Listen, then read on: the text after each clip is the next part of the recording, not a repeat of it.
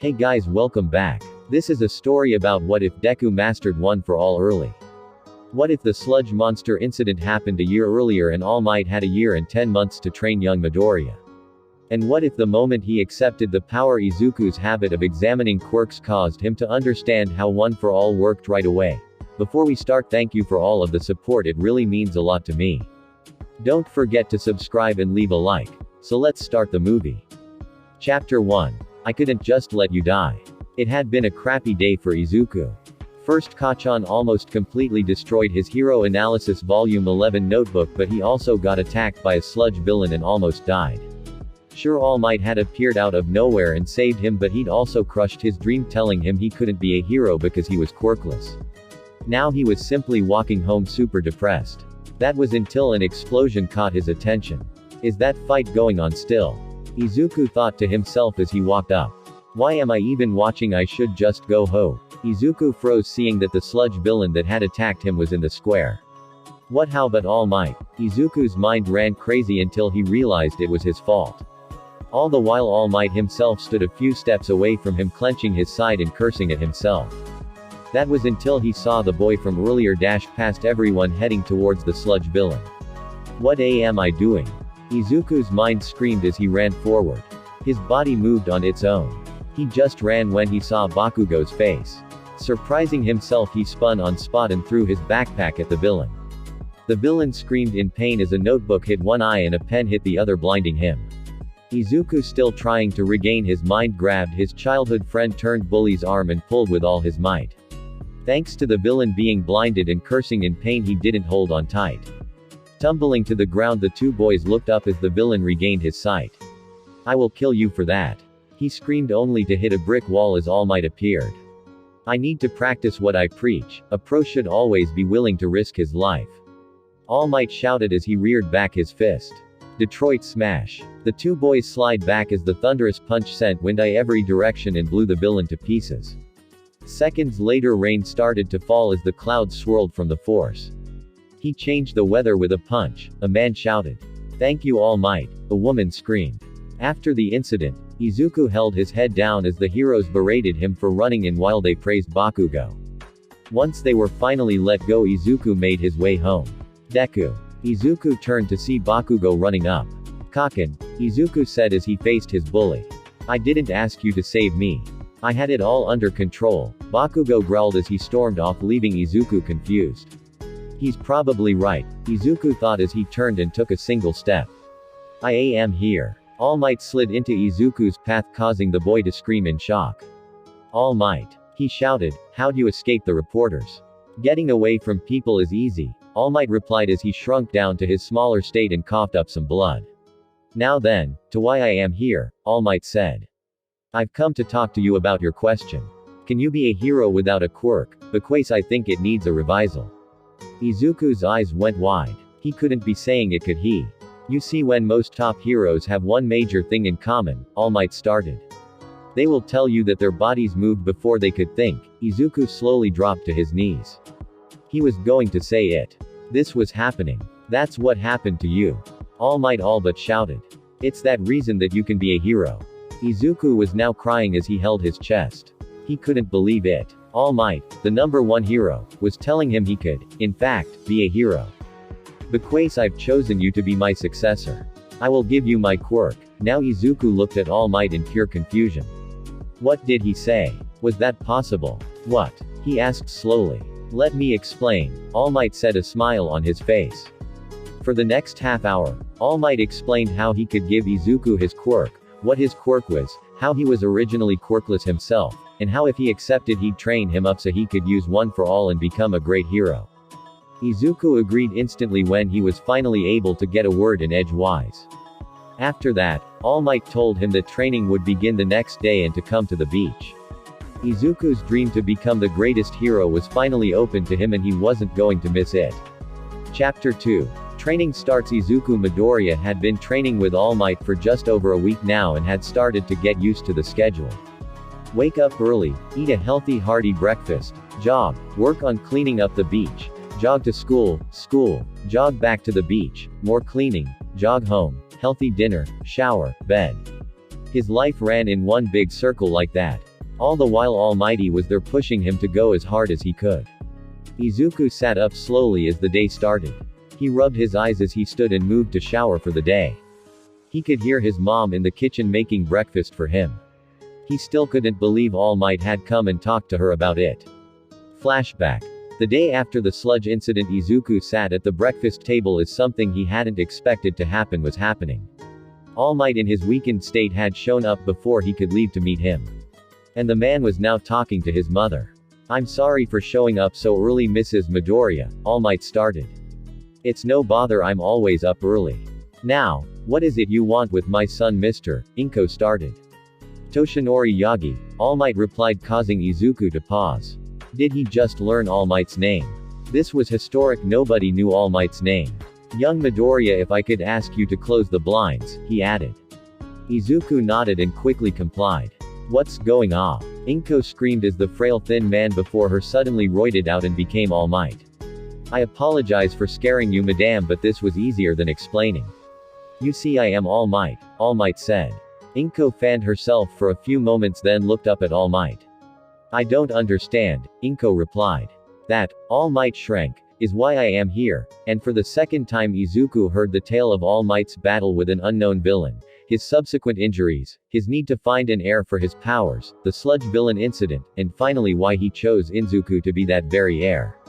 "That's a lot to take in," Inko said as she looked down at her hands. Her mind was trying to process the number of secrets that had just been laid on her, how important it was to keep those secrets, and the fact that her baby boy was chosen to become someone who would lead a life of such heavy danger. "I understand, Mrs. Midoriya, but I truly believe that your son is the perfect heir to my power," All Might said, a smile on his face. "Is that why Izuku came home last night and started talking to himself about training?" Inko asked, causing Izuku to flush. He hadn't noticed he'd mumbled to himself about the training. "Most assuredly. Originally I was simply going to have him train with me and keep it a secret. But after taking a night to think about it, it made no sense to lie to you. As a mother, you'd panic if he suddenly changed how he acted and started keeping a secret from you. So I thought it better to bring you into the fold, as it were," All Might explained. "Thank you," Inko replied as she closed her eyes. Her mind still trying to understand how her baby could be a perfect choice. Then it hit her. Of course, her baby was the best choice. Izuku was perfect. "Mom," Izuku asked, seeing a bright smile come to her face. "Please take care of him. I know he'll be in danger a lot with this life. But I also know he would hate me, not that he would admit if I didn't let him do this. So please train him right and I'll make sure he gets all the nourishment he needs," Inko said, making Izuku's eyes water. "Mom," he cried as he hugged his mother. "Thank you, Mrs. Midoriya," All Might smiled happily. "We've got a year and 10 months before he's allowed to take the entrance exam." With this plan, All Might placed a thick stack of papers down before the parent and child. "I can have him ready to take my power in 10 months, then have a year to train him to use the power," All Might stated as he stood up. "Now wait one moment," Inko said. "If you're going to push him so heavily with his physical training, I expect you to take his schooling into thought too." "You're right," All Might all but shouted at the two. "A great hero is both strong and smart. I'll adjust the training to add in tests of the mind as well." With everything decided, All Might took his leave to set up the increased plan. Now All Might's training was tough, but Izuku found that he thrived under it. Whether it was running and strength training or answering questions about science, math, history, or current heroes and how he thought their quirks worked. When it came to questioning someone's quirk, it seemed to spark something in Izuku. He seemed to have a gift to understand how quirks worked and how to improve them. Something All Might could have mistaken for a quirk in its own right. Izuku was able to take very little information about a quirk and build entire strategies and improvements for the quirk. All Might found asking Izuku to defuse a hypothetical situation with a random quirk the best way to test the boy's brain. It forced Izuku to use his creativity and strategy to make perfect plans. And perfect plans they were. All Might had trouble poking holes in the plans he made. So instead of trying to break down Izuku's plan, All Might would throw a curve ball in by adding a villain or having a new ally show up to help. 3 months after starting his training, Izuku was able to see the changes. His body now showed the start to muscles forming. He found he could easily pull off feats that used to elude him. Like taking first in their gym class's 100-meter dash or jumping the fence that wrapped around the school's grounds. Of course, this change didn't just get noticed by Izuku. Everyone saw it. He had gained the attention of Bakugo, his best friend turned rival. He really didn't like that Deku was catching up to him and even surpassing him in some fields. So, Deku, where's all this new strength and confidence come from? Bakugo asked as the class started to file out after school. This, of course, stopped everyone in their tracks. Izuku looked up from his hero analysis notebook, meeting Bakugo's glare with his own. Thanks to All Might, Izuku had found his spine. I don't see how that's your business, Izuku said as he put his notebook away and stood up. The two stood simply having a stare down until Izuku finally stepped away, leaving a stunned class behind. Later, Izuku had smiled as he took a break. He'd just finished cleaning up a large area of the beach and completed one of Mr. Yagi's tests. So this is what you're doing? Izuku looked towards the beach entrance to see Bakugo standing at the top of the ramp. Hello Kachan, Izuku replied before he turned away. Do you fucking ignore me? Bakugo growled. I'm kind of busy at the moment, Izuku replied, still not turning to face Bakugo. Young Midoriya and a new friend, All Might said as he rounded the corner in his shrunken form. Thankfully. That saves a freak out. The fuck are you? Bakugo asked as he glared at Mr. Yagi, whom looked down at him. I'm young Midoriya's trainer. And you are? All Might asked. The boy was way too angry for whatever reason. He's a classmate, Izuku replied as he lifted a large tire onto his shoulders and started to walk. Ah well then young classmate, I believe it is time for you to leave, All Might said in a tone that sent a tremble of fear down Bakugo's back. Whatever, Bakugo growled as he turned and left. All Might gave a slight smile as the boy left. He did his best to play off the intimidation All Might had thrown at him. Now then young Midoriya, I have your next test ready, All Might said. Ready, Izuku said. Hostage situation, 30 plus hostages, multiple gunmen, all of them are trigger happy and Endeavor's quirk, All Might said, making Izuku smile as his mind started to work over his question. Chapter 3. Wait what? 2. 10-month mark. Izuku stood before All Might. It was the day. 10 months had gone by, and All Might was keeping his word. Today would be the day he'd grant Izuku the powers of One for All. So here he stood, a single strand of hair in his hand. Eat this, All Might said, making Izuku stare at him oddly. What? Izuku asked. The only way One for All can be passed on is by ingesting my DNA. Specifically, my hair. As I explained, this has been passed down multiple times. At one of these moments, either Master or Heir asked the question. Is it just hair or can it be any DNA? So they apparently tested each way to get someone's DNA and only ingestion of hair worked, All Might explained. 1. Seems like an odd thing to test, Izuku said. Not really. It's good to know, so you don't have to worry about accidentally giving the power away, All Might replied. Oh yeah, you're right, Izuku said before he sunk into mumbles of how you could accidentally pass it on if any DNA worked. Snap out of it, All Might said, regaining Izuku's attention. Now then, eat, Izuku took the hair and calmly ate it. Something that proved to be slightly difficult for him since it kept getting stuck in his throat. After a few minutes, Izuku looked at his hands. He could feel it, almost like he could feel the power surging through his blood. He racked his brain at how to use the power. All Might had explained that if he used 100% of the power, he'd blow his arms and legs off his body. Snapping his eyes to All Might, that comment caused the pieces to fall into place. I understand. It's just like your two forms, Izuku said, getting a look from the shrunken All Might. Understand what? And what about them? All Might asked. Right now, I'm just like you. I'm in a weakened state. But the power is still there. So instead of just calling on it when I need it, Izuku explained as he grew slightly in size, and his muscles became far more visible. I need to channel the power through my whole body. I need the power running non-stop so my body will adjust to the power faster. Young Midoriya, All Might said, his eyes wide in shock. You grasped the power so quick I can't believe it, All Might was simply at a loss. Izuku seemed to understand how the power worked innately. Flowing One for All through his whole body at all times. This is crazy, I'm not sure if I'll ever truly adjust to having this power, Izuku said as he walked around slowly. It took me a few days to get used to the sudden increase of strength and power, All Might explained. I'll do my best, Izuku said with a smile. Now then, let's work on adjusting for a bit, then celebrate, All Might said before coughing up a bit of blood. Izuku nodded, and the two dove into training exercises and more tests. A few weeks later, school. Izuku sat in class, a smile on his face as he wrote down everything he'd gathered from seeing the new rising hero Kamui Woods. He even started to mumble lightly to himself, wondering what kind of wood he produced or if he could shift from oak to maple and goofy things like that. Deku, shut up, Bakugo growled. Sorry, Izuku replied out of habit more than caring. The rest of the day came and went with little issue. Now the class was filing out and heading home. That was until Bakugo once again confronted Izuku. Just like the last time months ago, the class stopped to see what was going to happen. So you think you're all badass because you're stronger and faster than me? Bakugo asked as he snatched away Izuku's notebook. I don't care if I'm better or not. Now give my notebook back, Izuku said as he stood, and the two glared at one another. Bakugo's eyes narrowed as he whipped the notebook towards the window. Izuku shot into action. To the class's surprise, he jumped out of the window after his book.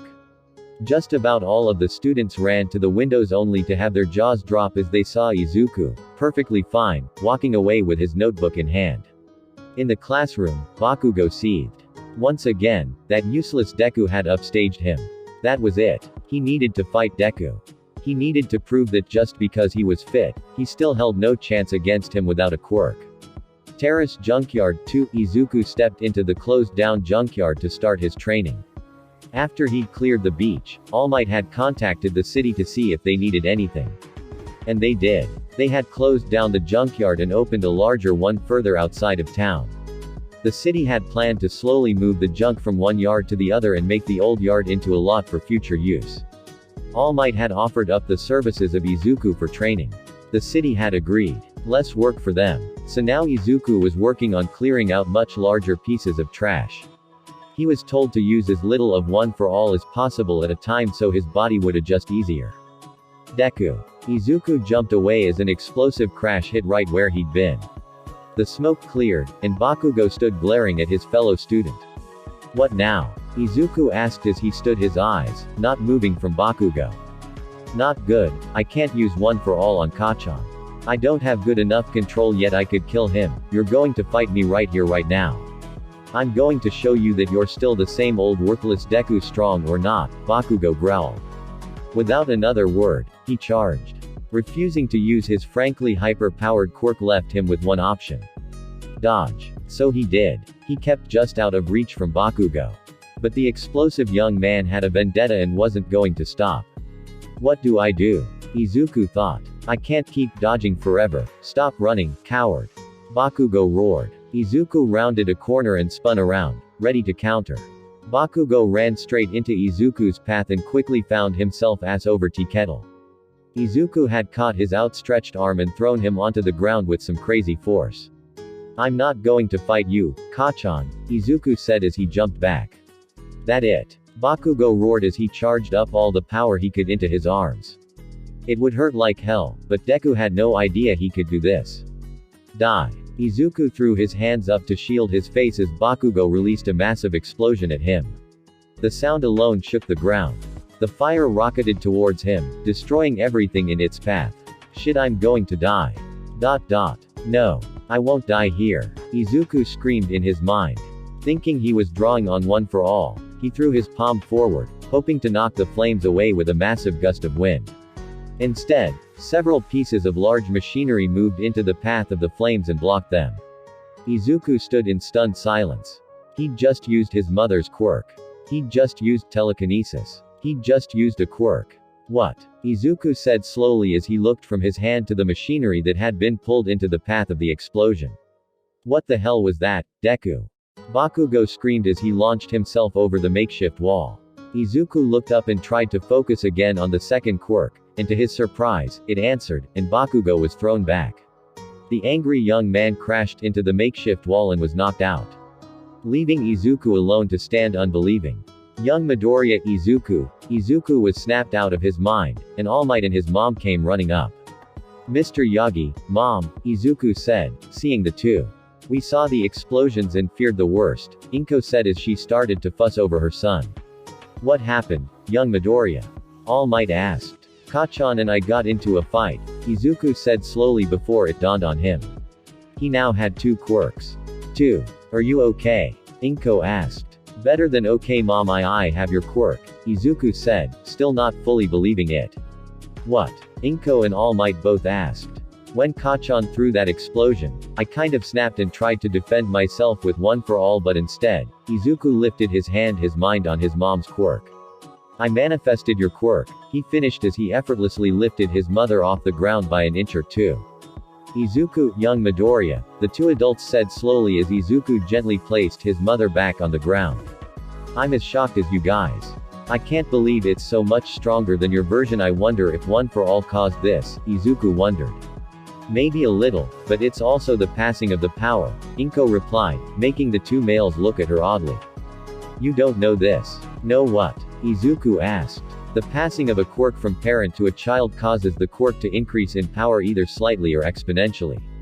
Obviously, you're in the exponential category, Inko explained. Amazing, it looks like I need to add some new training to the list, All Might said, unable to hide his smile. I think it would be better if I am training him on this one, Inko said. I never trained my quirk because I never wanted to be a hero, Inko then looked to her son who was holding his head. A headache. Yeah, I feel like my brain is splitting in 2, Izuku said. I felt the same a lot when I was little. It happens when you push too hard. Our quirk works the same as a muscle.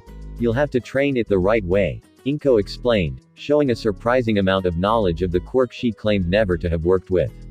Wow, Izuku said. I never trained my power. I didn't say I didn't study it, Inko said, making Izuku smile. His mom was awesome. What?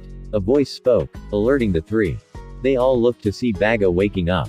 Guess I should thank you, Izuku said, getting an odd look from Bakugo. The fuck you talking about? Bakugo asked. Thanks to you, Izuku started before making Bakugo float. My quirk finally awakened, he added as Bakugo shot daggers at him. Put me down, Bakugo growled. Izuku smiled and complied. Bakugo quickly left, needing to nurse his injured pride after Deku embarrassed him yet again. First day of training, Izuku found himself back in Terrace Junkyard but with his mom rather than All Might. She stood a few feet away from him with a small piece of metal floating by her. To put it simply, my quirk, attraction of small objects, is really telekinesis. But since I never trained it, I can only pull small things to me, Inko explained. Izuku nodded. He couldn't believe how excited he was to be trained by his mom. Perhaps it was because he had his own quirk now, not just One for All. You showed that you have proper telekinesis. So to start your training, we're going to see how far your range is, Inko said as she pointed to a row of bottles. Each one sat as a range marker. 10 feet, 15 feet, 20 feet, 25, and so on until stopping at 200 feet away. 5 feet is my range. 200 feet is the furthest known range of someone with telekinesis. Inko looked to her son and gave him a nod. Izuku looked out at the bottles. Focusing on his own true quirk, he reached out as far as he could, feeling for the bottle. After a few seconds, he found the edge of his range and grabbed the closest bottle, and lifted it. Not bad for starting, Inko said, seeing the bottle floating at 75 feet. So, what's the plan? Izuku asked. Well, now we know your max range. Now we need to find your max weight, Inko explained as she looked around. What is the heaviest thing you've lifted using One for All? Inko asked. Oh, that, Izuku pointed. Inko blinked in surprise, seeing her son pointing at a broken down truck. You moved that? Inko asked in surprise. Her little Izuku could lift something that large already. Yeah, Mr. Yagi said it was about 3 tons, Izuku said. Was it hard? Inko asked. A little at first, but it's easy now, Izuku replied, making his mother smirk. Well, then we'll have to catch up. Your goal will be to move that with your telekinesis, Inko said with a smirk. See if you can move it at all yet. Inko was pretty sure he wouldn't be able to, but if he could, that would mean One for All did, in fact, affect his personal quirk. I'll try, Izuku said. It's essential. If you start to get a headache before it moves, you have to stop, Inko said in a tone that left no place to argue. Izuku nodded and moved closer to the machine before closing his eyes and grabbing the truck with his power. Izuku tried to move the excavator but had to stop after feeling a headache building quickly. Inko nodded as she saw her son drop his arms. Well, it didn't move, but that's not a problem, Inko smiled brightly. So something lighter then? Izuku asked. Yup. I know where to start, Inko replied with a smirk. Weeks later. 1 year and 1 month after the sludge incident, Izuku smiled as he moved his mother's car across a parking lot. He'd gotten control of his telekinesis quick enough that he was able to use One for All and claim it was using his quirk to empower his physical powers. So now Izuku didn't hide his empowered state anymore. Only during class and sleeping would he deactivate One for All. Now he simply had to keep pushing his telekinesis so he could move larger and larger objects. Currently, his max was his mom's mid-sized sedan. Nearly 2 tons of metal, and he could move it with little difficulty. After his morning telekinesis training was done, he moved on to his One for All training. While his telekinesis training was a steady increase over time with his training. One for All was beyond exponential in its growth. Where he had started with a 3-ton truck, he was now up to roughly 6 tons if he was estimating the weight of machines right. He wasn't honestly sure, but he knew it was pretty heavy. His actual training of One for All still included moving large piles or heavy machinery from the terrace junkyard to the new Deku junkyard. Most of the time, he would carry 2 or 3 pieces of large junk on his back and shoulders while carrying smaller trash with his telekinesis. They didn't tell him he couldn't use both powers at once. So currently, Izuku had a pair of motorcycles on his back while he pulled a semi-being him with a tow rope and had another 2 cycles floating a few feet from him. A sight that seemed to amaze a lot of people around him. If the picture flashes were anything to go by. Doing his best to ignore the people in awe of him, Izuku focused on his telekinesis, making sure the cycles stayed up and where he wanted them. The last thing he needed was to drop one and possibly hurt someone. Ah, there you are. Izuku stopped hearing the voice of All Might.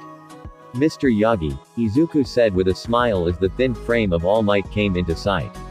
Young Midoriya, I see you've gotten a handle on your powers, All Might said as the two started to walk. Izuku continued to pull all the junk with him. Yeah, it's amazing how quickly I seem to be adjusting to it, Izuku replied. I'm more impressed with how quickly you're becoming an internet sensation, All Might joked. I'm a what? Izuku asked in shock. You haven't seen the videos of The Mighty Green Boy? All Might asked as he pulled out his phone and pulled up a video. Izuku blanched as he saw it was a compilation video of him using both One for All and his telekinesis. All the while, the comments scrolled about trying to figure out what his quirk was. What the hell? Izuku said, plaining as he watched the video. Like I said, an internet sensation, All Might said with a smile. It's kinda weird seeing that so many people watch things about me, and I'm not even a hero, Izuku said as the two reached Deku junkyard, and the trash was unloaded. Hero or not, something like that is impressive, All Might explained. So, what should I do? Izuku asked. Let them have their fun. Keep up your training. You have 8 more months of training before the U.A. Entrée exam, All Might answered. Right, Izuku said with a big smile. So any new ideas for your powers? All Might asked. I had an idea of using my telekinesis to make a barrier around me, but I've had no luck so far, Izuku stated. A telekinetic barrier, not a bad idea. What's going wrong? All Might asked. I can't seem to project my power around me. I can only grab things so far, Izuku answered. You'll have to ask your mother about it, but for now head home. It's getting pretty close to school hours, All Might said as he pulled out a folder. Also a new patch of quirk evaluations and mock incidents for you to go over. Cool, I'll get started on these right away, Izuku said as he took the folder and ran towards home. If that boy only knew I was giving those evaluations to their respective heroes, he'd probably faint, All Might thought as he turned and headed towards his home. Chapter 4. Training in the first test terrace junkyard. It had been months of training for Izuku. He'd pushed himself as hard as he could with both One for All and his telekinesis. He was proud to say he could now lift 5 tons with his telekinesis and 8 tons with One for All. One for All was simply ridiculous in its evolution. That became evident when he met Gran Torino a few months back. Flashback: Izuku stood in front of All Might and an old man in a yellow and white hero uniform. He wasn't sure who this man was. He'd never heard of a Gran Torino before. Okay boy, fire off a punch at that pile of trash, Gran Torino said as he pointed behind Izuku. Said Green Wonder nodded and turned to the pile, clenched his fist and shouted. Smash. Izuku's voice rang out as he threw his punch. The reaction was instantaneous. The trash pile was obliterated. Not moved, not pushed away, quite literally obliterated. There was no sign of the former pile. Impressive. How much power did you use? Gran Torino asked. I'd say about 75%, Izuku replied. Amazing, that was easily my all-out when I had first gotten one for All Might said in slight shock. When was the last time you focused on all your power? Gran Torino asked. A month or so, Izuku replied. Focus on it then, I have a hunch, Gran Torino said. Again Izuku simply nodded and started to flow all of one for all through his person. Whoa, All Might said, now in full shock. Izuku had changed. Lines of energy became visible on his skin and green lighting sparked around his body. My hunch was right. One for All has in fact evolved. It seems you were the catalyst to make it reach a new level, Gran Torino said. Now to think of a name for this state. Full cowl, Izuku said as he looked at his hands. I like it, Gran Torino said with a smirk. It does have a nice ring to it now for my second hunch. Keep that up and grab that with your telekinesis, Gran Torino said as he pointed to a semi. Izuku turned to the semi and reached out with his power. Finding the semi, he tried to lift it. Ha! Right again, Gran Torino said with a laugh as the semi-truck easily lifted off the ground. Wow, Izuku said as he put the truck back down. In this state, both One for All and your telekinesis are hyper-powered. This will definitely be your trump card, Gran Torino said. Flashback end. The UA entrance exam was drawing near and Izuku was starting to get nervous. What if he screwed up? What if he didn't get in? What if? Young Midoriya, Izuku's thoughts were halted as he heard All Might calling out to him. Mr. Yagi, Izuku answered as he saw his teacher walking up. You've nearly finished, I see, All Might said, seeing the junkyard was almost empty. All that remained was a few things that were far beyond his limit still. Like the large excavator and bulldozer. He was pretty sure he could move them if he went all out, but that's not how he wanted to do it. He wanted to move them with minimal effort. Yeah, just a few things left, Izuku replied. Well, you have 2 weeks until the entrance exam. Now would be a good time to focus more on your cardio and your studies, All Might said as he pulled out a new folder. Right, Izuku nodded and took the folder. All Might had been giving him a lot of these lately. He'd done quirk assessments and evaluations on so many heroes now. Endeavor, Hawks, Kamui Woods, Backdraft, Best Jeanist, Gunhead, Ingenium, Ms. Joke, Midnight, Native, Eraserhead, and Present Mike to name a few.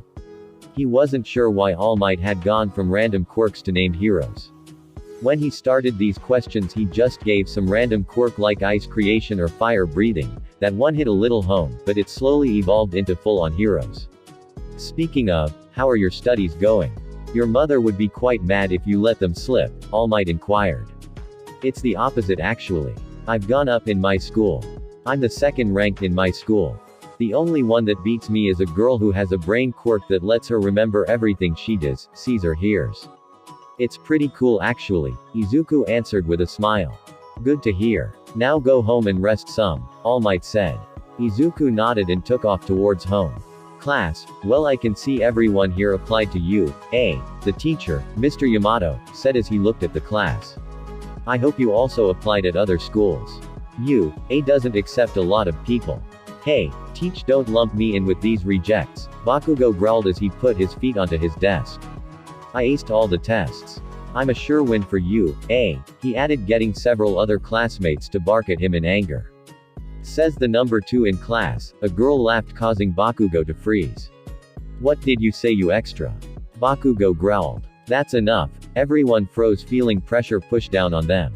Let's get to work. We might only have a few days left, but that doesn't mean it's time to slack off, Mr. Yamato growled. Once the class had settled, the pressure lifted and class began. Izuku sat at his desk working on his last hero evaluation. He had Mount Lady this time and was quickly picking apart her quirk. While she is a rising star, it's pretty obvious that's only because she wears such a tight-fitting suit. She's pretty strong but puts too much in her appearance. If she trained her quirk a bit more, I bet she could control her height more and maybe even single out body parts to grow for quick attacks, Izuku thought as he quickly wrote down his evaluation and possible improvements. Izuku, dude, class is over, a voice spoke, snapping Izuku out of his work. Oh what? Izuku looked to see the class was emptying out. Bakugo had surprisingly left rather than pick a fight. With a quick thanks, Izuku left. Downtown, Izuku walked, still working on last of Mount Lady's evaluation. He'd almost finished when a scream caught his attention.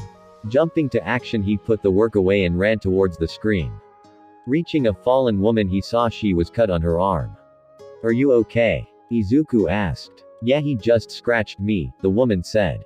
Izuku nodded and looked to see a large feral-looking man running down the street. He quickly rounded a corner, leaving their sight. Wait, he took my purse, my inhaler is in there. I'll get it, Izuku said as he shot away. Side alley, the feral man knelt looking through his score. He'd managed to grab a couple of purses in his sprint down the street. Score, the man said, seeing each purse had a good amount of money or a phone. I'll ask nicely one. Return those, the feral man shot up, seeing a young, somewhat muscular boy standing a few feet away. I'm supposed to be afraid of some kid? The man asked as he grew in size, his fur turning into tiger stripping while his hands became claws and his teeth became fangs. Izuku took a simple stance and readied himself. This was his first actual test. Could he fight a villain? Wait, I know you. You're Tiger's Fury, the disgraced hero, Izuku said before his analytical mind recalled the former hero. Real name Nato Koji, age 32, quirk, Tiger allows you to take on tiger-like qualities such as claws, fangs, and heightened agility. You were removed from hero work after it was discovered that you would demand women to reward your hero work. Izuku broke down Tiger's Fury power more in his mind and he took his fighting stance. I'm going to kill you for that, Tiger's Fury said as he took his fighting stance. Tiger's Fury's fighting style. Wild-looking pinpoint strikes at limbs to disable opponents. Most likely he'll go for kill shots now. The best course of action. Telekinesis, Izuku thought as his hands changed from fists to open palms. Die! Tiger's Fury shouted as he charged at the would-be hero. Hold! Izuku said as he jutted a hand forward. Tiger's Fury stopped dead, unable to move a muscle. The boy wasn't even struggling to hold him still with his quirk. Lift, Izuku said, making Tiger's Fury raise into the air. Once he was high enough, Izuku followed up with a shout of slam, bringing the former hero crashing down into the ground hard enough to crack the concrete. With a grunt of pain, Tiger's Fury pushed himself up, showing the drop had done little to him. That was when he saw it wasn't meant to. Before the fallen hero could get back onto his feet, the boy was at him. Miami Barrage, Izuku shouted as he started pummeling Tiger's Fury with a rapid string of body blows. Each hit was harder and harder. Izuku was ramping up his percent with each hit until Florida Smash. One final punch was delivered to Tiger's Fury's cheek, sending him flying into a wall and into unconsciousness. Izuku stood still for a few more moments, making sure Tiger's Fury didn't get up. Whoa, a voice alerted Izuku. Spinning, he saw the pro hero Death Arms and he was in total shock. Death Arms, Izuku said in slight shock. Kid, did you beat Tiger's Fury? Death Arms asked. Yeah, I followed after he stole a woman's purse and he attacked, Izuku answered as more people showed up. Each was left in shock to see a boy had beaten the former hero. That was until. Wait, you're the Might Green Boy, a girl said, recognizing Izuku from the internet videos. Oh hey, you are, Death Arms said, now seeing it himself. He'd seen the videos himself thanks to a friend. Oh yeah, right, I forgot about those, Izuku said, having actually forgotten he had his own fan page. Now I'm not as surprised you can pull a semi behind you, Death Arms said as a couple of cops passed and started to clean up the purses and arrest Tiger's Fury. Hey Green Boy, what's your name? A girl asked loudly. Izuku Midoriya, Izuku asked. What's your hero name? Another voice asked. I don't have one yet, I'm not a pro, Izuku replied. He hadn't even gone through the exam yet. You're kidding, you're not even in high school, are you? Death Arms asked. No wait, how did you guess that? Izuku asked. Well, with that kind of power I assumed you'd be aiming for a hero school and they pick hero names within the first few weeks, Death Arms answered. Izuku nodded, now he knew that he had to work on a hero name. Izuku was snapped out of his thoughts as three girls ran up to him. The first had short blue hair and wore baggy green pants and a black skull shirt. The second had super curly red hair that covered most of her face. She was wearing a white polka dot shirt and jeans. The third and long blonde hair and wore red shorts and a white shirt. Plus 5 PTS if you know who they are XP. What's your quirk? The blonde asked. Telekinesis, Izuku replied, a little weirded out with how close they were getting. How much can you lift with it? The redhead asked. A couple of tons, Izuku replied, taking a step back only to have the three fans move closer. Are you single? The blue-haired girl asked. Bye, Izuku said as he left via a one-for-all leap. As he flew through the air, he turned his mind to more important thoughts. His hero name. Something he was drawing a total blank on. He needed a good one so he didn't end up as the Might Green Boy for a hero name. A few days later, day of the entrance exam, Izuku stood in his room in his basic workout clothes. Yup, a basic green and white striped jumpsuit. He was trying his best to calm his mind and clear away his fears. He'd done so much to get ready for this. He'd cleaned a junkyard of a beach and an actual junkyard. He'd evaluated dozens of quirks and scenarios. He'd even brought down a disgraced hero. Look up to see himself in a mirror, he smiled and knew he was ready. Without another thought, he left his room ready for the day. After getting best wishes from his mother and All Might, via text for the latter, Izuku headed out for UA. Outside UA, Izuku stood looking up at UA. The school was pretty big and honestly a bit intimidating. Was he really ready for this? His thoughts were cut short by an angry voice. Move aside, Deku. Izuku spun to see Bakugo walking towards him. Get out of my way or you're dead. Izuku took a step to the side, letting Bakugo pass. Best of luck to you too, Izuku said as he turned. Okay, let's do this, Izuku thought as he went to take a step only to catch his own ankle and start a free fall. Or I'll just die, only to stop in midair. Are you okay? A soft voice asked. Oh yeah, thanks, Izuku said as he noticed he was floating. Some kind of levitation quirk, or maybe another person with telekinesis. Hello. The voice spoke. Oh sorry, lost in my own head, Izuku said as he moved his feet and the floating stopped, putting him back on his feet. Sorry, I kind of just used my power on you. Izuku turned and froze. It was a girl and she was really cute. But it is a bad omen to trip and fall. Well, best of luck to you, she said as she quickly left.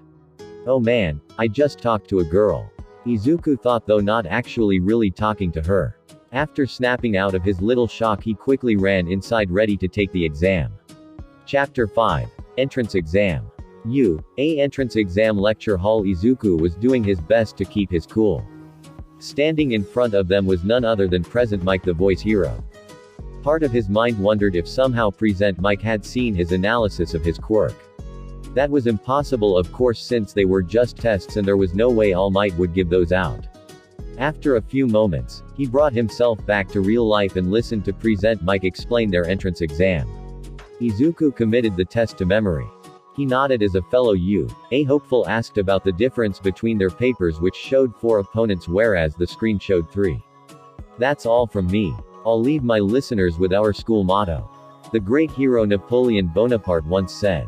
Trust heroism consists in being superior to the ills of life. Present Mike finished up before giving everyone a loud plus ultra. Break a leg, everyone. Front gates of Site B. Izuku stood stretching his arms and cracking his back as he waited for the gates to open. Looking around, he saw several interesting people. There was a taller guy with what looked like 3 arms connected with webbing, a blonde almost sparkling kid with a weird belt, a dude with bones sticking out of his elbows, the girl that stopped his fall, and the guy that spoke up during the lecture. Izuku wanted to go and talk to the girl so he could thank her, but changed his mind when he saw she was doing her best to control her breathing. He didn't want to disrupt her. Taking a few seconds to calm himself, he heard a loud voice. Begin. Izuku snapped to work, shooting into the test site while the rest of the group paused. What's wrong? Present Mike's voice rang out again. The test started. Run. He added. Izuku was already in the city before anyone else moved. His eyes found his first target. A group with each point in it. Summoning up one for all, he shot past each robot and tore through them. He didn't wait to see them crumble and quickly moved on. He kept himself focused and continued to rip through robot after robot. It didn't matter how many he took down, he kept finding more. Izuku came flying into a wide road and saw a small round kid surrounded. His instincts kicked in and he lifted the kid with his telekinesis and smashed through the robots. Wow, I thought I was a goner, the round kid said as Izuku put him down. You okay? Izuku asked. Yeah, I pushed myself a little hard but I'm okay, the round kid said before running off to find more points. Izuku smiled and snapped back to his robotic destruction. Random one-off char by the way.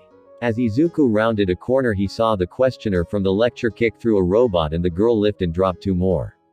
45 points, the questioning kid said. That's 28, the girl said.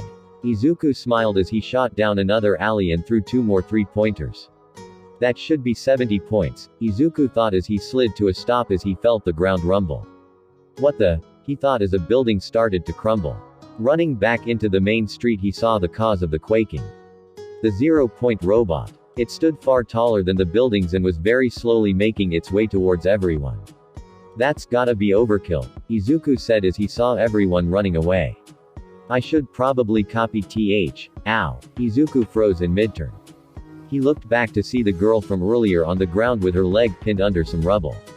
His mind raced back to the morning and her words. It's a bad omen to trip and fall. As those words rang through his head he turned and shot towards the 0-point robot. As he ran his body started to glow with the power of his One for All's full Cal state. Leaping into the air with enough force to clear the dust and dirt and gain the attention of everyone. Izuku reared back his fully empowered fist and like All Might had explained when he first got the power. He screamed with all his heart. Smash. And like so many times before when channeled One for All's full power the object he struck was obliterated. In this case, the entire head, shoulders, and part of the upper body of the massive 0-point robot were all but completely annihilated by Izuku's thunderous punch. Izuku floated in the air for a few seconds before falling back towards the ground. He wasn't worried about hitting the ground. His empowered body was more than tough enough to survive the hit. Landing on the ground with a heavy but unharming slam, Izuku quickly moved to the trapped girl. He smiled seeing she had freed herself and was resting on a piece of a robot. With a quick assessment, he knew what she was planning. If he was right, she had moved to a spot so if he couldn't survive his fall she could have moved to try and catch him with her floating quirk. Are you okay? Izuku asked as he ran up to the girl. I think I broke my ankle, the girl replied. We should get you some help, Izuku said before the girl suddenly seemed to spring to life. Wait, how did you do that? The girl asked. Oh, I can empower my body with my telekinesis, Izuku lied. I've never heard of that kind of quirk. That's super amazing, the girl said in complete amazement. Yes, well done, good work, yes, Haribo candy for all. Eat up, a voice spoke again the 2 kids' attention. That mademoiselle is the backbone of UA. Her super healing quirk makes it so UA can have tests like this, the belt-wearing blonde said. Are you two okay? Recovery girl asked. I'm fine, her ankle might be broken, Izuku said as he carefully helped the girl off the scrap she was sitting on. Let me see, recovery girl said as she gently placed a hand on the girl's ankle. Nope, not broken, just a bad sprain, and with a kiss to the girl's forehead, the sprain was healed. I'm Izuku Midoriya by the way, Izuku said noticing they'd never introduced each other. I'm Ochako Uraraka 1. Ochako said with a smile. Alright listeners. You're free for the day and can head home, Present Mike's voice echoed out. Izuku paused for a moment. He wanted to talk to Uraraka some more but he didn't want to impose on her. His wish was answered a second later. Heisa, thanks a bunch, Ochako said with a smile. It's what a hero would do after all, Izuku said with a smile. Uraraka smiled and nodded. He was right after all. So how many points did you get? Ochako asked. Oh I kinda lost count when the whole 0-point thing happened but I think like 76 points, Izuku replied. Wow, that's so many, I only got maybe 30 points, Ochako said seeming depressed she didn't get as many points. That's plenty good, Izuku replied. I don't know, it seems a little low, Ochako said sadly. Hey, I know you, a voice spoke. Izuku froze knowing that the statement was aimed at him. Who? Ochako asked looking to the voice. Standing a few feet away was a young woman with midnight black hair and green eyes. Yeah, you're that kid who did all that crazy training over the last year or so, the girl said. Oh, what was that nickname again? Damn, I have a terrible memory. I think you have me Kanfu. Izuku tried to play it off but was cut off. Oh yeah, you're the mighty green boy, because you always wore a green tracksuit while training and always did some crazy stuff like pulling a semi behind you or lifting a car, the girl ranted, making Oshako's jaw drop. You did all that? Ochako asked. Yeah, it was Mr. Yagi's training, Izuku said. Who's Mr. Yagi? Both girls asked. He works for All Might's hero agency and moved here to scout new prospects and took me under his wing, Izuku explained, using the idea All Might had given him if he was asked questions on his training. I have no words for that, the girl said before simply walking away like she needed to absorb the information. Ochako, on the other hand, seemed to grasp the explanation and move on quickly. Wow, that's so cool, Ochako said. You think so? Izuku said as his face started to redden. It was just occurring to him that he was talking to a girl. And it wasn't all in his head. Hey lovebirds, time to clear out, a voice echoed to them, making both blush heavily. They looked to see a large man in a red uniform standing there. It's the blood hero, Vlad King, Izuku said with stars in his eyes. Come on, clear out, Vlad said, getting a nod from the two who quickly left. Both left in completely lost in their minds. Izuku's mind had jumped from amazed to analyzing. He couldn't help it anymore. He needed to get to his locker so he could get his notebook and do a hero analysis for Vlad King. Ochako was stuck on the thought of training. Maybe she should have trained more before the exam. She had good control over her quirk, but her physical state could be a lot better. All in all, she was left with a lot to think about. Outside Izuku took a calming breath as he stepped out of now dressed back in his regular clothes. He smiled and hoped that he had done right by All Might.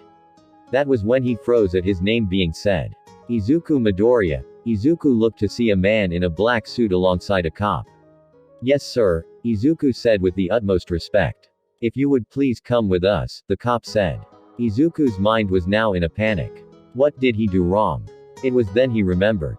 Tiger's Fury. He'd stopped the man, he'd done unwarranted hero work, he'd done vigilante work. He was in big trouble. Okay, Izuku said as he walked over to the cop and the man in the suit. Musudafu Heroes Agency headquarters. Izuku sat next to his mother, who had been brought in, and waited to see how much trouble he was in. His mom was trying to be optimistic in saying it was his first offense and he was a minor, so hopefully, he'd get off with a slap on the wrist. Inko and Izuku Midoriya, a thunderously powerful voice spoke. The two nearly jumped out of their skin at the voice. Inko got up first and turned to face the voice's owner. Izuku, however, was frozen at the sight of the man.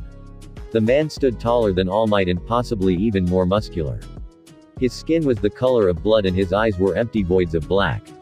He had no hair on his head, instead he had a pair of long curved horns. Sir, Izuku said as he snapped out of his fear and got up.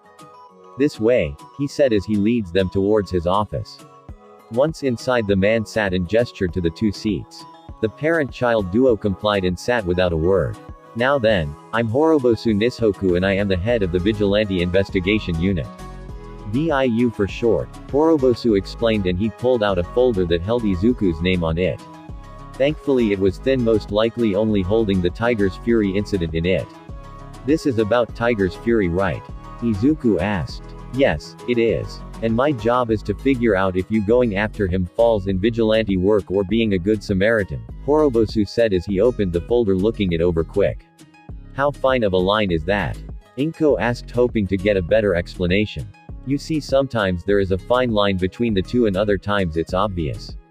For example, helping an older woman cross the street or getting a little girl's cat out of a tree are obviously just being nice and helpful.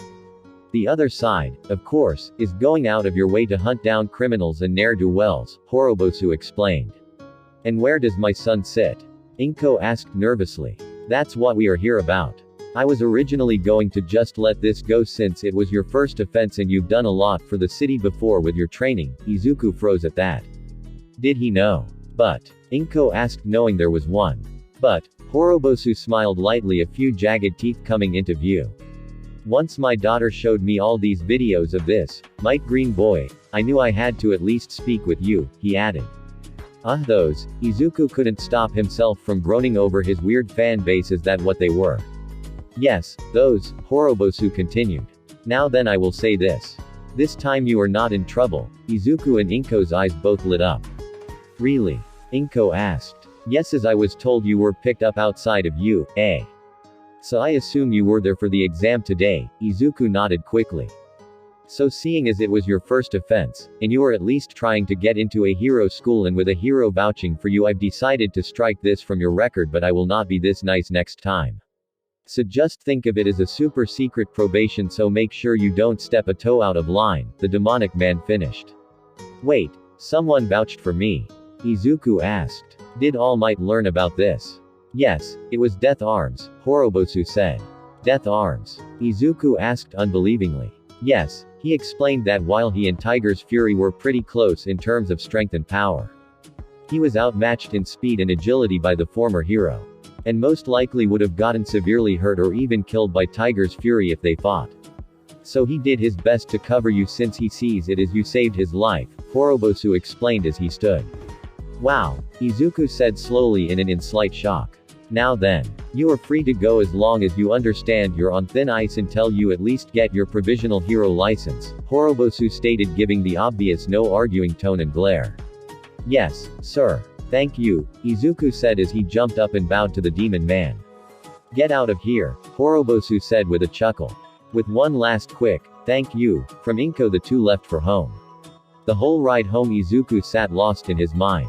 Part of it was how close he came to a whole lot trouble, part was trying to figure out Horobosu's quirk, and a little part sat locked on Uraraka. He really hoped she would make it through. He had wanted to go and see if he could give her a few of his points, but then the whole VIU happened. Chapter 6. A Midoriya household. Izuku sat in his room working on his hero analysis for the future notebook. Thanks to All Might, he had added several notebooks to the collections. Currently, he was on book 27 and analyzing Smentos. The idea of control concrete was both simple but immensely powerful.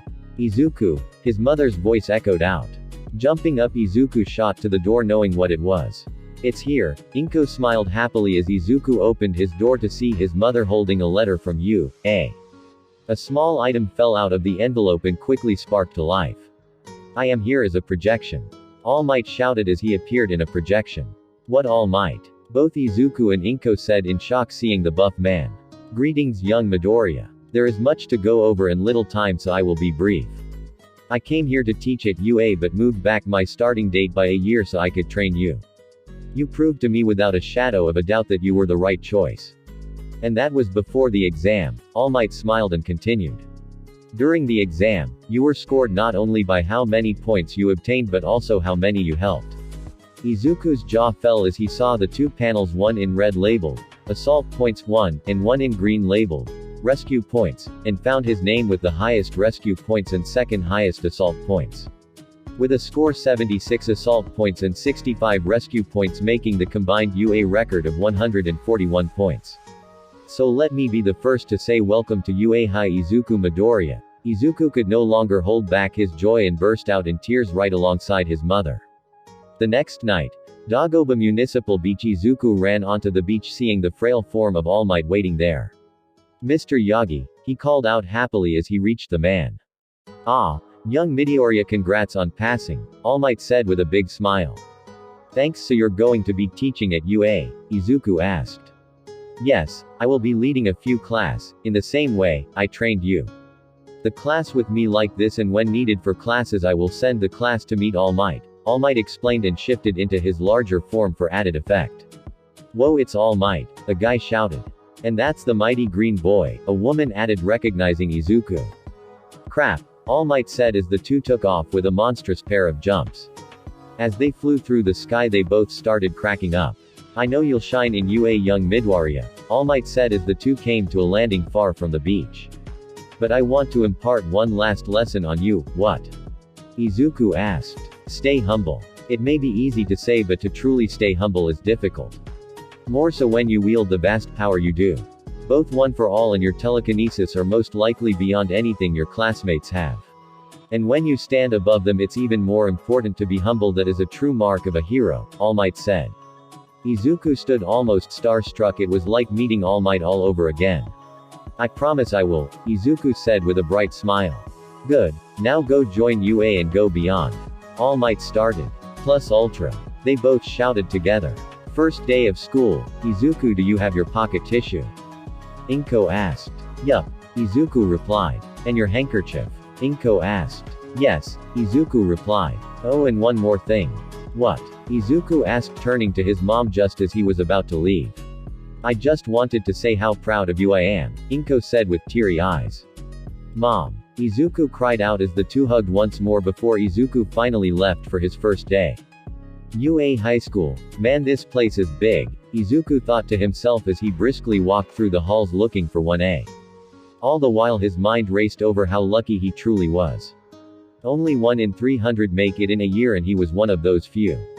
Wow, big door, Izuku said, reaching Class 1A's door.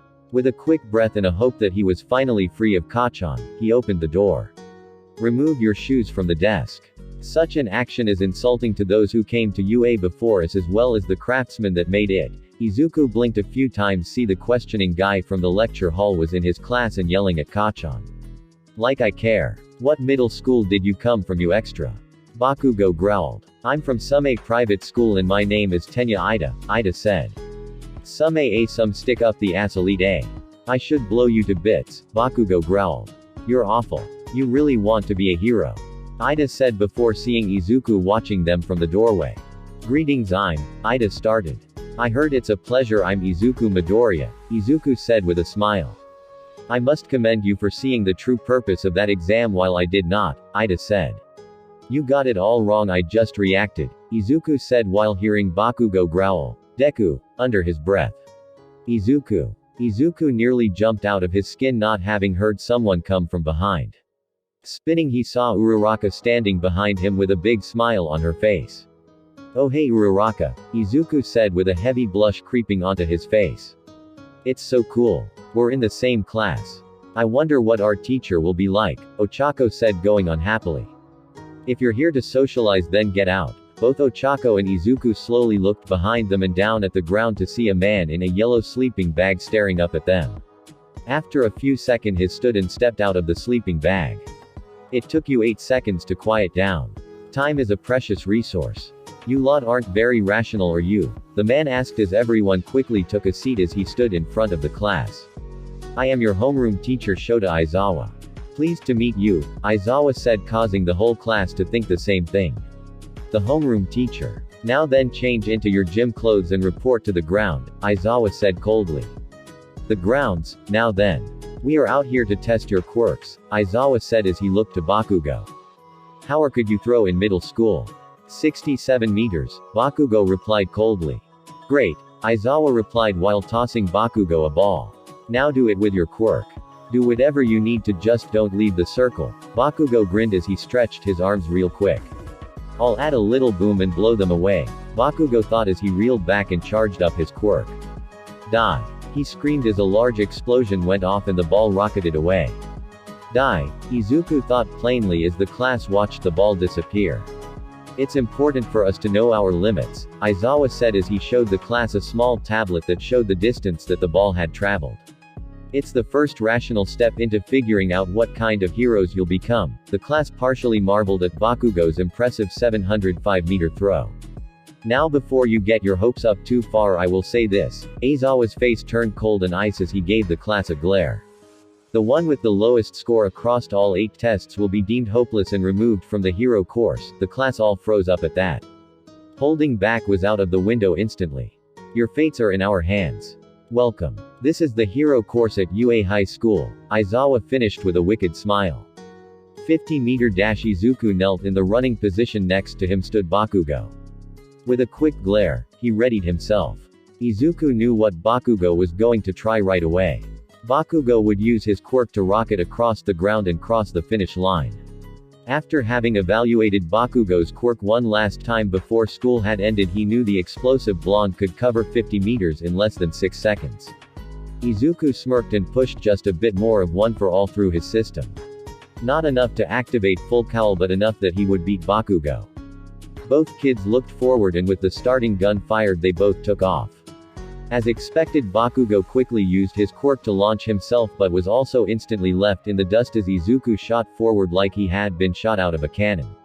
As Izuku shot past the finish line, the recording robot spoke out. 3.21 seconds, just slightly slower than Ida.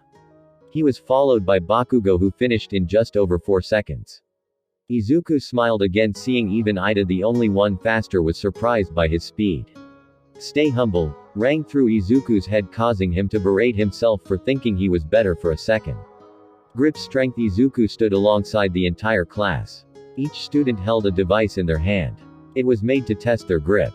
Izuku hadn't gripped yet, trying to decide if he should use his full strength or not. After remembering that if he screwed up he could get removed, answered that question.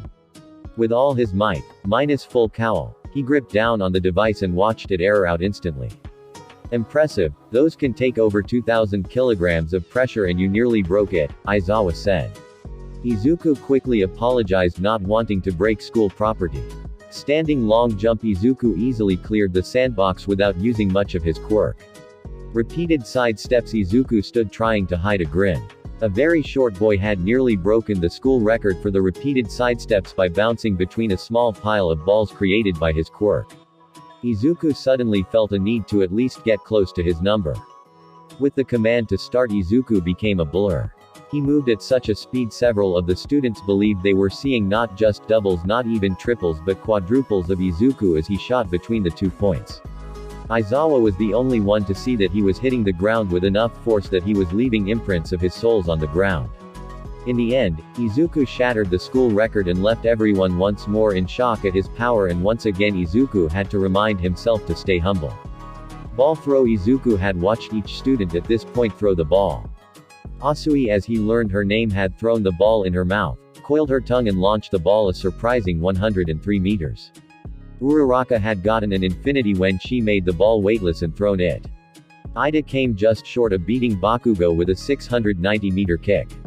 The last one that really brought attention to Izuku was a girl named Momo Yaoyorizu. She had created a small cannon and fired the ball over 800 meters away and pissed Bakugo off quite a bit. Now it was his turn. He stood in the circle and held the ball. He was positive after crushing all the events that he was safe, but why call it quits now? With a deep breath, he summoned up his strength and threw the ball. The moment the ball left his hand, a loud echoing boom filled the air, followed by a burst of wind that threw several students to the ground. What the hell was that, Deku? Bakugo partly asked, partly yelled. He threw the ball so hard it created a sonic boom right out of his hand, Momo explained, unable to fully believe that Izuku had that much power. How far did it fly? Eijiro asked. 1 moment, Aizawa replied. It has to land before I can tell you. That left the class in shock once more. Just what the hell was this green-haired kid? Wait, Midoriya Izuku, Mina said as the pieces fell into place. You're the mighty green boy, Izuku instantly sighed in defeat. He was hoping that name would be forgotten when he got to school. Wait, what? Ochako asked. You haven't seen them. He's got videos all over the web of some crazy stuff like bullying a semi behind him while 2 motorcycles float around him. My favorite is the one where they caught him carrying 6 fridges 6. Mina ranted. It's not really that impressive, we live in a world of superpowers, Izuku said, trying to change the subject. Yeah, but that kind of super strength doesn't come until someone's in their mid to late 20s and you're doing it at 14, Mina shot back. Really? Izuku said, slightly surprised. Maybe All Might's training was a little too crazy. 2. There we go, Aizawa said as he showed the screen. 19,473 meters, the entire class screamed. Izuku had thrown the ball just over 12 miles. What the hell are you, man? Denki asked in shock. Lol, that's crazy, Deku. I had no idea your telekinesis was so strong, Ochako said as she smiled widely. Thanks, Izuku said as his blush returned in full force. Damn it, Deku. Bakugo roared. Enough. Everyone froze, seeing Aizawa's hair rise and his eyes glowing red. Once the class quieted down, his hair dropped and he pulled out some eye drops. Wait, sensei, you're Eraserhead, Izuku said. Yeah, that's me, Aizawa replied nonchalantly. I've never heard of him, Hanta said. He's an angler type and he hates the media. His quirk allows him to turn off people's quirks by looking at them, Izuku explained quickly.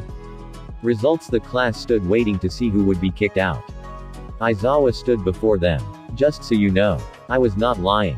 The lowest student will be removed from the class, Aizawa said, causing the tension to raise. And without another word, the results were displayed via hologram. Izuku smiled happily seeing his name in the first place, followed by Momo, then Shoto and Bakugo. Whaaa. Everyone looked to see Minoru Mineta on the ground. His name sat at the bottom of the list. He was last place student. Sorry Mineta, Izuku said as Aizawa walked up. Everyone, you are dismissed for the day. Minoru Mineta, follow me, Aizawa said coldly. The boy nodded and slowly followed his now former sensei. Wow. Just like that, Jiro said in surprise. I was so sure he was lying to get us to do our best, Momo said, surprised he hadn't been kidding.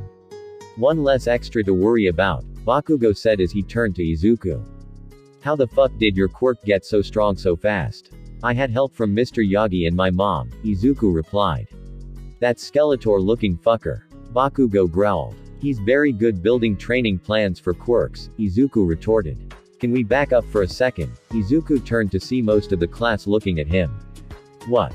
He asked. How the hell did telekinesis allow you to do all that?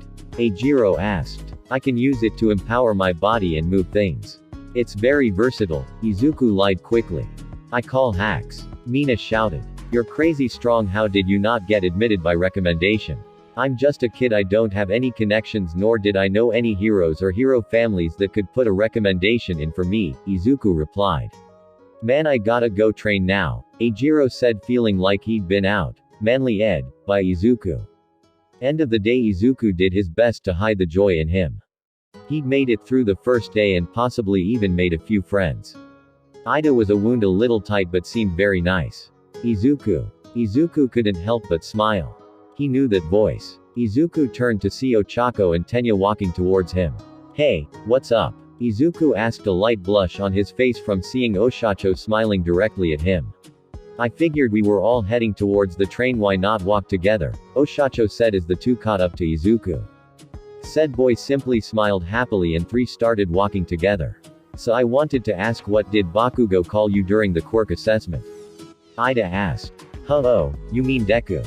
Izuku asked. With a nod from both of them, Izuku sighed lightly. If you read my name right, it can be read as Deku instead of Izuku, and Kachan decided that would be what he calls me. But, Deku, it just screams, do you best, I kinda like it, Ochako said with a big smile. Izuku's face went red as a single thought went through his mind. Deku it is, Izuku blurted out. Midoriya, Ida said in confusion. After a few moments, the three all laughed and started their walk to the train. Ida had decided to just let it go rather than express how he thought it was a bad idea, since the name was an insult, before Ochako said something. I wonder why he went with it so easily. Ida thought to himself as he looked at Izuku, who was still slightly red in the face. Either way, it wasn't his place to pry. Chapter 7. Battle Training Ua High. Izuku walked with Tenya on his left and Ochako on his right. The three had become fast friends and would hang out between classes. Currently, they were on their way back from lunch to their hero course class. I wonder what the class will be about, Ochako said with a finger on her chin, trying to figure out what they would do. I would think that today would be a lecture on how hero offices work and how to apply for them, Tenya suggested. Man, that would be so boring, Ochako replied. Knowing UA, I wouldn't be surprised if they threw us in the deep end and have us face off against teachers, Izuku said, making Tenya and Ochako both pause. That would be so scary, Ochako said. Her mind ran over the fear of trying to face off against Aizawa or present Mike. Well, let's not wait any longer. Class starts in a few, Tenya said, spurring the three to move a bit faster. In class, All Might in his true form stepped into the classroom. Each student was sitting and waiting for class to start. Apparently, Aizawa already had them trained. The class all looked at the man slightly confused. Well, save for two. Izuku and Bakugo. Greetings class, Mr. Yagi said as he grabbed some chalk. I'm Mr. Yagi and I represent All Might. I will be leading part of the classes so All Might can continue his work. Mr. Yagi looked at his class then smiled lightly. So today's class is pretty simple, Mr. Yagi said as he pulled out a card and showed the class. Today is battle training. The class quickly erupted into excitement. Mr. Yagi smiled again, seeing the class filled with such joy. Now then, we will be drawing lots before you head out. All Might will explain the rest, Mr. Yagi explained as he pulled out a large box. One by one each student was brought up and put into teams. Izuku's face flushed red seeing he was teamed with Ochako. Her response was to simply smile and say how cool it was they were on a team. Bakugo growled lowly seeing he was teamed with the guy that bitched at him about having his feet on the desk. This was going to suck. Momo glanced over to her teammate. The new girl in class. Masami. She was the class unknown at the moment as she hadn't shown her quirk yet. They would have an advantage with that. Now then get your gear and get going, Mr. Yagi said as the class all jumped up and started heading to their locker room to get into their hero outfits. Flashback Izuku stood with his arms out as a very pale very thin woman measured his body. What's this for? Izuku asked looking to All Might. Well, young Midoriya, you are lacking a hero outfit. We are here to remedy that, All Might answered. So who is this boy All Might? The woman asked. My student, All Might answered. Interesting, so what would you like the suit made from? The woman asked as she finished writing down Izuku's measurements. What's the best you have? All Might asked. Well, I have access to every material. But if you want the best I'd have to call a contact, the woman answered. What the contact have that you don't? All Might asked. His quirk allows him to weave carbon fibers. He recently discovered a new way to spin the carbon to make a material stronger than any steel but fits and wears like cotton, the woman explained. Let's go with that, All Might said. I should warn you he doesn't have much in coloring the material yet. It takes a lot out of him to make it. So the boy has his pick from a slightly dark green, black and bright orange, the woman explained. Perhaps a mix of green and black. Izuku asked. Very well, what do you want it to look like? The woman asked. Well, Izuku said slowly. Flashback and Izuku stood in his gear alongside his class. Each of them in their hero outfits. Is that you, Izuku? Oshako's voice came from his right. He turned and froze. Whoa, that outfit, Izuku said. He was very glad his outfit had the mask or she'd easily see his face covered in a huge red blush. Yeah, I guess I kind of forgot to be more specific. I wasn't planning for skin tight, Ochako said with a blush of her face. It looks great, Izuku said, trying to make her feel better but only managed to make her blush more. I was more surprised by you, Ochako said as she looked at Izuku. His outfit was a dark mint green with black elbow pads and knee pads. A black steel-like mouthpiece covered his face from the nose down while the rest of his face was hidden by a mask that had what looked like strange bunny ears. All Might had originally thought it was a little too much of a shout out to him, but once it was finished he confessed it gave him a tough but kind look. Something people would know they could run to for help. I appear like a hero. All Might's voice echoed out as he slammed into the ground and took his favorite hero pose. One fist lifted to the sky. Man, knowing he's a teacher and seeing he's a teacher are two totally different things, Eijiro said with a huge smile on his face. I still didn't fully believe it, Denki added. Look at all of you. You look great. All Might said with his trademarked grin. Now then, down to business. Mr. Yagi should have put you all in groups with a letter. So we will draw a letter from each of this box. All Might placed a hand on top of a large black box. 1. Let's see who our villains are first, All Might grinned. Group A. Izuku froze. He had to play a villain that was new. Wow, so we gotta be baddies, Ochako said, slightly surprised. Midoriya and Uraraka, please report to this address. You will be given the time it takes to walk there and 5 minutes to devise a strategy to face off against. All Might drew a second letter. Group 1, Izuku looked over to see the Ojiro look over at him. His mind quickly started to work on a plan. Get moving, you two, All Might said, getting the villains to head out. And remember your villains in this. So think like a villain, he added. So what do we do? Ochako asked as they looked at the weapon they had to protect. I'm not sure yet. Ojiro is crazy good at fighting, whereas Hagakure can get to the weapon without us even seeing her, Izuku said before he looked at Ochako and an idea popped into his head. Hey Uraraka, I want to test something, could you step outside and move down the hall just a bit? Izuku asked. What for? Ochako asked. I want to see if I can find someone with my telekinesis, Izuku replied. Oh yeah, sure, Oshacho said. Once she was in the hall, Izuku closed his eyes and reached out with his quirk. He instantly felt the large weapon behind him. Next, he found the door. So far so good. Now the test, could he tell the difference between a person and the stuff in the halls? Is that her? Izuku thought as his telekinesis found a moving object. As gently as he could, he attempted to lift what he found. Whoa! Ochako yelled out as she suddenly felt herself lift off the ground. I can. Izuku called out as he placed Ochako back down and she re-entered the room. Well, you did find me, Ochako said. Yeah, and now I know what a human presence feels like to my telekinesis, so hopefully Hakaker won't be able to sneak up on us. I get it, so while we are waiting you're going to try and find Toru while they are coming towards us. Yeah. Hopefully, I can grab her right when they come in and that should distract Ojiro, Izuku explained. Then I might be able to grab him too if he gets distracted and zero him out so he can't fight, Ochako said with a smile. That's the plan, Izuku said. Outside, we have to be careful. Izuku's telekinesis is a huge threat, Mashirao said.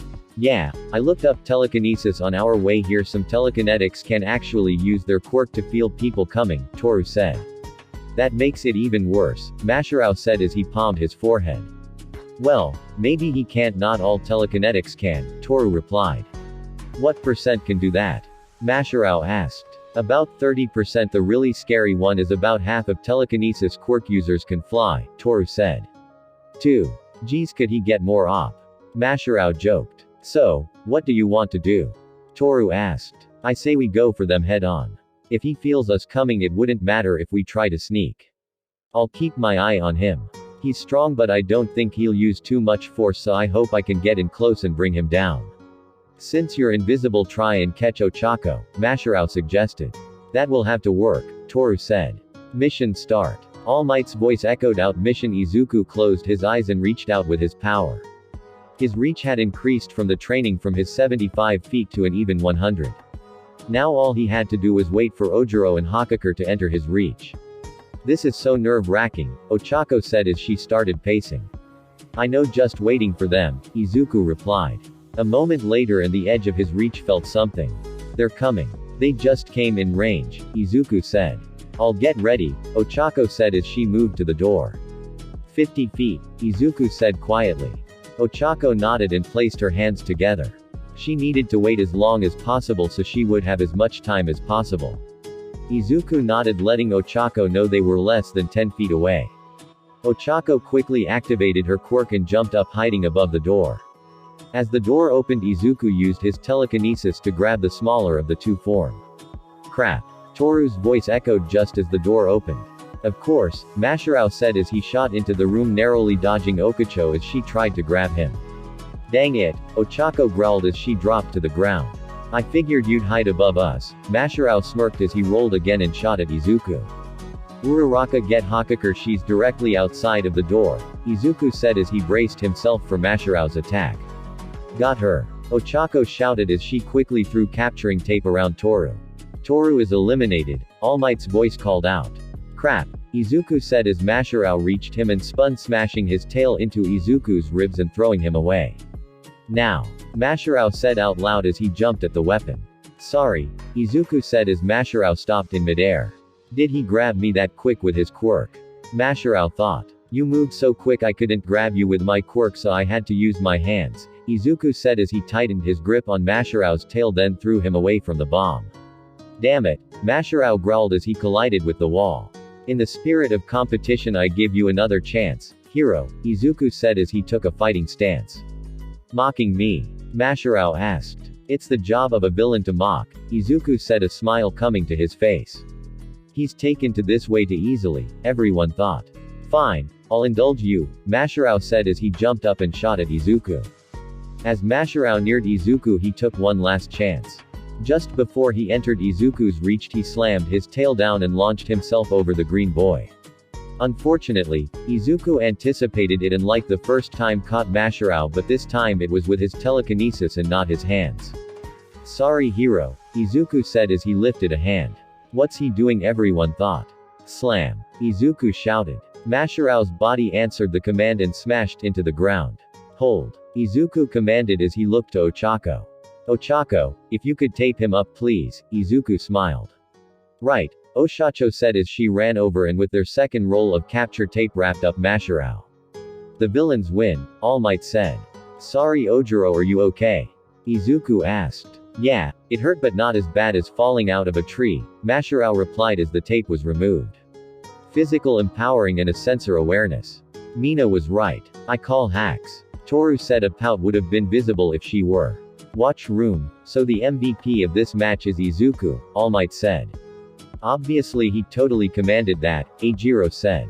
Yes, but let's see if anyone can go into further detail. All Might looked at the class. Momo was the first to raise a hand. Midoriya not only led his team and devised a strong strategy, but he also played into the part by acting like a villain and mocking Ojiro. He even showed good insight by knowing Ojiro would attempt to bypass him and go for the weapon, Momo explained. Perfect synopsis, All Might smiled. This girl was very bright. Now then, the next match will place Team D as villains and Team G as heroes. Like the first time, Team D will be given 5 minutes to set up their plan.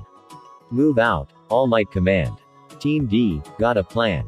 Katsuki asked. Denki's quirk is electrification and Kyoka's quick is earphone jack, so they'll probably find us with her quick and attempt to stun us both and rush the bomb.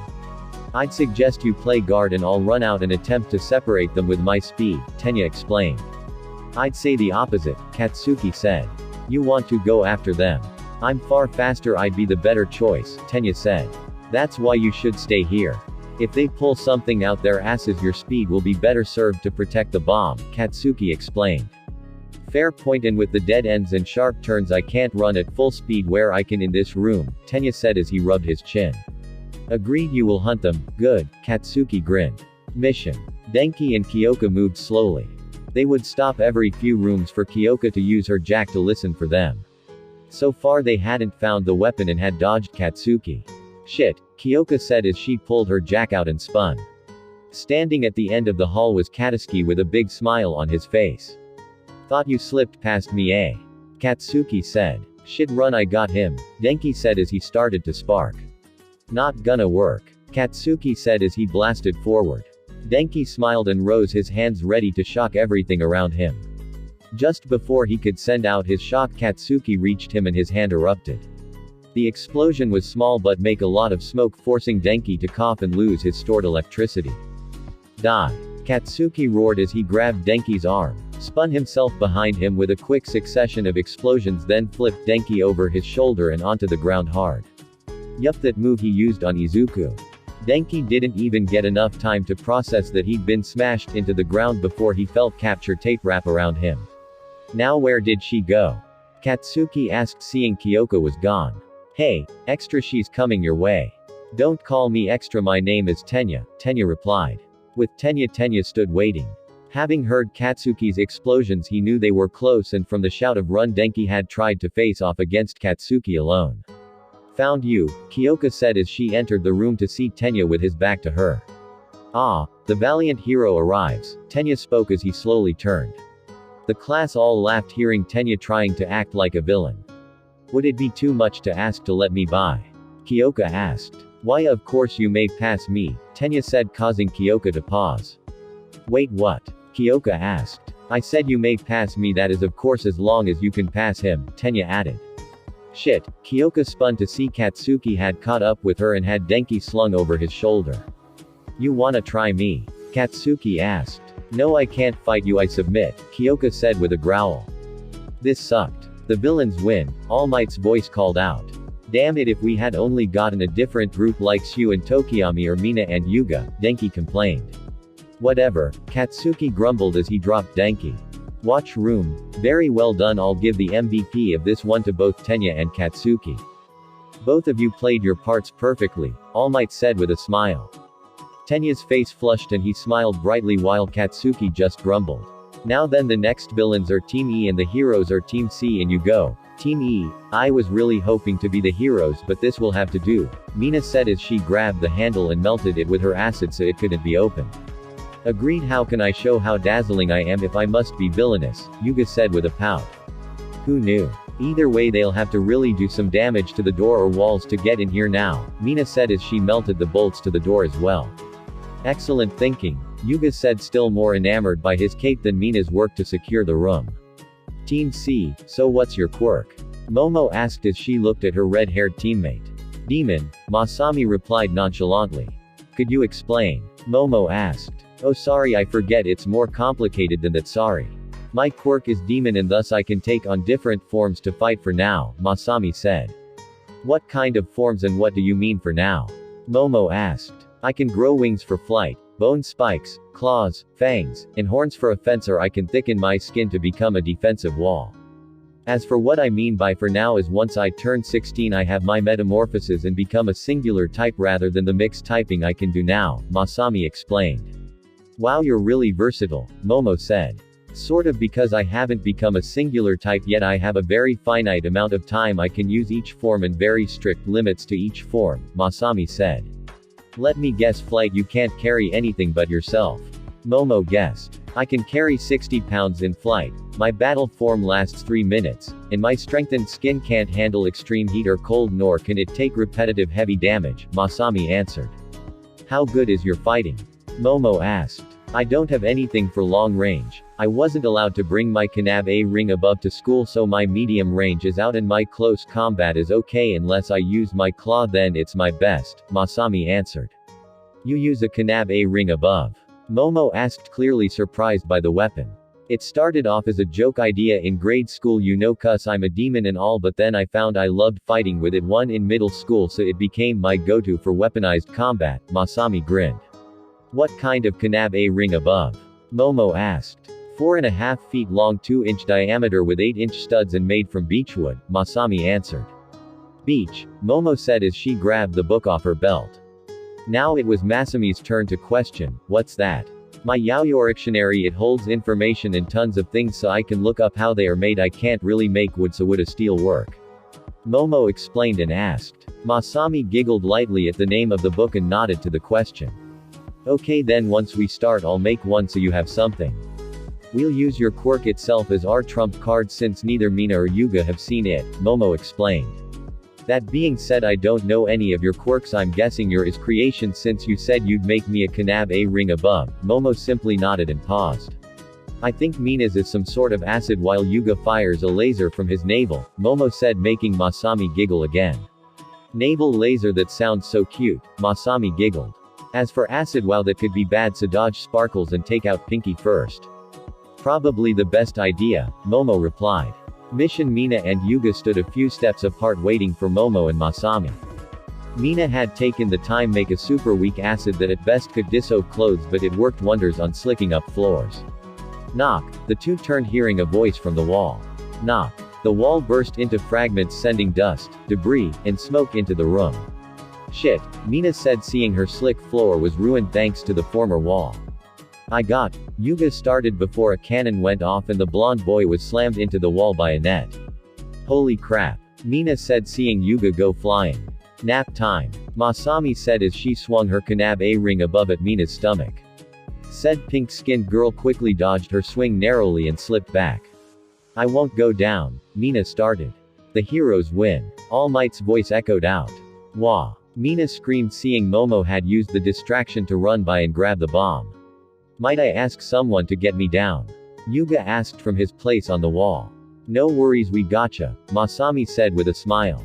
Geez, you guys didn't give us a second to defend, Mina groaned out. A quick and decisive attack was our best chance, so we took it, Momo said as Yuga was pulled off the wall. Watch room, amazing work. Quick and decisive indeed, All Might said.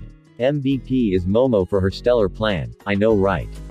She's crazy smart, Masami said with a big smile. I didn't get to show off at all, Yuga said with a pout. Who knows? Now then, to the next match. All Might shouted happily. Chapter 8. Battle Training. Finn and Class President Team F Rikido and Koji stood next to each other as they looked up at the building. They had to face off against Tsuyu and Fumikage. They both knew they were in for a fight. Koji, when the match starts, can you get a bird to find the floor they are on? Rikido asked. Koji nodded a few times, not actually answering. Awesome, once we know what floor they are on we can get them, Rikido said. I'm worried about Fumikage, Koji said, via sign language. Yeah, he's probably the more dangerous one in the fight, but if we can get past Dark Shadow we got him no problem, Rikido replied. I'm more worried about Tsuyu and the tongue. I don't want to hurt her, but I think I'd have to if she wraps me up. I have a plan, Koji waved out. What's up? Rikido asked. I can sense a lot of animals nearby. If I call out to them we might be able to overwhelm them with numbers and slip by. Koji signed out quickly. I'm sorry, but what? Rikido asked, not having been able to keep up with his quick signing. I wanna try to overwhelm them with animals, Koji said quietly. You can talk. Rikido shouted in shock, causing Koji to nod viciously. Oh, I got it, Rikido said, calming. Sorry. Ready, Koji signed. Let's rock this candy, Rikido said with a big grin. Team H, how do you want to deal with them, Kiro? Suyu asked. Rikido is pure brute force, we just have to outlast him, where Koji is a wild card. We can summon animals which Dark Shadow can easily scare away, but I'm unsure how strong he is himself, Fumikage replied. I think he's more like a teddy bear really, Suyu said with a finger on her chin. He's quiet all the time and really shy, she added. How are you with fighting in the dark? Fumikage asked. About the same as more people are, Kiro, Suyu replied. Then we'll go with dim lights. Dark Shadow can fight in light, but he's a lot stronger in the dark, Fumikage explained. How do you think they'll come at us? Suyu asked. Koji will probably get his animals to scout for us first. Then once they are at the door, Rikido will use his quirk for maximum time. Our best bet will be to wrap up Rikido first, then take out Koji, Fumikage explained. Sounds good, Suyu replied. Mission start. All Might's voice echoed out. A few minutes later, a loud angry roar rang out through the halls of the mission building. Tell me you heard that, Suyu said in a light panic. I did, Fumikage said as his eyes widened slightly. He knew that sound. I didn't think Koji would go that far, Kiro, Suyu said as she hopped onto a wall. Apparently he did, Fumikage said just as the door was smashed in by an invading bear. Dark Shadow. Intimidate. Fumikage shouted as his shadow beast appeared and roared as loud as it could to force the bear to back down. Sugar Rush. Rikido shouted as he ran in and right past Dark Shadow, aiming to take out Fumikage. Suyu.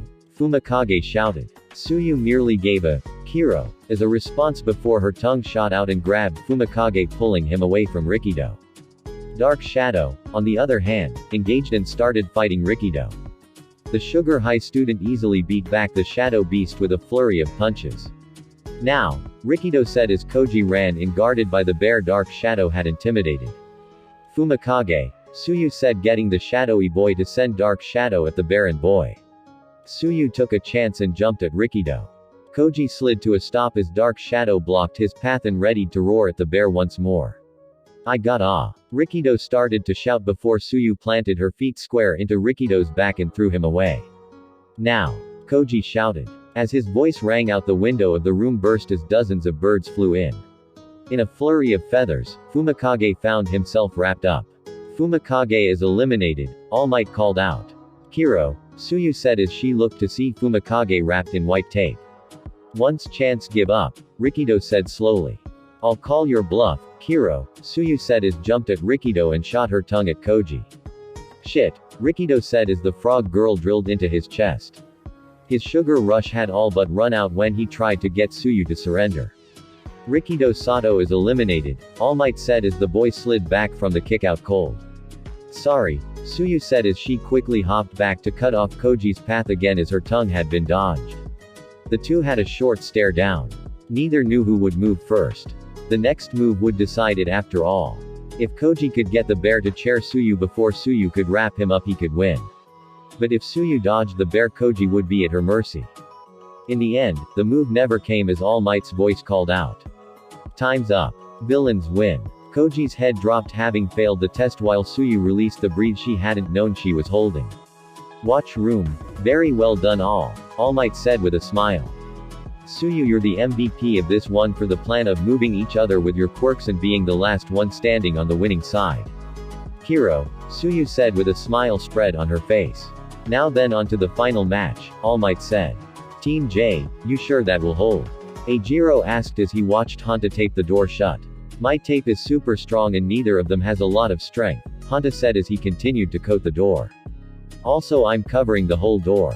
Windows too? Eijiro asked. Nah, neither of them fly, so I don't see a point, Hanta replied. How about putting tape on the ceiling and floor to make a cage around the bomb? Eijiro suggested. Good idea, Hanta quickly added the tape to create a makeshift cage. Mission start. All Might's voice echoed out. Let's get ready, Eijiro said with a smirk. Team B, can you find out what floor they are on? Shoto asked. Sure, Mezzo answered and stepped into the building. They are both together on the 5th floor, Mezzo answered. They are most likely playing a defensive game, Shoto started. Step outside please, it's going to get frosty in here. Mezzo nodded and stepped outside as Shoto placed his hand on the wall. Instantly ice started to spread over the walls. Team J, I'm stuck, Hanta said as Eijiro smashed at the ice. I'll get us out, Eijiro replied as he broke the ice off one of his feet. Sadly, the second he put his foot down, it was encased in ice again. Geez, this seems a little unfair, Hanta said as he started to shiver. Damn it, I can't get free, Eijiro said as he tried, again and again, to break free. I'd suggest you just give in, Shoto said as the door broke down.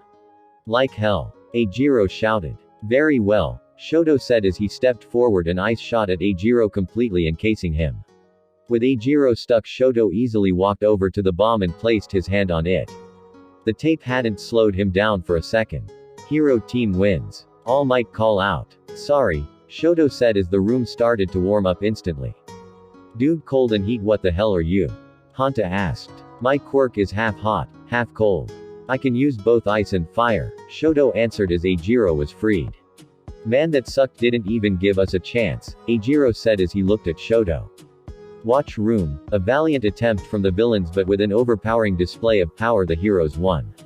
That said, young Shoto takes the MVP, All Might said. Obviously he's the only one that really did anything, Hanta said. Next time I won't let that ice trick me, Eijiro said. Shoto only gave a slight nod in response. Well, class, that's it for today.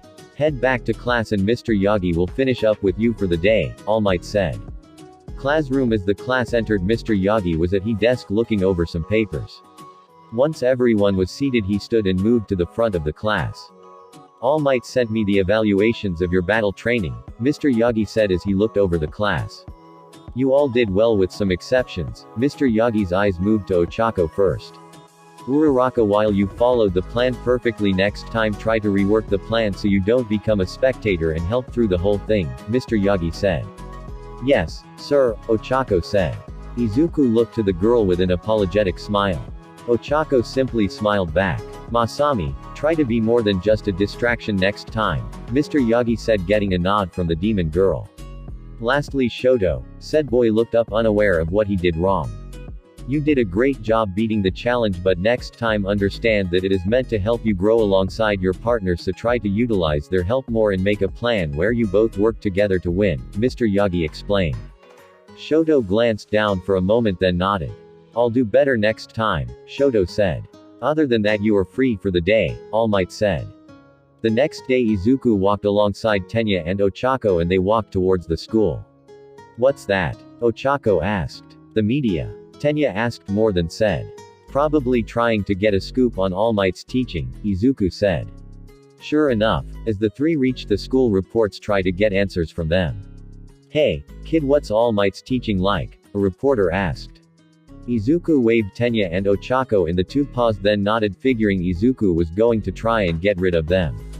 Leave, Izuku said, making all the reporters pause. This is a school and you are interrupting the day. Well said. Izuku turned to see Aizawa walking up. Head inside, Midoriya. With a nod the boy left. We just want some questions answered, a reporter said. Well, find them somewhere else, these are students and they are here to learn, not to be questioned by the media, Aizawa said as glared at the reporters. In class, sorry to drop this on you all so quickly, but the class held their breath as fear of a pop quiz entered their heads. You'll need to pick a class president and VP, so normal, the class all sweet dropped. I don't care how you do it, but figure it out, Aizawa said as he pulled out his sleeping bag and fell asleep in the corner almost instantly. The class exploded into action, everyone wanting to be the class rep save for one or two students. I believe a vote would be best, Tenya said. But everyone would just vote for themselves, Eijiro added. And we don't really know each other well enough to pick someone else, Suyu added. Precisely my point, that way if someone gets more than one vote it shows that they are worth it, Tenya explained. Izuku's face paled as he saw he and Momo both had 3 votes. Who the hell voted for Deku? Katsuki shouted as he slammed his fist onto his desk. We have a tie, what do we do now? Suyu asked. A second vote of course, but this time only Deku and Momos are the candidates, Oshacho said. Okay, let's vote again, Tenya said. Izuku was left in shock as he had won, beating out Momo by a single vote. Very well, Midoriya shall be the rep and Yaoyorozu will be the VP, Aizawa said as he took control of the class once more. Lunch, so you're the class rep, Deku, that's so cool, Ochako said with a big smile on her face. I didn't think that it would happen, but I'll do my best, Izuku said. Your humility is one of your best traits, Izuku, Tenya said with a smile. So I've been wondering, Tenya, are you rich? Ochako asked. I don't like people to know, so I kind of hide it, Tenya started. But yes, my family is a renowned hero family and I am the second son. Do you know of Ingenium? Your Ingenium's bother. The three turned to see Masami looking at him with bright eyes. Yes, I am, Tenya said proudly. My brother is one of his sidekicks, Masami said, still smiling. Really, which one? Tenya asked. Kamina Nishoku, but he goes by Blinkspeed, Masami said. Blinkspeed, oh yes, he has brought him up, he became his sidekick last year, Tenya said. Yeah, that's my big bro, Masami said with a huge smile. Your parents are his favorite hero duo. When he went through his metamorphosis and became a speed style, it was like his dream came true and he set his sights on being a sidekick to your brother, Masami explained as she sat down next to Tenya. Wow, I never knew people looked up to my family like that, Tenya said surprised. What do you mean metamorphosis? Ochako asked. Oh well, Masami was cut off as an alarm suddenly started to blare, scaring everyone. Security level 3 has been breached. All students please evacuate in an orderly fashion. Of course, everyone erupted into panic and tried to run. As students tried to flee, the halls became a mass of pushing, shoving and screaming. Enough. Everyone froze. Not because they wanted to, but because none of them had the ability to move. You are the future heroes of the world. Act like it. Everyone that could see who was talking was left in awe. Izuku Midoriya was floating just about the crowd, his body had red lines of power flowing over it and green lighting was sparking around him. Moments before, Izuku and Ochako were currently being pressed together as the hall was getting more and more students in it. Someone's going to get hurt, Ochako said as she was hit in the back by a knee or elbow or something. She couldn't turn to look. Uraraka, can you make me float? I have a plan, Izuku said as he offered his hand to Ochako.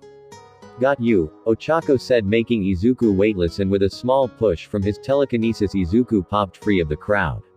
Taking a second to get his breath, he summoned forth 100 perfect of one for all, then focused on his telekinesis. Now, he's right. It's just the media, Tenya's voice called out, making the crowd look towards the window as Izuku released his hold. Once everything settled down, the students returned to lunch and class, leaving the rest of the day uneventful. Later, wow, Izuku, you really took command there, Ochako said, a small blush on her face. You think so? Izuku asked as his face flushed red. Totally. You literally grabbed everyone and commanded they stop, and bam, everyone stopped dead, Ochako said as she threw her hands around, reenacting Izuku's moment. Thanks, Izuku said with a bigger blush on his face. It only worked because you made me float, he added.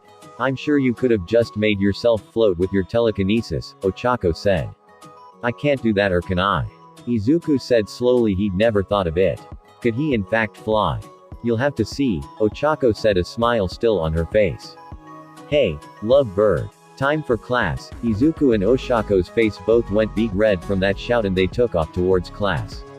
Both of them having the same thought. Loves bird. Us. Outside. No ordinary reporter could have done this. Someone will have to investigate this, the principal said. Some evildoer did this, or did they intend to wage a greater war? Chapter 9. USJ. Class 1250, for today's basic hero training. This time All Might, myself, and one other hero will supervise, Aizawa said. This time. So it's a special class. Izuku thought. What are we doing exactly? Hanta asked. Preparing you for disaster relief from fires to floods, Aizawa said as he held up a card that said, Rescue, on it. It's rescue training. Recuse looks like another tough day, Denki said, looking over at Mina. Right, Mina replied. Come on, this is what being a hero is all about. I'm pumped, Eijiro said, trying to get Denki and Mina pumped up too. I'm not done, Aizawa said, getting the class to go quiet. It is up to you whether or not you wish to wear your hero uniform, as some of them may be ill-suited for this sort of activity. Outside, Izuku stood outside the locker rooms waiting for everyone else. As the class's rep, it was his job to coordinate them for the trip. One by one the other students joined him, with Tenya and Ochako being the last two having the most to their outfits. The UA buses use an open floor pattern, so sit where you want, Izuku said as they left for the bus. Interesting idea, but I guess it does promote talking between students, Tenya said as they reached the bus. On the bus, I'll generally say what's in my mind, so Izuku, Suyu started. What's up, Asui? Izuku asked. Firstly, call me Su, Suyu said. Second, why don't you use your quirk more like you did during the battle training? Obviously, it's because it's more flashy to empower his body than to just stop people, Eijiro said before Izuku could think of a good lie. I mean, using it to empower his body makes it so he can do some pretty cool stuff. I wish my hardening was like that. Yeah, I'm good in a fight, but it's pretty plain. I think it's pretty cool though, and more than good enough if you wanna go pro, Izuku said with a smile. Pro. Don't forget that heroes have to worry popular appeal, Eijiro replied. That's why my naval laser is perfect. Flashy and powerful, Yuga said with a smile.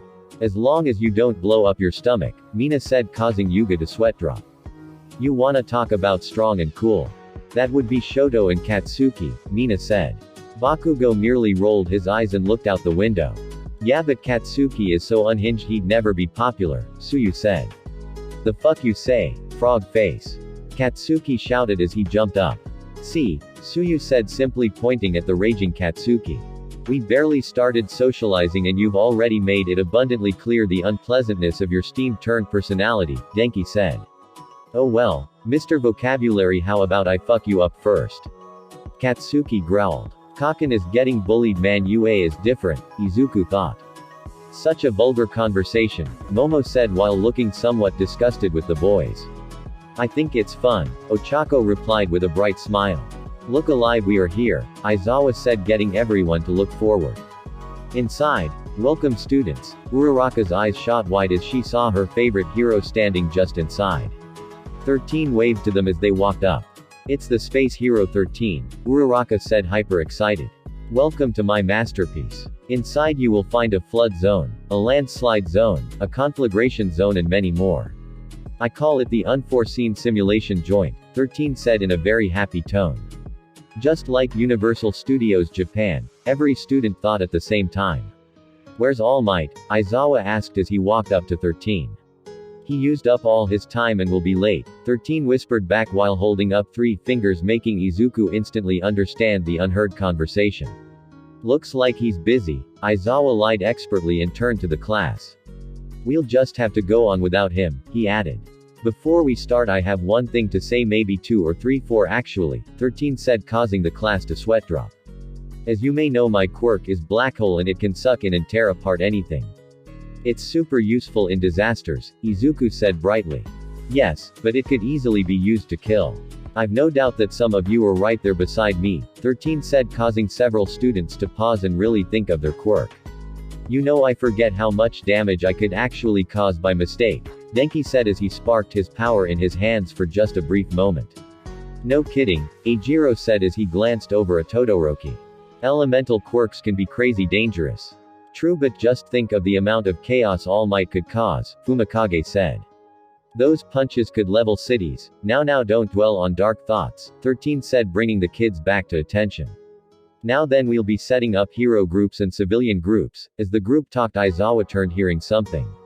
His eyes snapped open as he saw a swirl of black mist at the staging ground below them. Huddle up and don't move, he said in a very, don't argue, voice. What? 13 asked as he turned. 13 protect the students, Aizawa added. What the heck is that? More battle robots? Eijiro asked. No, those are villains. Every student froze. With the villains. 13 and Eraserhead, it seems like All Might is missing, the mist spoke. I wonder if a few dead students would bring him here, a man with hands all over his upper body said as he looked upwards. With the class, villains here, no way, sensei, isn't there sensors for intruders? Momo asked. Of course there are, 13 replied. So either they are blocking the sensors or all of UA is under attack, Shoto said. This place is secluded and they knew there would only be a few pros. So they probably aren't as dumb as they look, he added. 13 Begin evacuation. Kaminari, see if you can get through with your quirk, Aizawa said as he stood a step forward. Sensei, you can't fight that many alone, Izuku said. No good hero is a one-trick pony, Aizawa said as he took off down the stairs. Ranged group. Fire. A villain shouted only for nothing to happen. What? Another villain said before the two were grabbed by Aizawa's scarf and slammed into each other. Idiots, he erases quirks, a large four-armed rock man said as he stepped forward. Let's see if you can erase heteromorphic quirks. I can't, Aizawa said as he punched the man in the face and knocked him back. Okay, let's get out of here, 13 said. I can't allow that, a voice said as black mist appeared between them and the door. In the blink of an eye he was gone. He might be the deadliest here, Aizawa thought as he took out another two villains. Greetings, we are the League of Villains, the mist spoke. Forgive our audacity but... Today we've come here to UA High School, the bastion of heroism, to end the life of All Might, the symbol of peace. Izuku's face paled at those words. We were under the impression All Might would be here. It seems his schedule was revised. 13 lifted his hand, a finger popping open. Well, no matter, my role remains unchanged. Before 13 could activate his quirk, Katsuki and Eijiro moved to jump at the mist man. Not if we end you first. Betcha didn't see that coming. Eijiro shouted. That was close, yes, the mist said. Students though you may be, you are the best of the best, no. Get back both of you. 13 shouted a second too late as the man's mist shot forward. Before anyone could react, everyone was simply gone. Flood area. With a loud scream, Denki fell from the black mist into the waters of the flood zone. Shit, the flood zone, Denki thought as he looked around. Nothing personal, boy. Denki's eyes went wide as he saw a shark-faced man swimming towards him.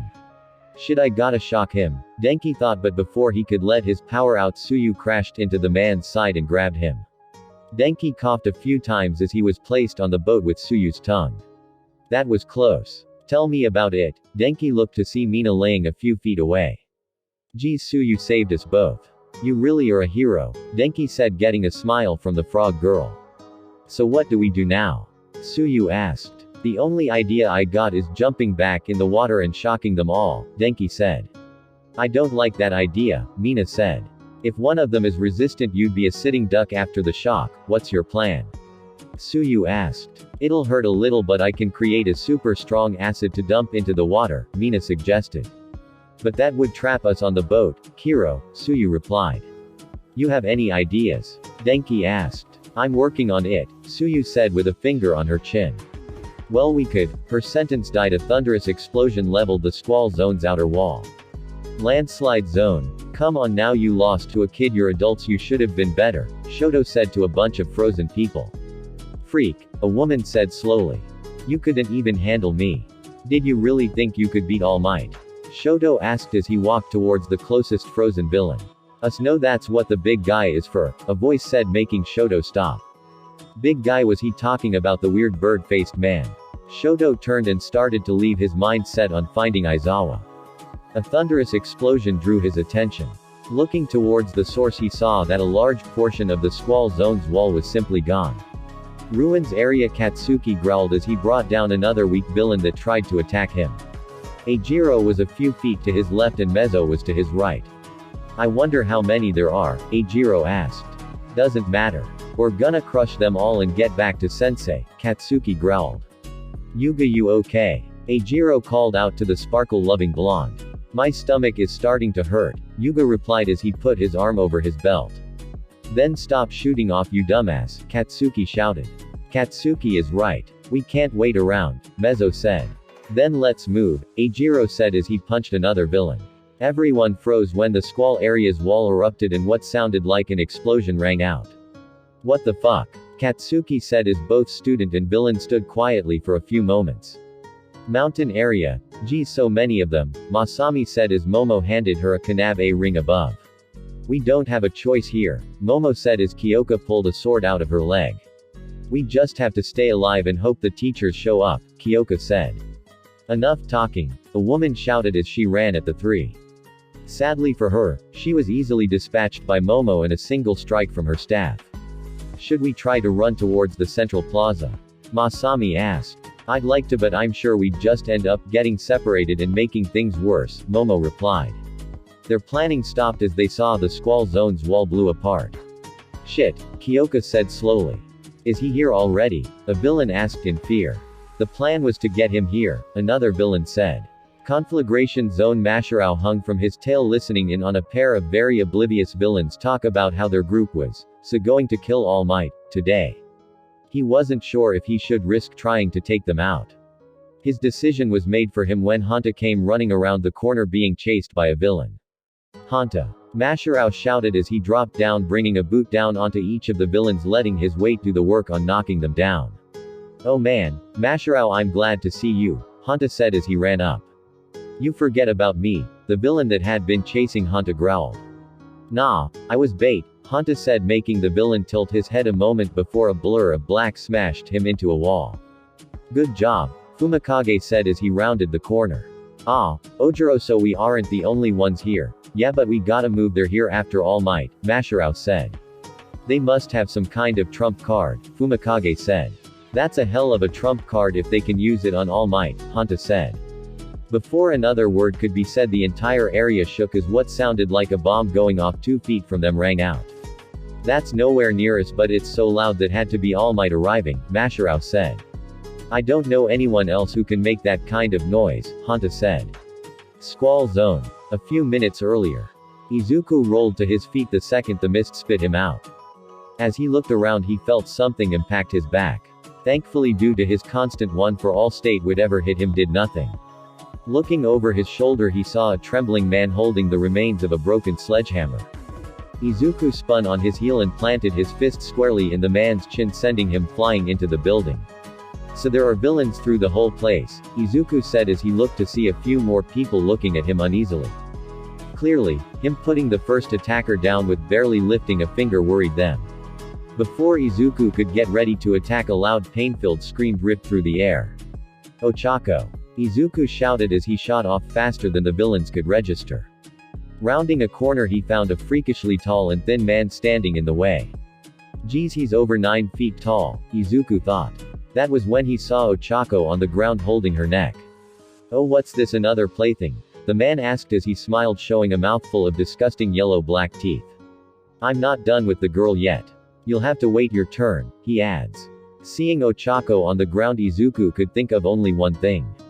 I have to save her. Izuku's body reacts and he rockets towards the man. Said man stops dead, seeing the boy literally vanished before his eyes. Get away from her. Izuku shouts as he rears back his fist, unknowingly calling upon all for one, and lashes out at the man. His fist hits home in the center of the man's chest. The resulting hit sends the man flying through several buildings and the very wall of the squall zone.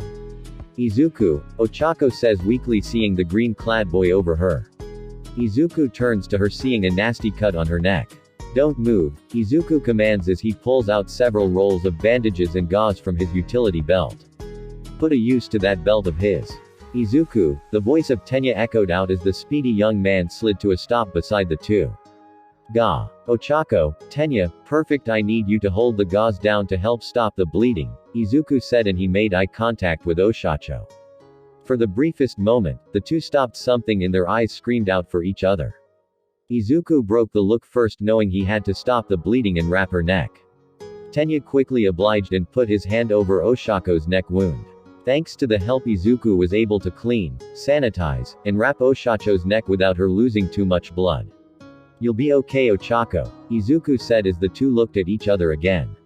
Once again they both felt something as they looked at each other.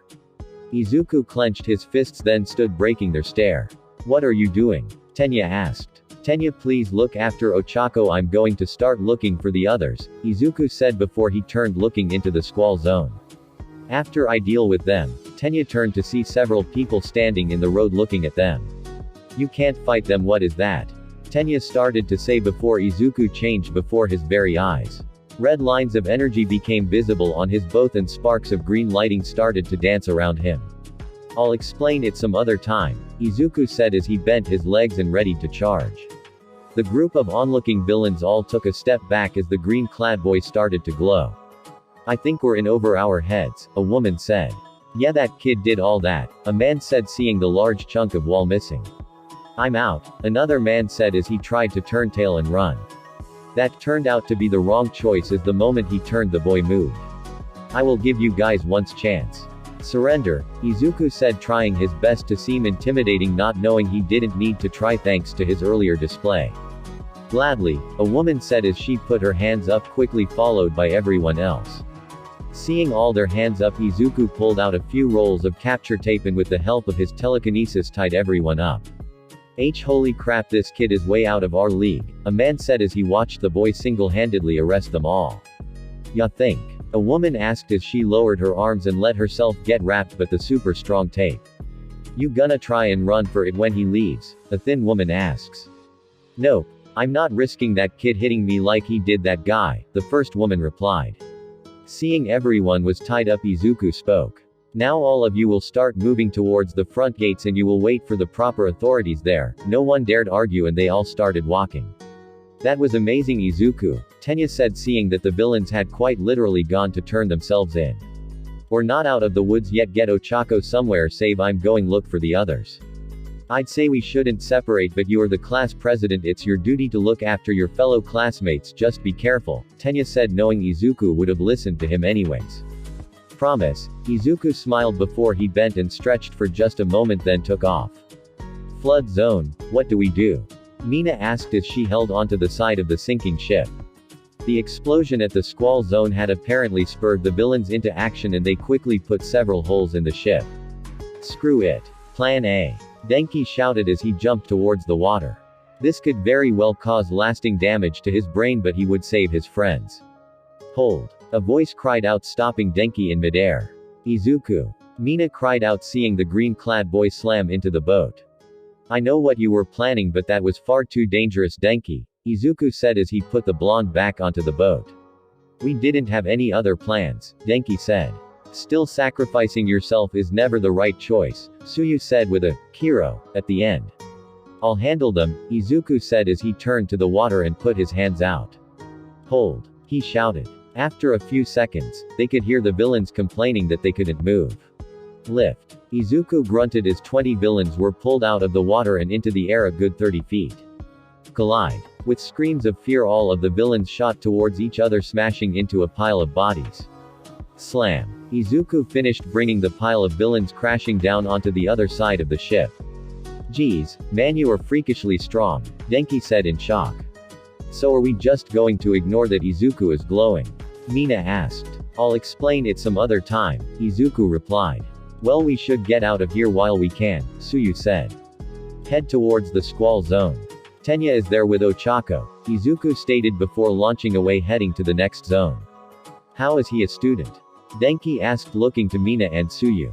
Just because you're powerful doesn't mean you're ready to be a hero, Tsuyu replied. I'm gonna listen to him and head to the squall zone, Mina said. Without any other ideas, the three left the boat and with the help of Tsuyu quickly made their way towards the squall zone. Mountain zone. A pain-filled roar echoed out as Momo and Kyoka both laid against the rock wall as Masami did her best to fight off the seemingly endless flow of villains. Sadly, she was running low on energy fast, and no matter how hard she hit or how many times she put one down, they just kept getting up. She can't keep this up, Kyoka said as Momo tried to split her broken arm. We need a pro here soon, Momo said. Enough with the yelling, little demon, a large man said as he cracked and exhausted Masami over the head, knocking her down and out. Shit, Kyoka said, seeing they were now dead to rights. Have no fear, a voice shouted from above. Every's head snapped up to see a figure flying towards them. Izuku. Kyoka and Momo asked, trying to figure out if it was him. Before another word could be said, the figure smashed into the ground. As the smoke cleared, Izuku stood unharmed by the landing. For I am here, Izuku finished as he clenched his fists. What's another kid go? A woman started to ask before Izuku vanished before her eyes.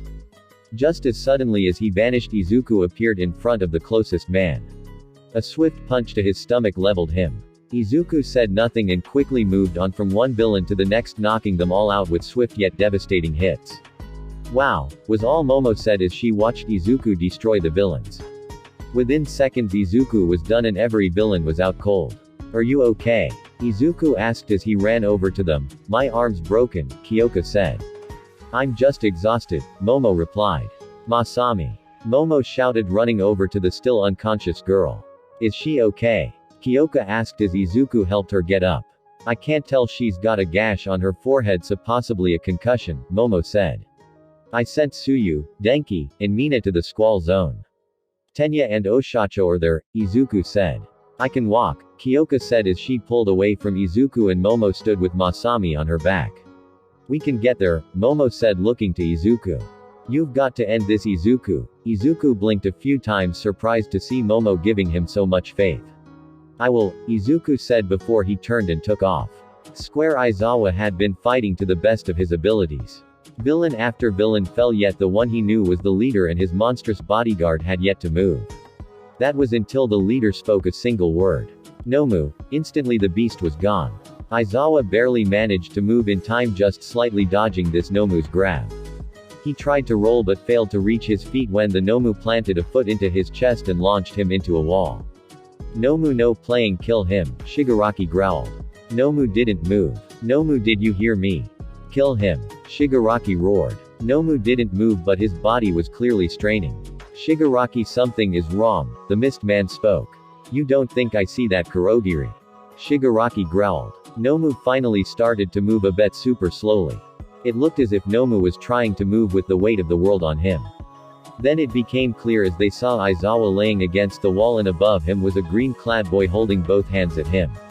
The boy's quirk, Shigaraki said, eyeing the boy. Nomu, break his hold and kill the boy. Shigaraki shouted. Nomu's eyes went from Aizawa to Izuku. Something the boy had been planning for. The moment their eyes met, the boy shot forward, his hands dropping and clenching. Nomu shot forward the second he was freed and swung at the small boy. The resulting hit sent dust everywhere, blinding the villainous leaders and Aizawa from the fight. In the cloud, Izuku stood, his head turned slightly from Nomu's punch. The large creature squawked, growled, yelled, whatever it wasn't worded.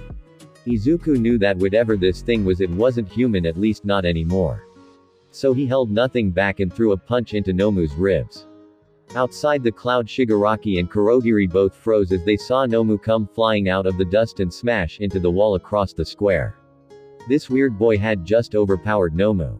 I don't know what you are, but I won't let you hurt anyone else, Izuku said as he lifted his fist and stomped a foot down.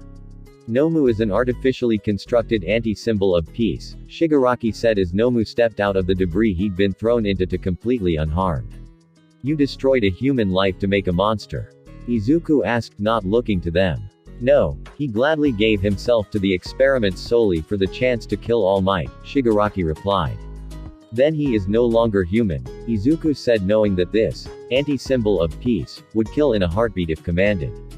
Nomu. Kill. Shigaraki shouted. With a growling squawk, Nomu charged. Izuku returned in kind and ran at the monster. Thunderous shots rang out as the two traded blows with neither giving ground. You're strong, but one of Nomu's quirks is shock absorption. You can't beat him, Shigaraki laughed. Absorption, you say? Izuku said as Nomu punched him again and again. Simply taking each hit the boy gave him and returning it in kind. I can't keep this up, I feel like my arms are on fire and my legs and my chest, Izuku thought as he and Nomu swung punch after punch. Nomu, kill him already. Shigaraki commanded. The punches stopped as the two caught each other's hands, now battling in a test of strength. Think, what do I do? Izuku's mind was running wild. Nomu was able to take everything he had and keep going, while Izuku felt like he was about to burst into flames. Wait, what if that was it? Izuku's mind finally hit the note. While holding Nomu in place, Izuku started to focus on the heat. He could feel it in the depth of his stomach and soul. But he couldn't bring it up. That was when a memory he had long thought forgotten resurfaced. Flashback. Father, Mom. Izuku looked up at his mother with sad eyes. What's wrong, sweetie? Inko asked. Where's Dad? Izuku asked. Your father went to America to work and provide for us. His fire breathing is very sought after there, Inko replied. Why? Izuku asked, still having trouble figuring out why his dad had to leave. Fire breathing, as well as other fire quirks, were used to keep factories running instead of machines. Your father trained his quirk so he could provide for us, Inko explained. Will he come back? Izuku asked. I hope so, Inko replied, her face going still for a few moments. I hope I get fire breathing so I can go and bring him home, Izuku said, making Inko look at him confused. Izuku? Inko asked, slightly confused. If I can breathe fire, Dad could come home and teach me how to control it, Izuku said, looking up at his mom. Inko smiled for a few moments then laughed. What's so funny, mommy? Izuku asked. You just reminded him of the first day your father got his quirks, Inko said with a smile. They had gone to school together, so she was there when he first got his fire. Was it funny when Dad first got his fire? Izuku asked. Oh, very. He was in a fight with the class bully and shouted, "By the flames of my father you will burn," and literally puked fire. A second later he got so scared that he was vomiting fire that he ran out of the class with a trail of fire behind him. Inko laughed as she remembered that day. Flashback end. Izuku pushed harder, forcing Nomu to a knee. Feeling the heat rising, he chose to copy his father. By the flames of my father, Izuku shouted, causing the onlookers to pause. You will burn, Izuku screamed. And to the shock of Shigaraki, Kurogiri, Aizawa and a few students that had made it to the square, Izuku released a torrent of fire straight into Nomu's face. Nomu screamed in pain and fell back, giving Izuku the opening he needed. Stopping his fire, he reared back his fists and readied his first original attack. Hurricane Barrage. 1, Izuku screamed as he pummeled Nomu's chest. Each hit was aimed to do maximum damage. He had made this series of his for a foe that wouldn't stop unless killed. Someone he wished he'd never meet. The first hit was square to the heart, followed by 4 to his lungs. Another 5 rattled his diaphragm. Nomu fell forward, unable to breathe, leaving his head open to Izuku. Pulling his fists back, Izuku channeled all of One for All and his telekinesis into his fists, causing them to literally glow with power. Goodbye, Nomu. Tempest Smash. Izuku cried out as he brought his fists together, smashed both sides of Nomu's head. As his fists hit, the concussive force of his One for All layered with telekinesis slammed into each other within Nomu's skull. The results. Nomu's head exploded in a spray of blood and gray matter. Chapter 10. Fallout and Fear. Everyone stood stunned.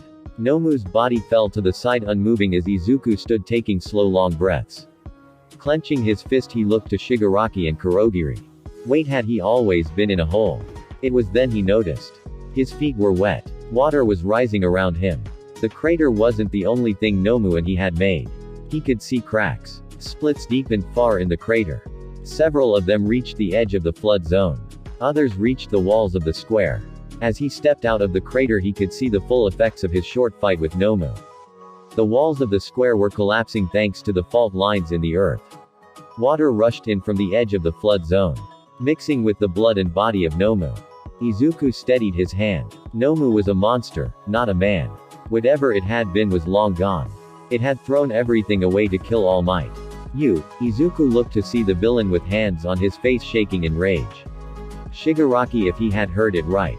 You used cheats. You cheated. Nomu was supposed to be strong enough to kill All Might, not lose to a child, Shigaraki screamed in rage. Izuku could see he was ready to charge. If he could push him a bit more, he could capture him and the Mist Man, Kurogiri. Now. Time to poke a bear. By all means, Izuku said as full cowl sparked back to life around him. Come at me, Izuku rose a fist. Clenching his fist sent shocks of pain through his arm. He hadn't noticed it in the heat of the fight. But now that he was coming down, he could feel it. Cracks. Not in the earth but in his arms. Going all out as hard as he had against Nomu had done damage. Shigaraki, Kurogiri spoke. Before another word could be spoken, a hand grabbed Kurogiri and slammed him into the ground while ice shot up and froze Shigaraki from the waist down. Gotcha now. Katsuki smiled as he popped off a very small explosion to intimidate Kurogiri. Don't move or I'll freeze the rest of you, Shoto spoke. Last chance. Perhaps you should surrender, Izuku said as he took a step towards Shigaraki. Kurogiri, Shigaraki said slowly. Void, Kurogiri said, sending blackness out. Nope, Izuku said as he shot forward faster than anyone could see and grabbed both Shoto and Katsuki, moving them away. I'll save here and try again later, Shigaraki said as the two vanished. Why'd you pull me away, Deku?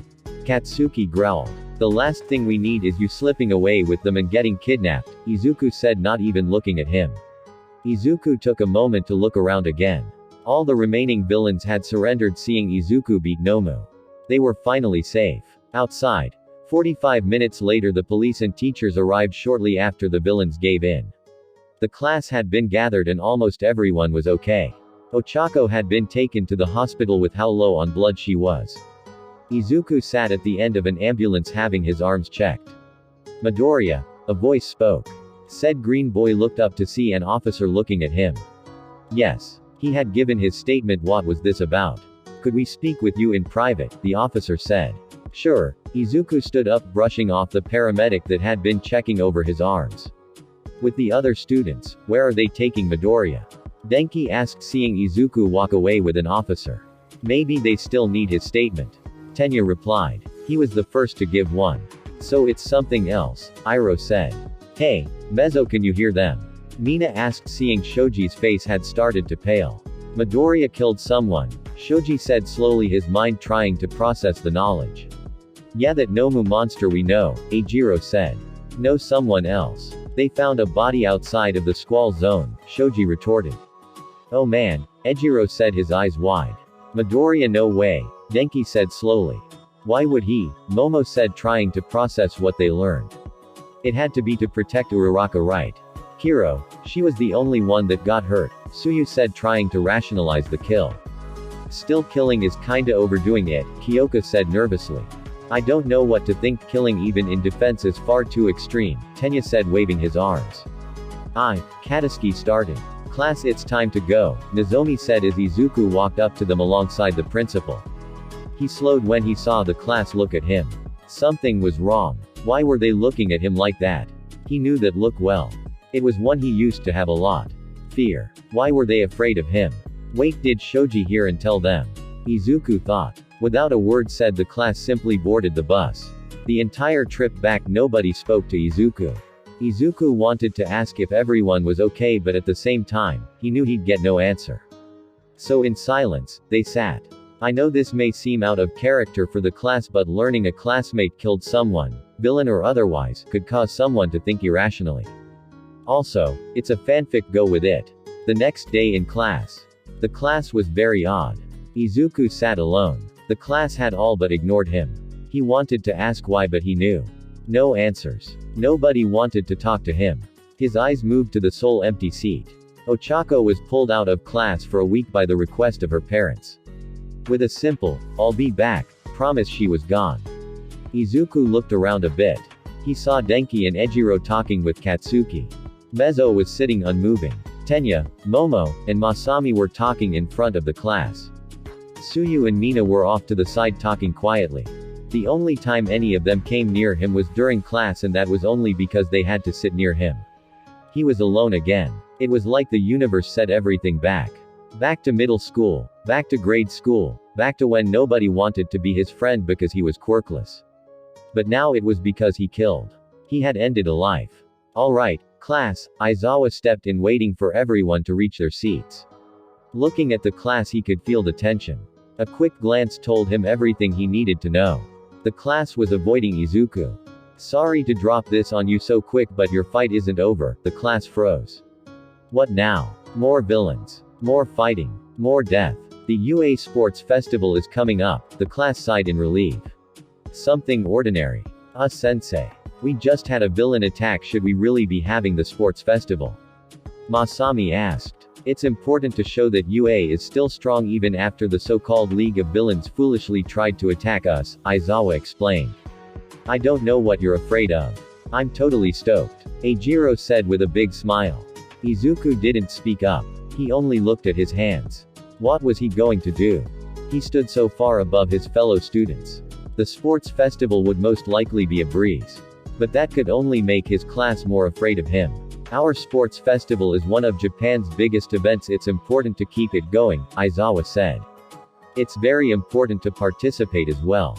Many pro heroes watch to see possible candidates, Momo added. Yeah, they'll totally be looking for sidekicks, Denki said with a big smile. Naturally, you'll gain valuable experience and notoriety if you're picked by a pro. But your time is limited. It's time to step up and show the pros what you're worth, Aizawa said as he looked over the class. Aizawa-sensei, what about Uraraka? Suyu asked. The festival is in 2 weeks and an email has been sent to Uraraka so she can start getting ready herself, Aizawa answered as he turned to leave. Remember your time is now, and with that, the class was done. Lunchtime Izuku sighed happily as he sat in the teacher's lounge with Mr. Yagi. This got him away from his class and their fear for a little bit. So I think I should tell you this, Mr. Yagi started. My time limit has started to shrink. How long? Izuku asked. I can keep the form for about 2 hours. But it's getting shorter each week, Mr. Yagi explained. 1. What does that mean for you? Izuku asked. For me, time is almost up. But more importantly, it's time for you to show the world who you are. The next symbol of peace, Mr. Yagi said. Izuku looked down at his hands once again. Am I really the right pick? Izuku asked. Young Midoriya. Mr. Yagi asked. He'd never seen Izuku look so lost. I killed someone, Izuku said as he looked to Mr. Yagi. I know, Mr. Yagi replied without blinking. How can I be a symbol of peace if I've killed? Izuku asked. Young Midoriya, do you think you're the only hero to have killed? Mr. Yagi asked. Izuku looked to him, his eyes filled with pain. Name a hero, Mr. Yagi said. What? Izuku asked in confusion. Name a hero, Mr. Yagi said again. Eraserhead, Izuku said. Very few times, but I remember hearing about one. The first year he started using his capture weapon. He used it perfectly at first. But then during a fight with a particularly troublesome villain with clawed fingers, he caught them around the neck and jerked a little too hard and broke their neck, killing them instantly, Mr. Yagi explained. Oh, Izuku replied, his mind wrapping around the new information. Want to try another? Mr. Yagi asked. Midnight. Izuku asked. Hers is easy. She was like you, Mr. Yagi started. Like me? Izuku asked. She was a student on her first internship. She was patrolling alone when a woman with a wolf quirk tried to kill her. She ripped off a sleeve, and thanks to the Wolven woman's heightened senses, Midnight's somnambulist quirk affected her more and stopped her heart rather than put her to sleep. She was dead before she hit the ground, Mr. Yagi explained. You? Izuku asked. Well, that's easy, Mr. Yagi started. Let's go with one of the ones in America. I was over there training myself and making a name for myself. A friend of mine, David, got captured after a villain noticed me talking with him. The villain's quirk was blood fever. If he bit someone, he could affect the victim's blood in a multitude of ways. His personal favorite was to slowly boil their blood. That's a terrifying quirk, Izuku said. Very much so, Mr. Yagi replied. As I was saying, my friend was captured and the villain had bitten him. I had to act. To save my friend, I lashed out with my full power. The villain was killed instantly. And New Mexico got a new crater. Do you regret it? Izuku asked. The only thing I regret is that my friend got grabbed in the first place, Mr. Yagi said without hesitation. Izuku could see he didn't hold a single moment of regret for killing the villain. But the class, Izuku said. They'll come around. They are all smart kids, Mr. Yagi said. You're right, Izuku said, trying to bury his fears. It's almost time for class. You should get going, Mr. Yagi said as he glanced at the clock. Right. Thanks for the talk, Izuku said as he left. Study hall. Izuku sat, his mind stuck on the sports festival. He needed a way to show he was still the person the class had known. But how? He didn't have the slightest clue as to how. Goal. Izuku's mind snapped back to reality. His eyes moved to see Kirishima, Kaminari, Sato, and Siro playing a game together. He knew it pretty well from middle school. Paper football. He watched as Kirishima flicked the ball, throw the goal Sato had up. Goal. Kirishima shouted happily. Izuku looked down to his hands. Idly he flicked a finger a few times before the idea fully formed in his mind. He could send his power through his fingers rather than his whole hand. That could reduce the power output and possibly give him quicker, more accurate strikes. I'll have to train this after school, Izuku thought before he felt eyes on him. He looked up to see Bakugo glaring at him. What? Izuku asked. Bakugo didn't reply and simply turned back around. Izuku looked down to his desk. Even Bakugo wasn't saying anything to him. I can't let myself get discouraged, Izuku thought as the face of Mr. Yagi flashed through his mind, followed by the almost loving smile Ochako gave him before he left. The rest would come around, or they weren't his friends in the first place. With a slow breath, he looked to the front of the class. Snipe sat there reading a magazine. Perhaps. Izuku stood and moved to the front of the class. Snipe-sensei. Izuku spoke, getting the man's attention. Whatcha need, little cowpoke? Snipe asked. Is it possible to request a training ground to use before the sports festival? Izuku asked. Of course, Snipe replied before he grabbed out the hall pass. Head to the principal's office and talk with him, I'll call ahead. Snipe handed off the pass and Izuku left. Nezu's office. Izuku stepped in to see the principal sitting behind his desk drinking tea and reading. Nezu-sensei. Izuku asked. Midoriya-kun, come in. Snipe informed me that you wish to make use of a training ground, Nezu said as the boy stepped in and sat down. Yes, I got an idea for an attack and I was hoping to get a little time to work out the power and aim, Izuku explained. What's the attack? Nezu asked. My idea is to use finger flicks to shoot powerful but accurate bursts, Izuku explained. Ah, mini Detroit smashes? Nezu asked. I was thinking something more like Tornado Burst, for the basic attack, and Typhoon Rush, for quick succession bursts, Izuku replied. I like the names. Come, I'll show you to a training ground you can use after and before school to work on it, Nezu said as he hopped off his chair and led Izuku out. Chapter 11. Thank you, I'm sorry. And soaring above walls shook as a thunderous quake rocked the area. As the dust kicked up from the hit cleared, Izuku came into sight. His arms straightened out in front of him with a single finger pointed. His eyes were wide as he looked at the damage. So I don't have to rewrite, he's in one of the training city's places. Channeling one for all into a single finger for an attack did a lot more than he thought it would. He had thought it would maybe hold enough power to knock over a truck. Instead, it tore the truck in two and obliterated the front doors of the building behind the truck. It's gotten stronger, Izuku said as he looked to his hand. It was going to take a bit more to really get this down. He'd have to rethink the attack for a bit. So if one for all was on the back burner, he needed to figure something else out.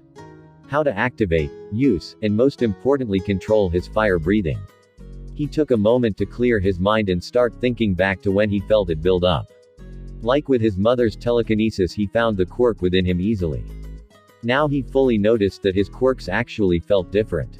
His fire breathing aptly felt like an inferno raging inside his body. His telekinesis felt like a gentle breeze within his mind. Then there was one for all. He couldn't quite describe how it felt. The closest he could figure was that it felt like there were eyes watching him and the power hugged him. Decided that was more for later, he returned his mind to the fire inside him. With a few long breaths, the flames were fanned and the spark lit. Izuku's eyes snapped open and one last strong breath in the fire was ignited and let loose. Flames erupted from his mouth. Now, without a fight going on, he could really drink in the idea of breathing fire. It felt weird. He could feel the fire in his mouth and throat, yet nothing of him burned. He could see the flames licking his lips and cheeks as he all but vomited fire, yet it was not hot to him. Izuku held his flames. He had to see how long he could go. Just how much fire did he have in him? Apparently, the answer was 4 seconds. After, the fire would rapidly fade and wouldn't come back stronger. As the fire slowed to a spot, Izuku coughed. Was not expecting an aftertaste, Izuku said to himself as he coughed a few more times. Wait, an aftertaste, Izuku thought for a moment. Then it all clicked. His mind shot back to lunch. His lunch had been rice and katsudon. Could that be how to empower his fire? Greasy, oily foods. Those helped fires burn, why not his? This would require some more testing. Now to his final test of the day. This time his mind zeroed on his telekinesis. Could he lift himself? Could he fly? It took a moment to find himself since his telekinesis usually shot outwards. Bringing it back into focus on him was different. An odd feeling overtook him as he found himself with his telekinesis. He looked down to see his feet slowly lift off the ground. He had expected a weightless feeling, but there wasn't. Instead, it felt like he was in the water. He could still feel his weight, but it was greatly reduced. Looking up, he focused on the roof of a building. Focused a little too hard as he rocketed towards and past the roof and high into the sky. Fear overtook him for a moment as he whipped high above the buildings. Heavy winds started pushing him around, keeping him disoriented. Focus, kid. A voice screamed, snapping Izuku back to his mind. Instantly he righted himself and leveled out. Looking around, he found he was easily 300 feet above the buildings. Who said that? Izuku wondered. He was alone. There was nobody nearby. Maybe he was going crazy. Shaking his head, he looked to the roof again. This time he landed on the roof with a mildly hard hit. It was going to take a bit to gain control. But the important fact was this. Izuku could fly. For the next hour and a half, Izuku flew around going as high as he could before he got too cold, pushing his speed to the max to test his reaction speed and simply how fast he could go. He finally stopped when he felt a drip from his nose. Placing his feet back on the ground as he held a hand over his nose. So if I push my telekinesis too hard I actually do get a bloody nose. I guess that's why mom told me to stop if my head started to hurt, Izuku thought. Midoriya, a voice called out. Yes, Izuku turned and froze. He looked up at Horobosu, head of the Vigilante Investigation Unit. Sir, Izuku added. Don't worry, I'm here off duty, Horobosu said as he walked up to him. Okay, what can I do for you? Izuku asked. I wanted to talk to you for a moment, Horobosu said as he leaned against a wall.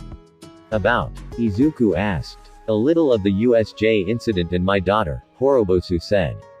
Daughter Masami. Izuku said. That's my little girl, Horobosu said, a smile sliding over his face. So about USJ? Izuku asked. Right. It was brought to my attention that your class learned about the man you killed, Horobosu started. Yeah, most of them are kind of avoiding me, Izuku said, now sitting on a railing. I can't speak for them, but I do hope they see through their stupidity, Horobosu said before shaking his head. I got off subject again. The main reason I am here. He pushed off the wall and knelt down, shocking Izuku. If you hadn't acted when you did, my daughter would have been hurt far worse than a mild concussion. So from the bottom of my heart. Thank you, Izuku stared in shock. This was the last thing he had expected to happen. You don't need, Izuku started. No, I do, Horobosu said. Taking a life is never easy and it can make you second guess yourself. I want you to know this. You killed, yes, but it was to protect someone. You didn't kill out of spite or because you like to. You killed to save. Your actions saved many. Horobosu stood, a soft smile on his demonic face. I want to be a hero. Protecting is what we do, Izuku said. Keep that heart strong, Midoriya, Horobosu said as he turned and left. Izuku remained sitting for a few more moments. After a bit, a smile graced his face again. That thank you was more than enough to encourage him. He'd be a hero even if everyone in his class turned on him. Friday. 1 week down, 1 to go, Izuku said quietly as he walked towards his training area. His control was back to normal, his flight was second nature now, and his flames were getting easier to use. Now it was time to see what happened when he used one for all in his fire breath. He had a few hours of training he could get done before the training grounds would be closed for the weekend. Can I take another week of them acting like that? He wondered. The entire week the class avoided him. Well, all but 2 of them. Bakugo didn't change, but that didn't help. The other one was Masami. While they weren't really close, she didn't avoid him. That was probably because her father was in the police force. Shaking his head, trying to wipe away the thoughts. He had more important things to do than to wallow in self-pity about his class not liking him. Like All Might had said, they'll come around. And if they don't, then they weren't real friends. Iida household Tenya smiled as he saw his brother's shoes. Tensai was visiting. Today was a good day. Picking up his pace slightly as he moved to see if his brother was free to talk. To his surprise, his brother was waiting for him in their living room. Hey Tenya, Tensai said, making Tenya freeze. He knew the tone. He was in trouble. Brother? Tenya asked. Mom and Dad filled me in on the USJ incident. I was proud at first, Tensai said, his face solemn. At first? Tenya asked. What had he done wrong? I've heard that one of your classmates killed someone. Yeah, Midoriya, Tenya replied. Have you talked to him about this? Tensai asked. No, Tenya replied. Tensai paused and lowered his head. I thought so. You pulled away because he killed? Tensai asked. A hero should never kill. That's what Dad always says, Tenya replied. Dad is wrong, Tensai replied, causing Tenya to freeze. I wouldn't have killed to protect, Tensai said. What? Tenya asked in shock. I hope it never happens to you, but I've had to make that decision before, Tensai said. To save a sidekick of mine I killed a villain, he added. You did? Tenya asked. You've met her too. Swiftfoot, Tensai said with a smile. What happened? Tenya asked. We were patrolling some docks together and we ran into a villain. He was faster than I expected. He got behind her and held a knife to her neck. It was let her die or kill him, Tensai said. You couldn't disable him? Tenya asked. Maybe if I had time to plan something out I could've. But at that moment, with Swiftfoot looking at me with fear-filled eyes, I had to act. I pushed my engine as hard as I could and with a single bursting jump and kicked him and broke his neck, Tensai explained. Do you regret it? Tenya asked. Swiftfoot was my first sidekick, my longest-serving sidekick, and now because I chose to act a happily married woman with twins on the way, Tensai smiled. So no, I don't. Not then, not now, not ever. Tensai looked to his brother. Your friend Midoriya is in anguish now, Tensai said. What do you mean? Tenya asked. I'm guessing you aren't the only one that's made the mistake of pulling away from him, Tensai said. Seeing his brother nod, he took a slow breath. I was able to look past it right away because my sidekick was saved and everyone that works with me said they would have done the same. Midoriya is alone. Alone with no one telling him what he did was right. Nobody telling him he's a hero for his actions. I've really screwed up, Tenya said, now fully ashamed of himself. Yes, Tenya replied. Now your only chance is to apologize and hope he forgives. I don't think I deserve it now, Tenya said slowly. Probably not, but if you value his friendship and he yours, you guys will move past this, Tensai said as he stood. I got a meeting to attend. I'll see you tonight, Tenya nodded, not looking up. Monday. Izuku stood in front of the doors to his classroom. I don't know if I can handle another week, he thought as he tried to calm his nerves. After another few moments, he opened the door and stepped in. Dekuuu. Izuku's attention snapped up as a figure slammed into him hard enough to force him to the ground. He and the figure fell to the ground in a heap. His face instantly started going red as it occurred to him who it was. Uraraka-san, Izuku said, trying to force his flush down. I missed you, Ochako said with a smile. I missed you too, Izuku said, a smile forming on his face. Touching, but perhaps this is better done outside of class. The two slowly looked up to see Aizawa looking down at them. Sorry, Aizawa-sensei, both students said as they scrambled to their feet and to their desks. With that done, class started. Lunch, Midoriya, may I speak with you privately? Tenya asked mere seconds after the bell rang. Sure, Izuku said, following Tenya out. The two walked in complete silence. Izuku could tell this was very important to Tenya. What's this about? Izuku wondered as he followed Tenya to the roof. He froze when Tenya turned and bowed to him. I'm not going to ask for your forgiveness. I need to earn that back. I judged you too harshly. I was foolish and threw away our friendship because of it. I should have stood beside you rather than against you. I just hope that you could see it in you to give me a chance to earn your friendship back, Tenya said, not looking at Izuku. His eyes snapped to Izuku when he heard said future hero started laughing. Iida-san, you don't need to ask for anything. You're still my friend. Friends don't quit on each other. The fact that you're sorry and want to make amends is more than enough. Let's leave that in the past and move forward, Izuku said as he held out a hand to Tenya. Thank you, Tenya said as he took Izuku's hand. Hey, Iida-san race you to lunch, Izuku said with a big grin. Using our quirks outside of class is unacceptable, Tenya replied. Sounds like you're afraid you'll lose, Izuku retorted. As I was saying, it's unacceptable, but you're on, Tenya said as both kids broke off in a mad dash to the cafeteria. Girls' locker room after hero course, Uraraka-san, Ochako looked to see Momo looking at her. What's up? Ochako asked. Momo looked worried. Something was really bothering her. A quick glance showed most of the girls had the same look. The only exclusions were Masami and Kyoka. Are you okay? Momo asked. I'm in perfect health, Ochako said with a smile. Thanks to Izuku, she added. That's the thing, he killed the guy that cut you, Mina said. So? Ochako said in confusion. Aren't you a little put off by that? Tsuyu asked. No, why should I be? Ochako asked. A little. I mean, he killed someone. Toru's voice echoed from Oshako's side. Ochako sighed. Now she understood. She could only do one thing. She laughed. Hard. What's so funny? Kyoka asked, now very interesting in their conversation. They're scared that Deku-kun might hurt them or something. Like he could do that to any of us. Girls, it's Izuku, he's the closest thing to a living cinnamon roll, Ochako said as she smiled. Be serious here, Uraraka, Momo said. Okay, Ochako said as her entire demeanor shifted. Look at it this way, she added, making sure all the girls were paying attention.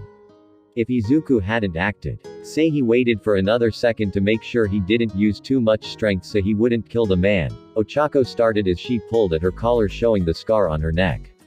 We wouldn't be having this discussion. Because I would be dead. The girls all froze. You don't know that, Mina retorted. I do. He cut my neck open and was about to finish me off before Izuku rounded the corner. You weren't there. You didn't fight him, Ochako said as she closed her eyes. Flashback. Ochako hit the ground with a hearty thud. Ow! She groaned out as she pushed herself up. Oh my, what do we have here? A sinister voice spoke. Ochako jumped to her feet. Standing a good 20 feet from here was a man with a sword. He was freakishly tall and thin. His mouth twisted open, showing disgusting teeth. Who are you? Ochako asked, trying to stop her hands from shaking. I'm the guy that's going to drain your blood, the tall man replied as he shot at her. The only reaction she managed to get out was a scream of fear. Yes. Scream, the man said as his blade found her neck. Flashback done. I barely saw him move, Ochako said as she looked to the other girls. He covered over 20 feet, got behind me, and cut my throat in less than a second. Ochako ran a finger over her scar. If Deku-kun had hesitated for a second, I would have died. The girls all remained silent as they dressed. Ochako was the first to finish and left. She had no desire to speak with the rest of the class at the moment. City training ground. Izuku sat a few feet off the ground practicing. Today was a simple, easy training day. Picking up things while floating. Between keeping himself afloat and lifting something else cut his time down to 40 minutes and cut his lifting weight down to half a ton. His attention was snapped as he felt someone enter his telekinesis range. The small motorcycle he was lifting crashed into the ground as he dropped to his feet and turned to see Uraraka coming around the corner. Uraraka. Izuku said, surprised she was there. Deku. There you are, Ochako said happily as she ran up to him. Is something wrong? Izuku asked. No, I just wanted to talk, Ochako replied shyly. Oh, Izuku smiled. I'd like that. I wanted to start off with, Ochako bowed. Thank you for saving my life. You don't need to thank me for doing that, Izuku said. I knew you'd say that, but I felt like you needed to hear it. I heard about how the class was last week, Ochako said as their eyes met. Thank you, she spoke softly now. Her eyes starting to tear up. Uraraka, Izuku said before she ran up to him and hugged him again. Izuku quickly returned the hug. The two stood simply embracing each other for a good while before an idea popped into Izuku's mind. Hey Uraraka, Izuku said, getting the girl's attention. Yes. Ochako looked up to Izuku, quickly becoming lost in his eyes. I want to show you something. Do you trust me? Izuku asked. Yes, Ochako replied without hesitation. Okay, Izuku took a breath then picked up Ochako. Put your arms around my neck and hold on tight. Ochako complied and wrapped her arms around him. What are you doing? Ochako asked. She'd seen him jump around before. So she simply thought he was going to take her for a jump around the false city. Liftoff, Izuku replied as the two shot into the air. Ochako quickly tightened her grip some more. Deku. You're flying. Ochako screamed in surprise. I figured it out last week, Izuku replied as he flew through the air. Not too fast to scare Ochako. This is amazing, Ochako said as she saw the city now well below them. Izuku smiled brightly, seeing how happy Ochako was over flying. Her eyes were filled with delight and awe. I was hoping you'd like it, Izuku said, his smile widening. A while later Ochako stumbled for a moment, regaining her sense of balance. She could have stayed in Izuku's arms flying around all night. But sadly it was getting late. She looked up at the green-clad hero-to-be. She wanted to thank him for everything. From saving her life to flying around with her. She wasn't sure what to say. Their eyes met. Both of them felt like they were drowning in the eyes of the other. Izuku wanted to say something but words were failing him. His body seemed to know what to do. His hand moved up gently, running over her cheek. Oshako's eyes slowly closed as Izuku's hand cupped her cheek. She felt an odd need well up within her. Her feet pushed upwards, putting on the tips of her toes as her hands ran up his chest. Her eyes still closed, simply letting her body do what it wanted. Her eyes snapped open as she felt Izuku's lips ghost over hers. They barely touched and she felt fireworks. And from the look in Izuku's eyes, he felt the same. Their lips met again. This time felt so much stronger. Izuku's hands wrapped around Oshako's waist while her hands moved around his neck.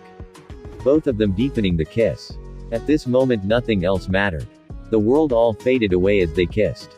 Chapter 12. The first event twists. Today was the day A circumflex the UA Sports Festival. Today was the day Izuku stepped into the light and let the world know he was there. The new symbol of peace had arrived. But currently, he sat at a table in a smallish room waiting to be called out. My present mic. Ochako sat next to him, their relationship beyond obvious to everyone as she happily sat there holding his hand. Reminding Izuku of their talk after they kissed. Flashback post-smooching, Uraraka, Izuku said slowly as his mind dawned on something. His eyes on their intertwined hands. Is something wrong? Ochako asked, seeing Izuku looking down. Are you sure about this? I know I like the idea like a lot, but are you sure? I mean, this isn't happening just because I saved you, right? Izuku asked. Ochako smiled, seeing her boyfriend as that was he was now. Questions for after. He was worried about her decision. I had a week to think about this.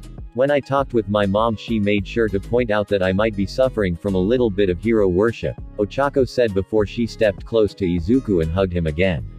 Izuku returned the hug, a smile ghosting onto his face. And I'm not. I honestly wanted to go out with you before the whole USJ thing. That just helped me see how fleeting life can be and how I shouldn't wait because it could all be over tomorrow. Ochako smiled happily as the two looked at each other again. With his mind calmed and Oshako's reassurance, Izuku knew everything was okay. I guess we're girlfriend and boyfriend now? Izuku asked. Under one circumstance, Ochako said. What? Izuku asked. I get to be the girlfriend, Ochako replied with a big smile. After a brief moment, both of them burst out laughing. Flashback done. Izuku was snapped out of his happy memory as he noticed Shoto beelining it towards him. Midoriya, Shoto spoke, fully getting the future hero's attention. Todoroki, Izuku said as he stood and faced him. I will beat you, Shoto said, his mismatched eyes locked onto Izuku's green. Izuku took a step forward, giving Shoto a hard look. I look forward to proving you wrong, Izuku said, a smile coming to his face. Quiet. The declaration of war coming from Todoroki, Denki said, watching the two. Tisk, whatever, Katsuki said, turning away. Why are you picking a fight now? Kirishima asked. You've gained the attention of the number one hero, All Might, Shoto said with a glare. And you're the son of the second, Izuku replied, making Shoto glare at him more. Speaking truthfully, you are stronger than me. But that won't deter me. I will beat you, Shoto said, his glare still intense. I won't back down, Izuku said, standing a bit straighter. It was then the class was reminded that Izuku was one of the taller in class. 1. I will be the next, the number one. The two stood glaring at each other for a few more moments before Shoto finally turned and left. Sports Festival start. Ladies and gentlemen, welcome to the UA Sports Festival. Present Mike shouted out as the crowd erupted in joy.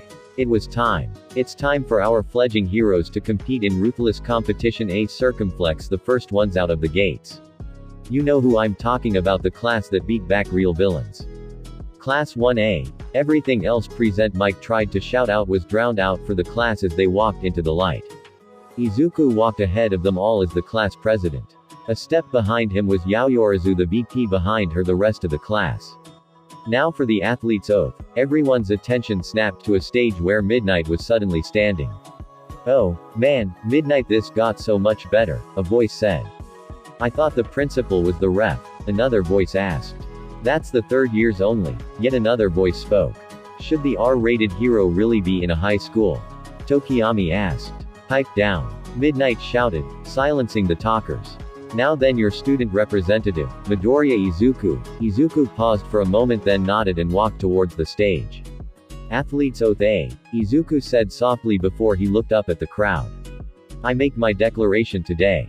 I will become the greatest hero of all time, Izuku said, stunning the class. Channeling Bakugo. Denki said, looking to Kyoka. Seems like it, Kyoka said with a chuckle. With those pleasantries out of the way, let's move on to the first event, Midnight said quickly before the classes could get too talkative. Everyone's eyes moved to the screen to see the first event. With a crack of Midnight's whip, the screen started to roll through games. Looks like obstacle course. Midnight shouted as the words glowed on the screen.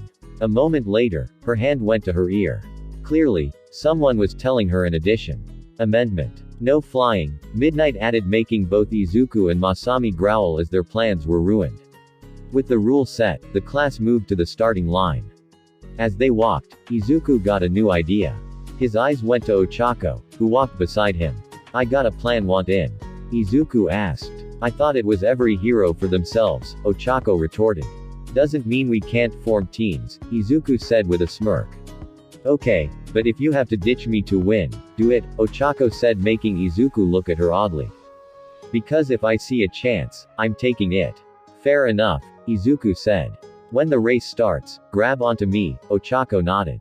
Once the class was ready, Midnight raised her arm as a smirk slid over her face. G.O., she shouted. As planned, the second Midnight's voice echoed out. Ochako grabbed onto Izuku's arm.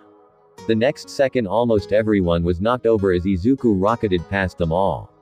Ochako safely on his back. Fucking cheap bitch, the echoing voice of Katsuki shouted out as the other students rallied and started running again. The race, Shoto growled lightly as he started running. Each time his right foot hit the ground, eyes shot out, freezing other students down. Excuse me.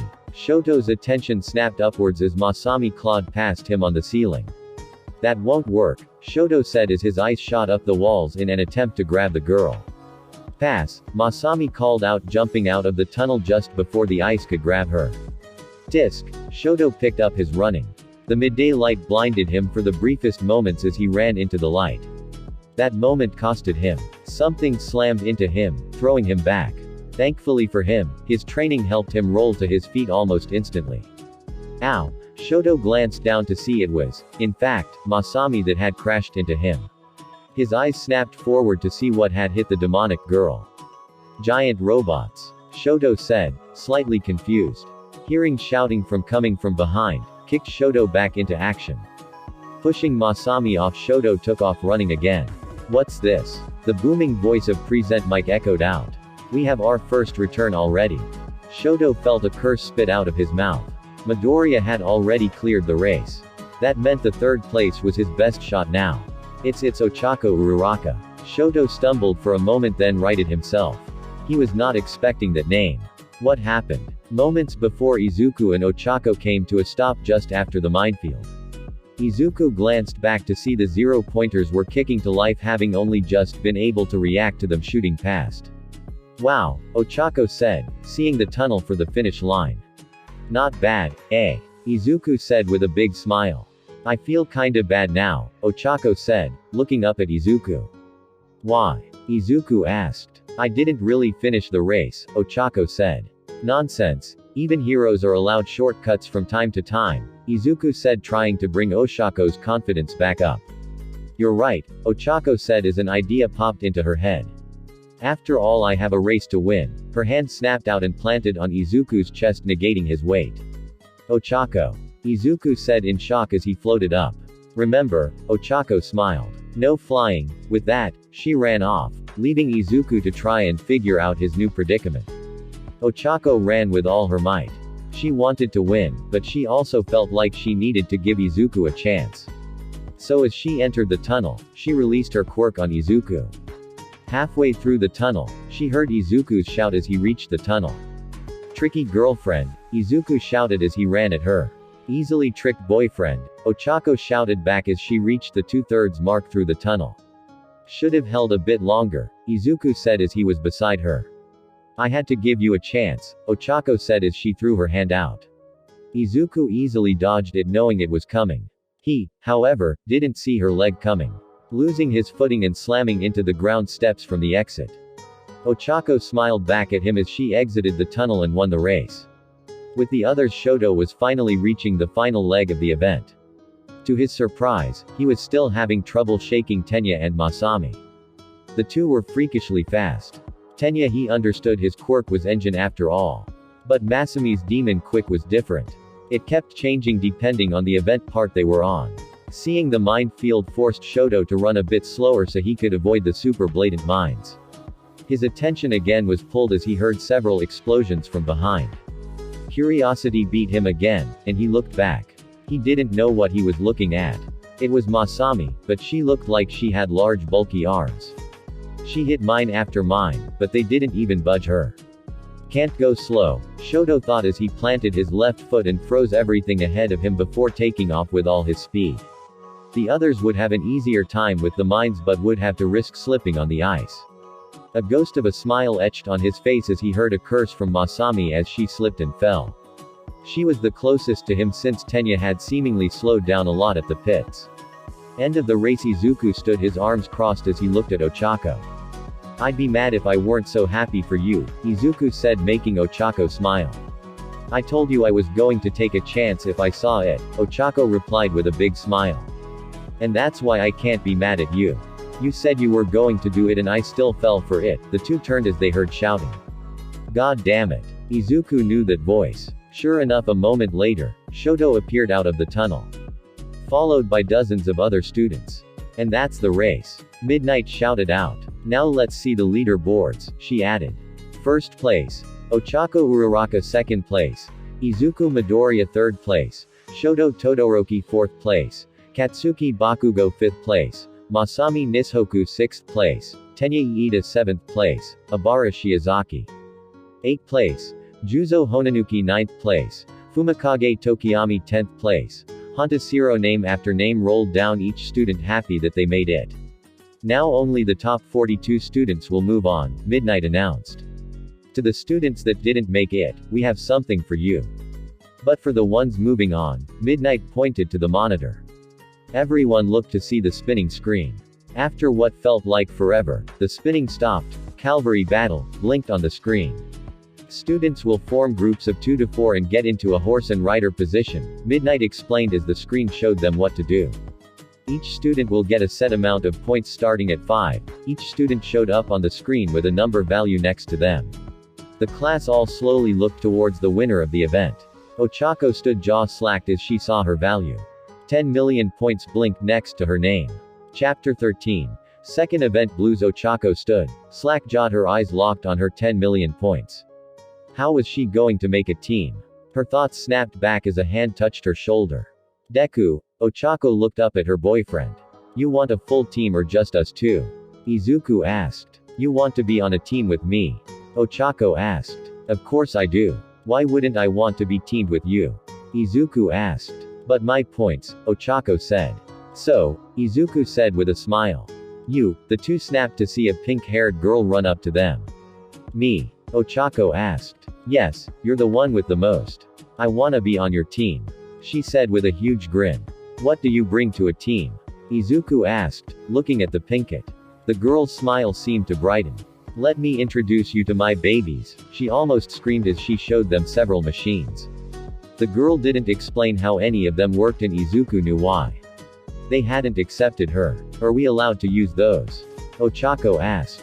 Of course. If we couldn't, they would have said so right when I crossed the finish line, the pinkett replied.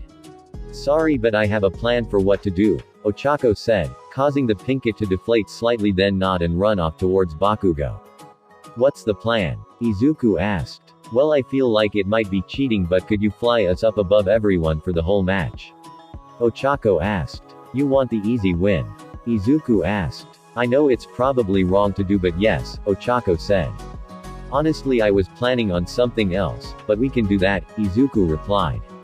What was your plan? Ochako asked. That was going to be a surprise, I'll tell you after the match, Izuku said with a smile. Ochako knew he was plotting something, but what? Cavalry battle. Izuku looked around to see the other teams.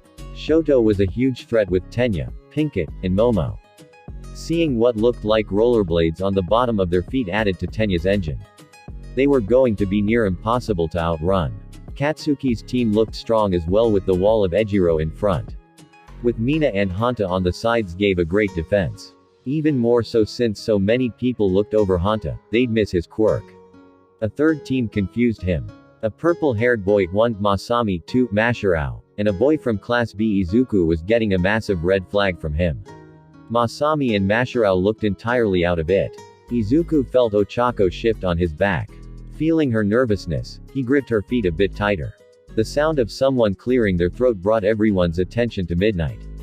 Please allow flying. Please allow flying. Please allow flying, Izuku repeated in his head again and again.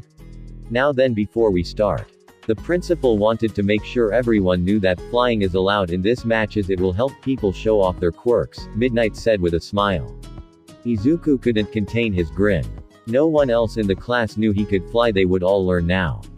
With that said, Midnight gave a pause. Begin, she shouted. Izuku shot off the ground instantly. To his surprise, everyone froze and watched him float higher and higher into the air. Of course he can fly. He heard a voice scream from below. A smile slid over his face as he stopped and floated in the air. Are you sure this is okay? I know it was my plan, but it still feels wrong, Ochako said. I don't see it as wrong. We are simply using my quirk to the best of its ability in this situation. Izuku replied as he started to float around. I guess so, what do we do now? Ochako asked. We watch and get a sense of the quirks we'll face in the final round, Izuku replied. 14 minutes later, Izuku and Ochako floated far above everyone, watching them fight desperately. All the while their 10 million plus points stayed just out of range. What are you planning? Ochako asked. She could see a smirk on Izuku's face. I don't want to ruin the surprise, Izuku said, his eyes almost shined with mischievous intent. You're being mean, Ochako said, trying to pout. Oh come on, I really wanna surprise you, Izuku said before his head snapped down and a hand shot out. Oshako's attention snapped down to see what had happened. What is that? Ochako asked, seeing a dart floating a few feet from them. I'd rather not find out, but I know who it came from, Izuku replied as his eyes landed on the pinkette below who was glaring at him. Is she holding a rifle? Ochako asked. Last-ditch attempt to ground us. I'd put money on this being a trank dart, Izuku replied. That action had sealed it, he was going through with his plan now. 10 seconds left. Present, Mike shouted. Almost, Izuku said as he moved a hand out and slowly closed his fist. What are you doing? Ochako asked. 3 seconds. Present, Mike shouted. Now, Izuku shouted as he ripped his hand upwards. What happened next would be the talk of the sports festival.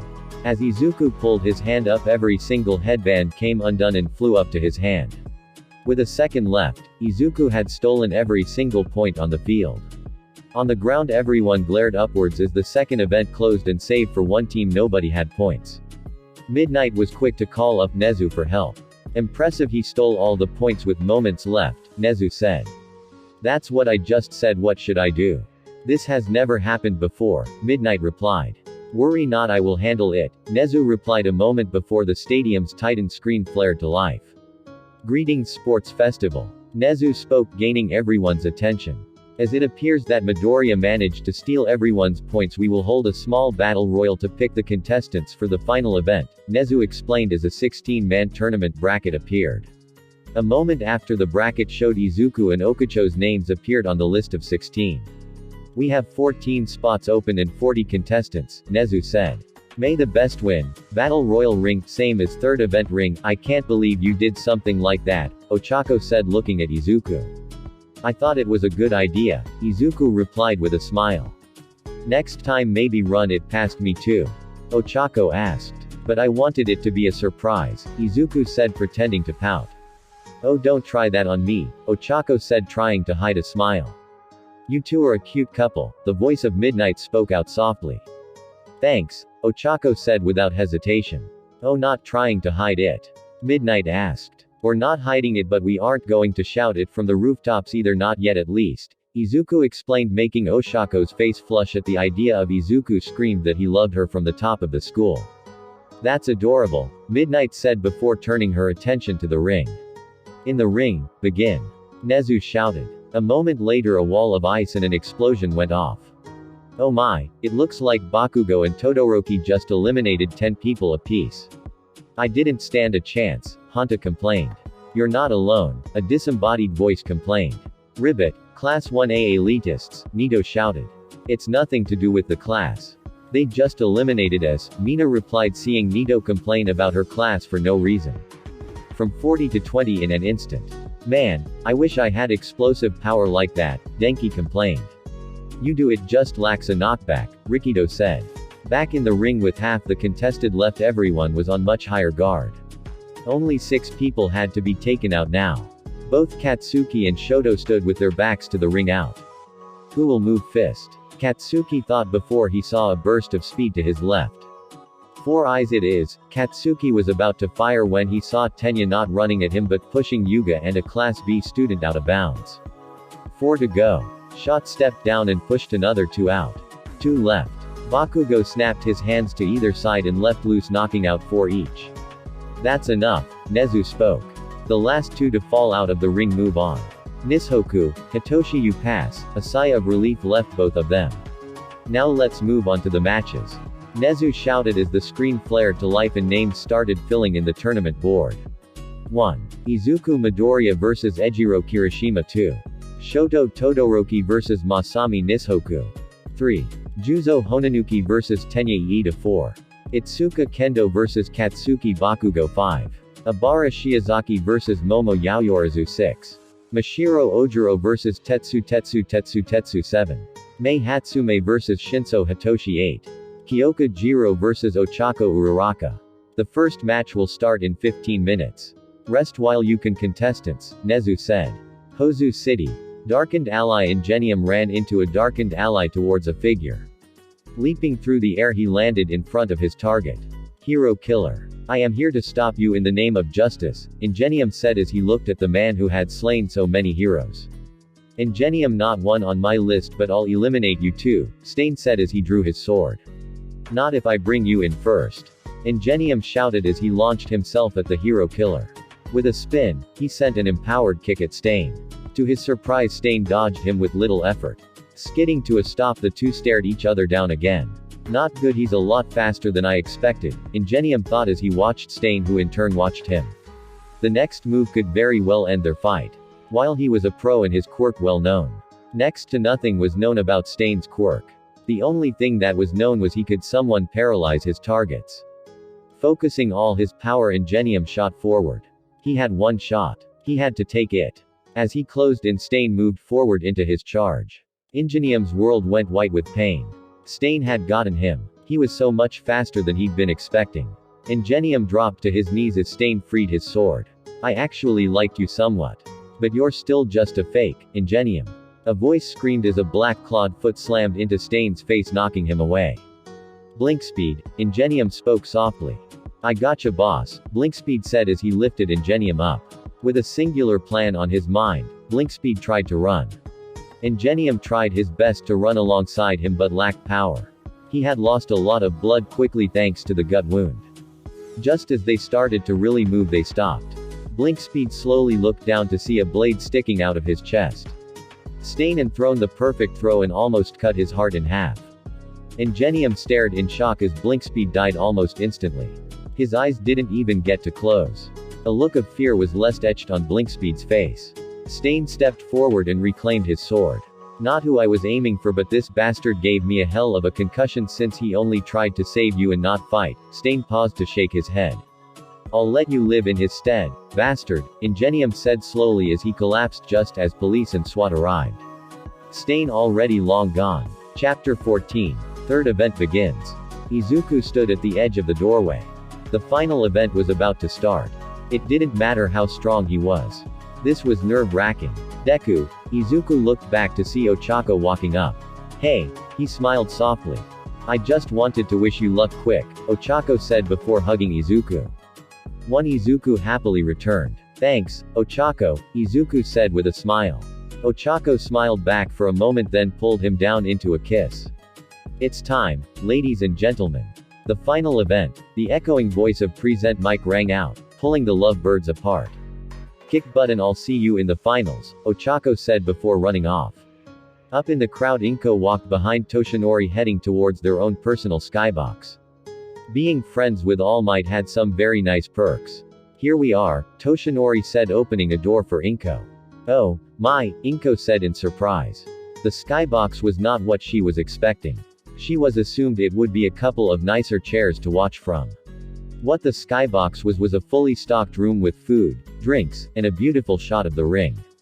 The first match should be starting soon, Toshinori said as Inko moved to the seat.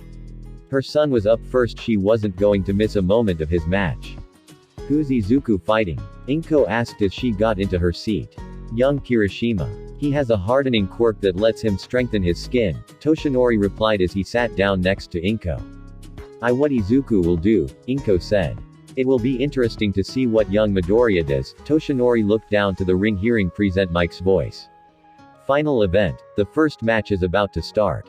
Coming out of the right tunnel Class 1A's representative the telekinetic beast Izuku Midoriya.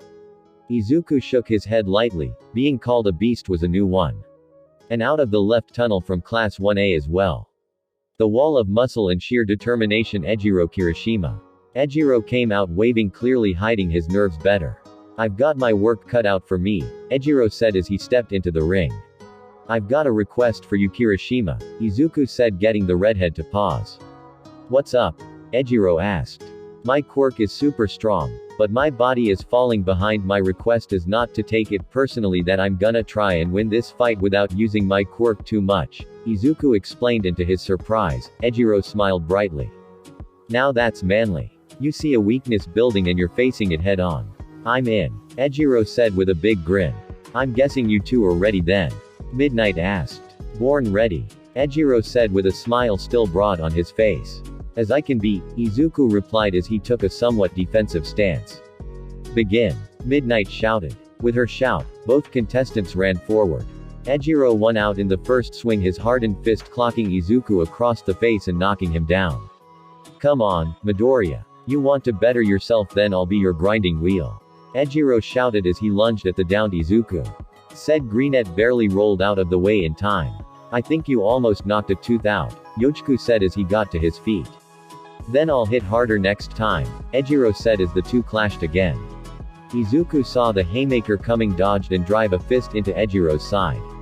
Ouch, Izuku recoiled with a stinging hand. Gotta hit a lot harder if you wanna beat my hardening, Ejiro laughed right as a hardened knee slammed into Izuku's gut. Repel, Izuku said weakly, knocking Ejiro back with a burst of telekinetic power. Nope, Ejiro said as he closed the gap quickly and clocked Izuku across the face again. I won't give you a second to breathe, Ejiro added as he jumped on Izuku and started raining down blows. Typhoon burst, Izuku shouted, throwing Ejiro to the other side of the ring. What's the matter Midoriya? Can't beat me without your quirk, Ejiro said with a huge grin. I'll admit I was stupid, Izuku said, getting Ejiro to pause again. What? Ejiro asked. I didn't think my physical strength was that far behind. I'll have to redouble my regular training. Thanks for showing me how far I am behind, Izuku explained. Yeah, man. Now do me a favor, Ejiro said. What? Izuku asked. I'm not dumb enough to think I stand a chance once you start using your quirk. So I want you to give me your best shot, Ejiro said. Kirishima, I killed someone with my best shot, Izuku warned. I gave you your request, now give me mine, Ejiro said as his quirk overtook his body. Fine, Izuku said as he brought All for One to life. Lines of energy came to life as his green lightning started to flow around his body. Whoa, Ejiro said with wide eyes. This is what happened when I push my quirk through my whole body. When I turn the tap to the max and let it all flow, Izuku said with a clenched fist. I can't in a good conscience hit you with everything. So instead I'll offer a trade. Instead of my strongest, I'll give you my newest. An instant later he was in front of Ejiro. Shit, Ejiro said, unable to even see Izuku move. Quaking palm, Izuku shouted as he slammed his open hand into Ejiro's chest. The result was the hardened body of Ejiro slammed into the wall of the stadium and sent a crack to the roof. Izuku stood staring into the hole he'd sent Ejiro into. Kirishima? Izuku asked, starting to feel nervous. That was awesome. Ejiro's voice echoed out from the hole. Are you okay? Izuku asked. More or less. I think you broke a few ribs, but I'll live, Ejiro said as he finally pulled himself free of the wall. Kirishima is out of bounds. Midoriya wins, Midnight shouted. Izuku let One for All ebb away. Second match, quiet the first match. But that's the past, onto the future and the second match. Present, Mike shouted out. Coming from the right entrance from Class 1A. It's the son of Endeavor and a powerhouse among powerhouses.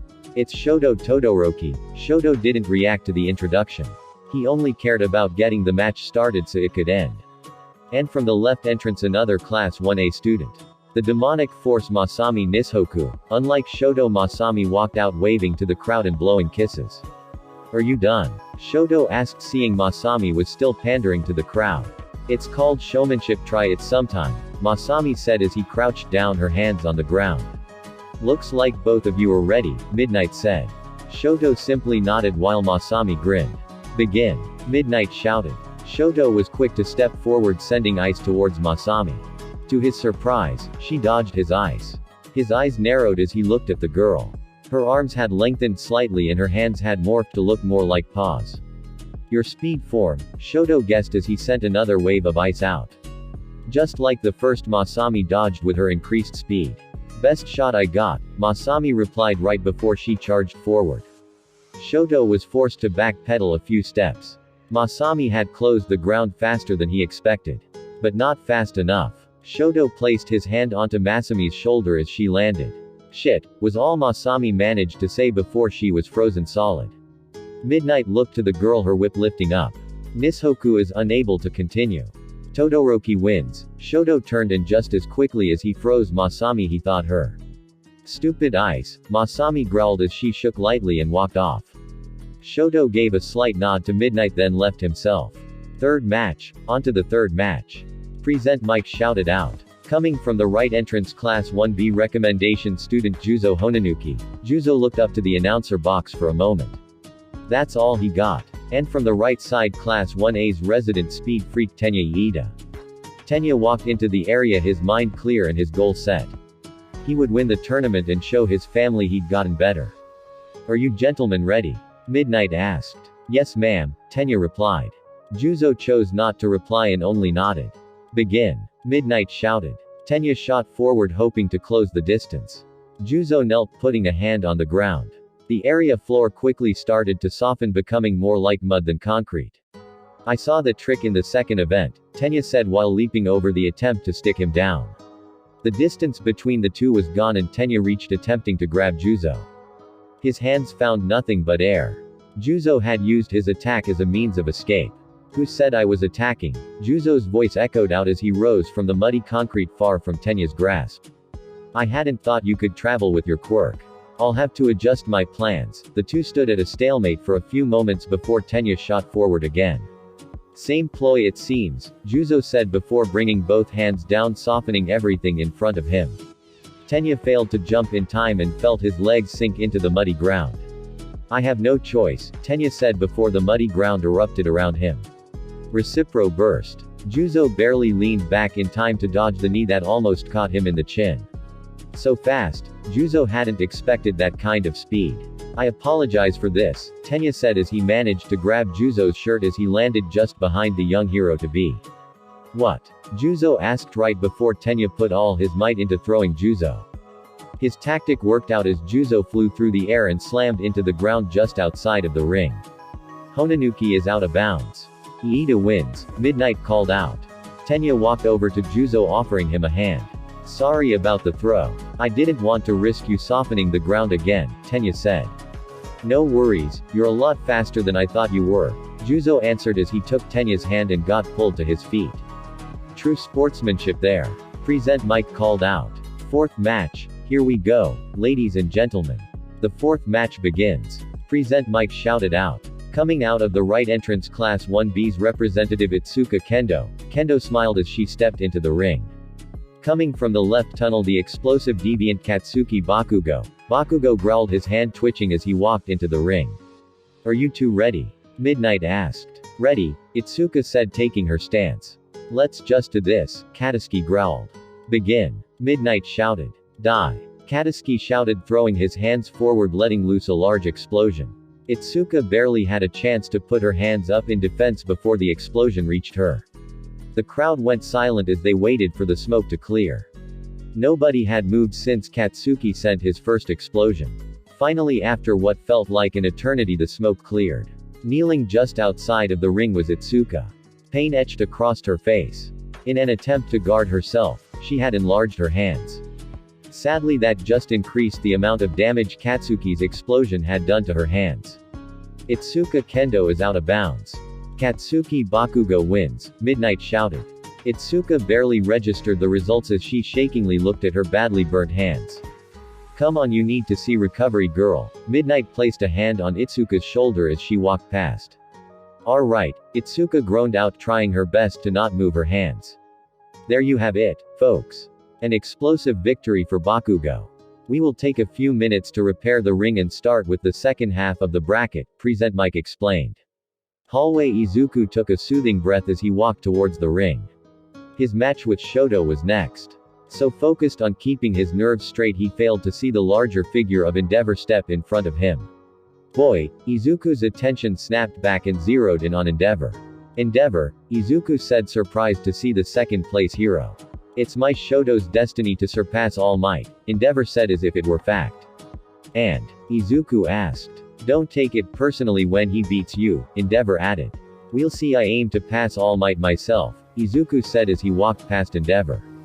Now he really needed to clear his head. Chapter 15.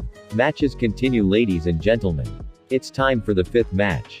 Present Mike shouted as Momo walked into the arena. Coming in on our right with hyper intelligence and beauty.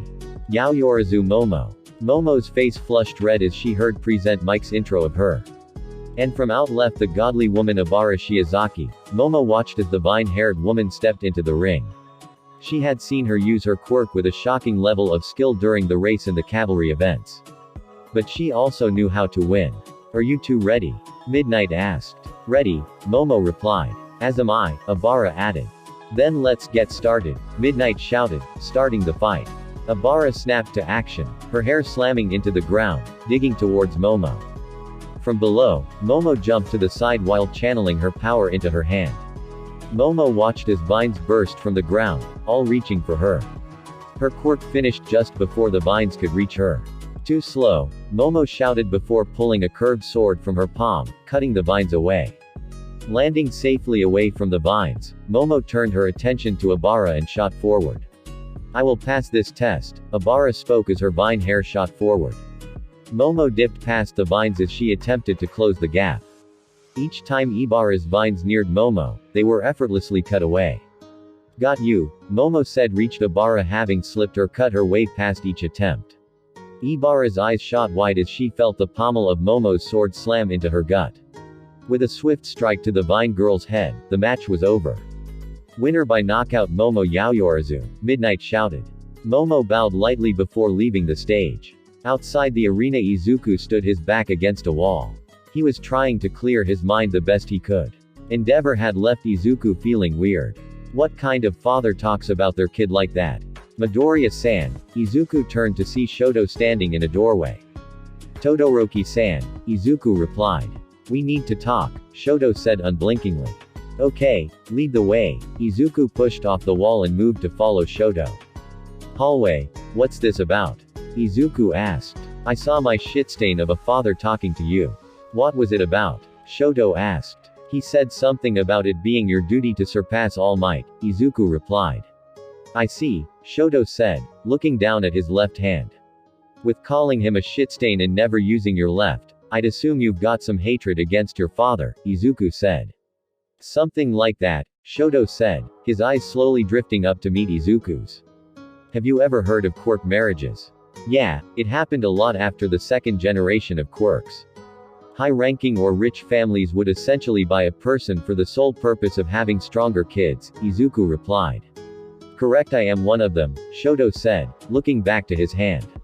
Your father bought your mother, Izuku said, getting a nod from Shoto.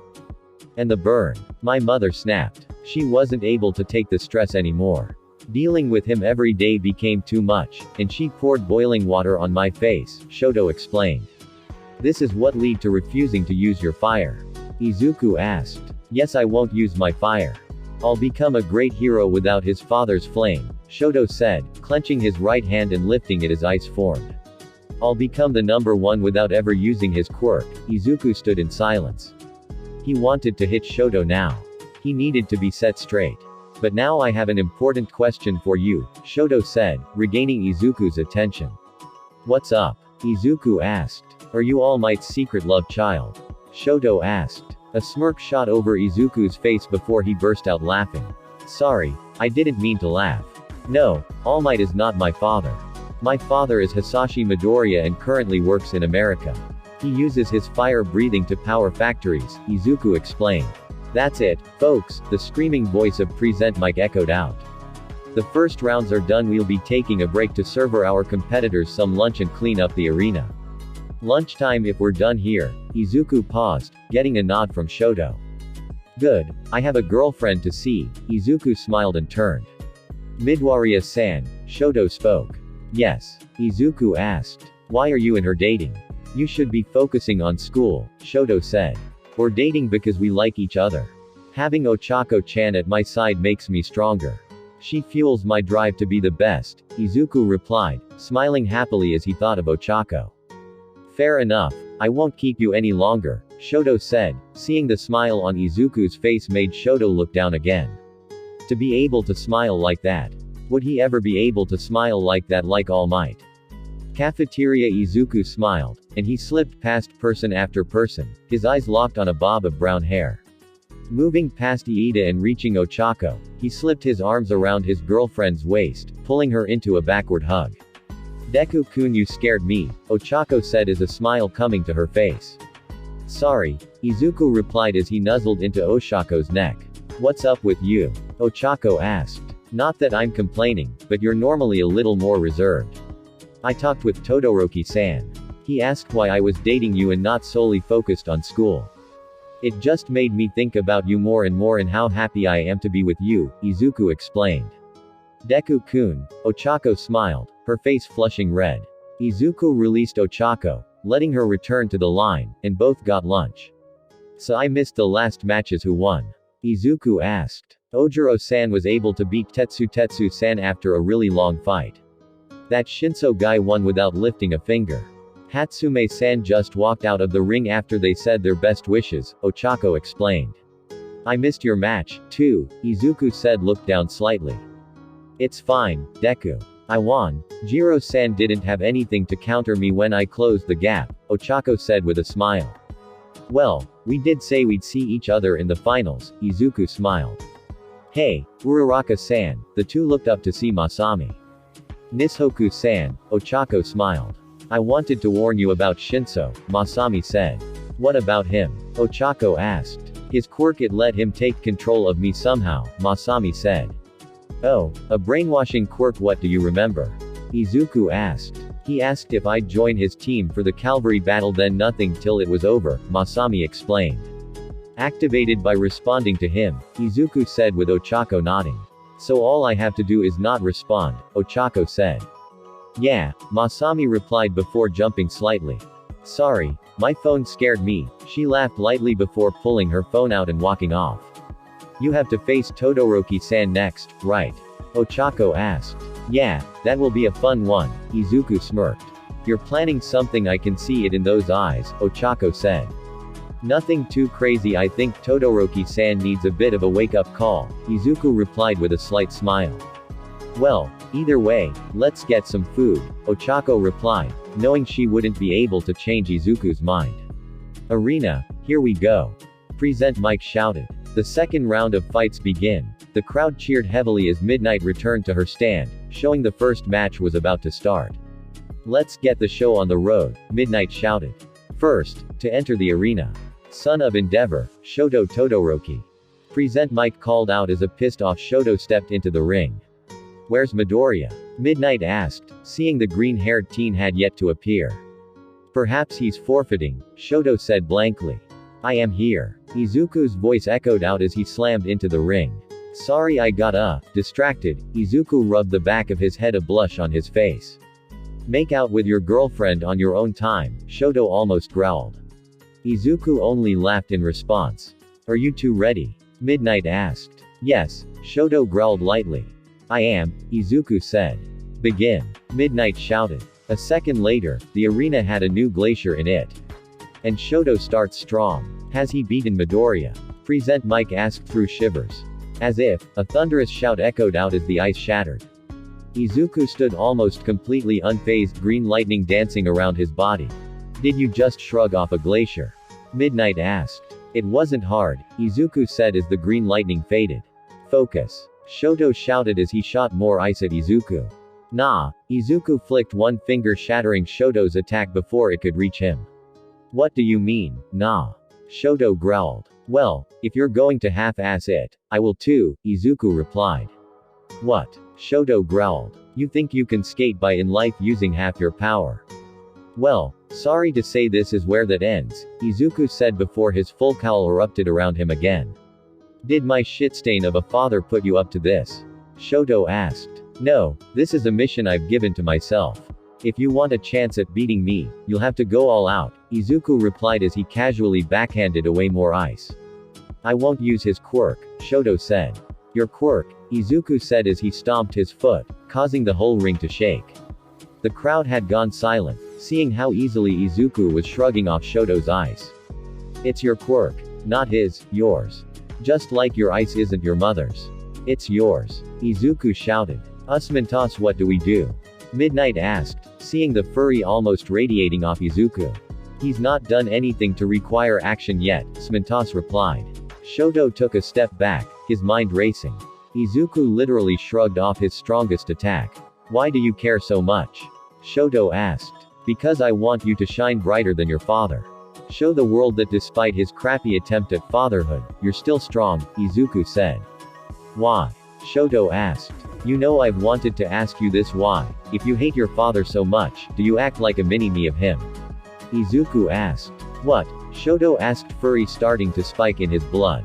If you truly wanted to be different, you should be accepting help, smiling brightly, rushing to the aid of people, not standing stoically and focusing solely on beating the enemy, Izuku said. Shoto blinked a few times, his mind racing again. So let me ask you, Shoto Todoroki. Izuku was now mere feet from Shoto. What kind of man do you want to be? A petty child who hates his father? Or a hero who overcomes what life threw at him? You still want to be a hero, right? Shoto slowly looks up at Izuku. Shoto froze as his mother's words echoed through his mind. Everything he had forgotten so long ago came flooding back. I want to be a hero. Shoto screamed as his left side erupted into fire. There you go. Izuku smiled as he jumped back. You asked for this, Shoto said as he summoned up as much ice and fire as he could. I did, now let's see who stands taller. Izuku shouted as he channeled his power. Thank you, Shoto said as he threw his left forward. Quaking palm. Izuku shouted as Shoto's fire shot out. The two attacks smashed into each other, shaking the entire arena. Smoke filled the air, hiding the two contestants away. What happened? Present Mike shouted out as the area slowly came back into view. I can't see anything yet, Midnight said, trying to see into the fading smoke. Another few moments went by before everyone was able to see once more. To their shock, standing unmoved in the ring was Izuku. Shoto's attack hadn't moved him an inch. Where's Todoroki? Midnight asked. Izuku only pointed in response. Against the wall of the arena laid Shoto. A barrier of ice sat behind him, having softened his hit. Shoto Todoroki is out of bounds. Izuku Midoriya is your winner. Midnight shouted, causing the crowd to erupt into cheers. Skybox, that was truly something, Inko said, still trying to calm down after losing sight of Izuku in the dust. That it was. Even in a battle, he does everything he can to help someone. He truly has the heart of a hero, Toshinori said with a proud smile. He really does, Inko smiled. A soft hum started echoing, causing the two to pause. I think that's you, Toshinori said. Oh my god, that is me. Inko said, a huge smile coming to her face as she recognized the song and who it meant was calling. Shi-kun. Inko shouted just after answering the phone. Ko-chan. The voice of her husband responded.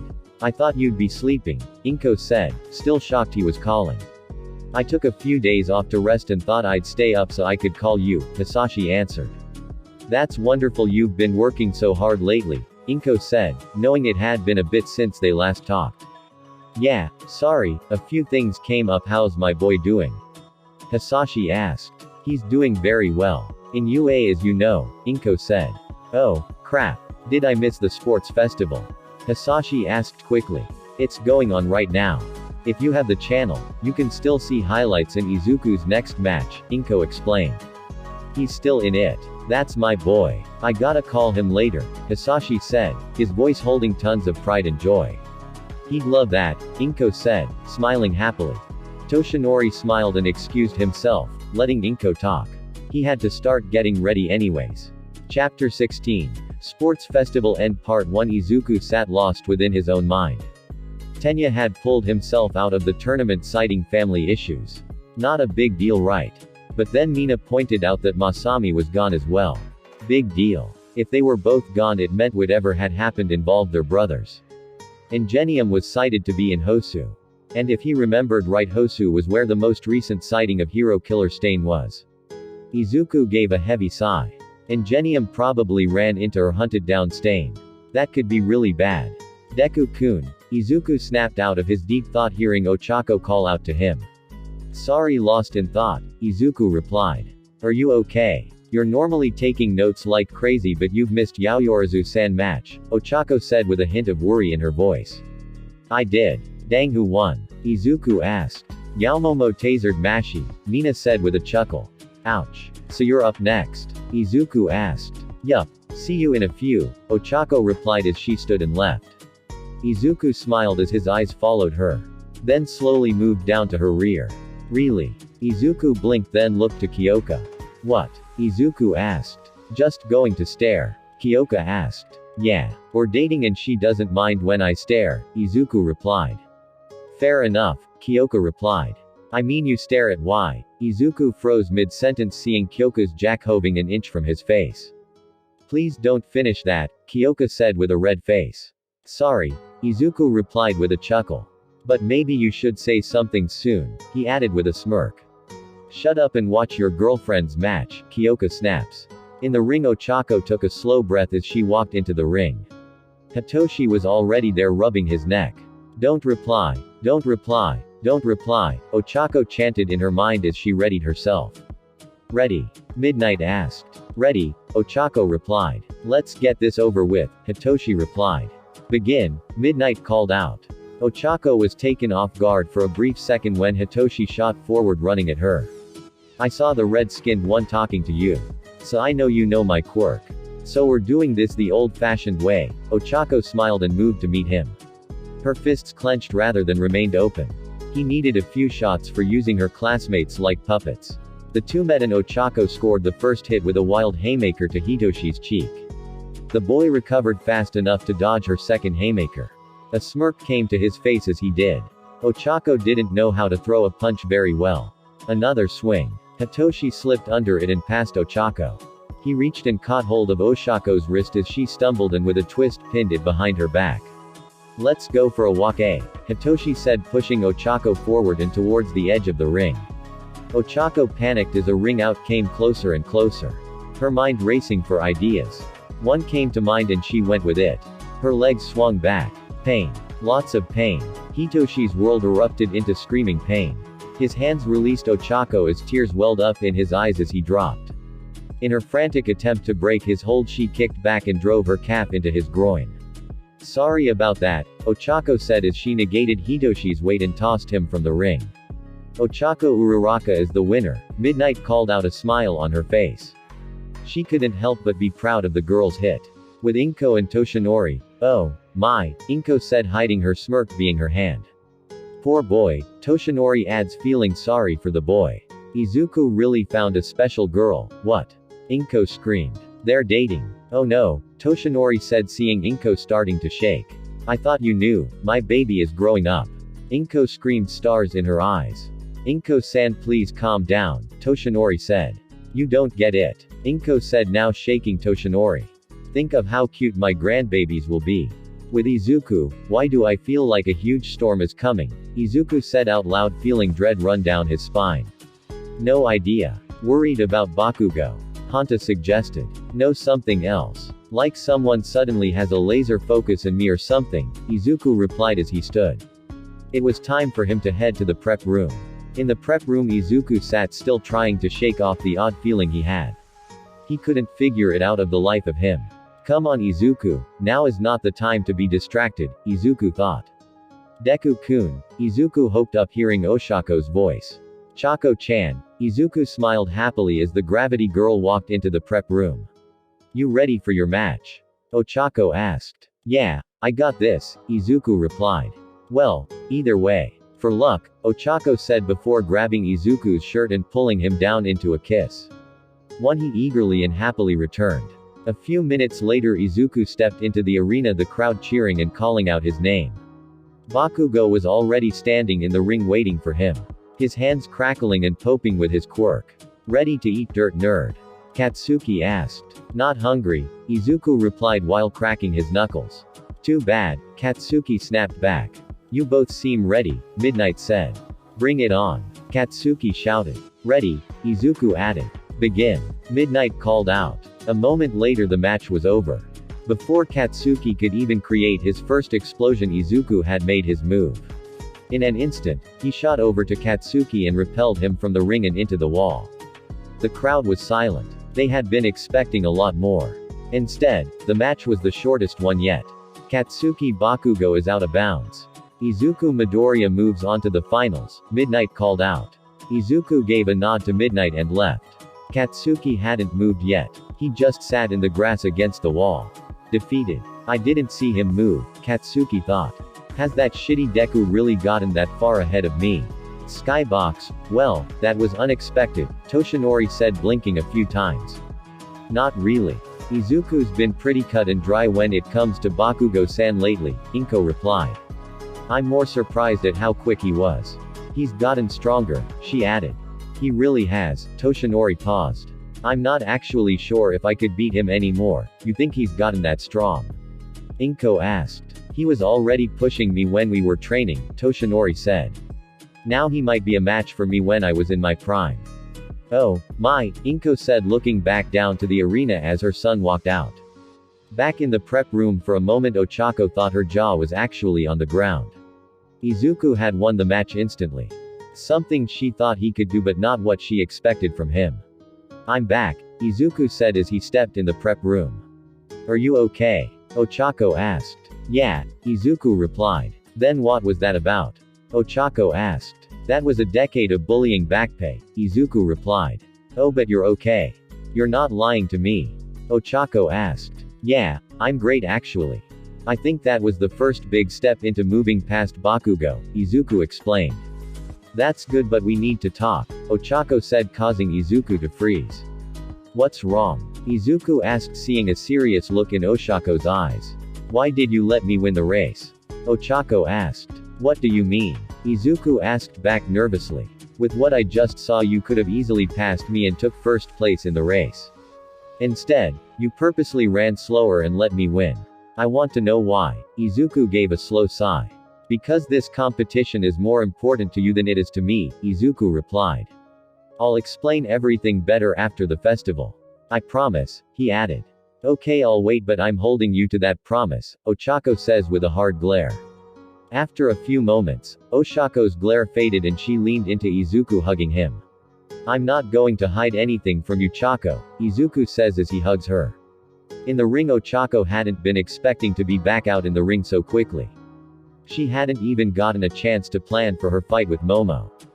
Hearing Present Mike shout her entrance snapped Ochako back to the now. She couldn't dwell on wishes. She had to focus. Stepping into the ring, her eyes locked on Momo, who looked equally unready. I can't let her think. I need to push hard and fast, Ochako thought while clenching her fists. The match started and Ochako ran at Momo with everything she had, closing the gap as quickly as she could.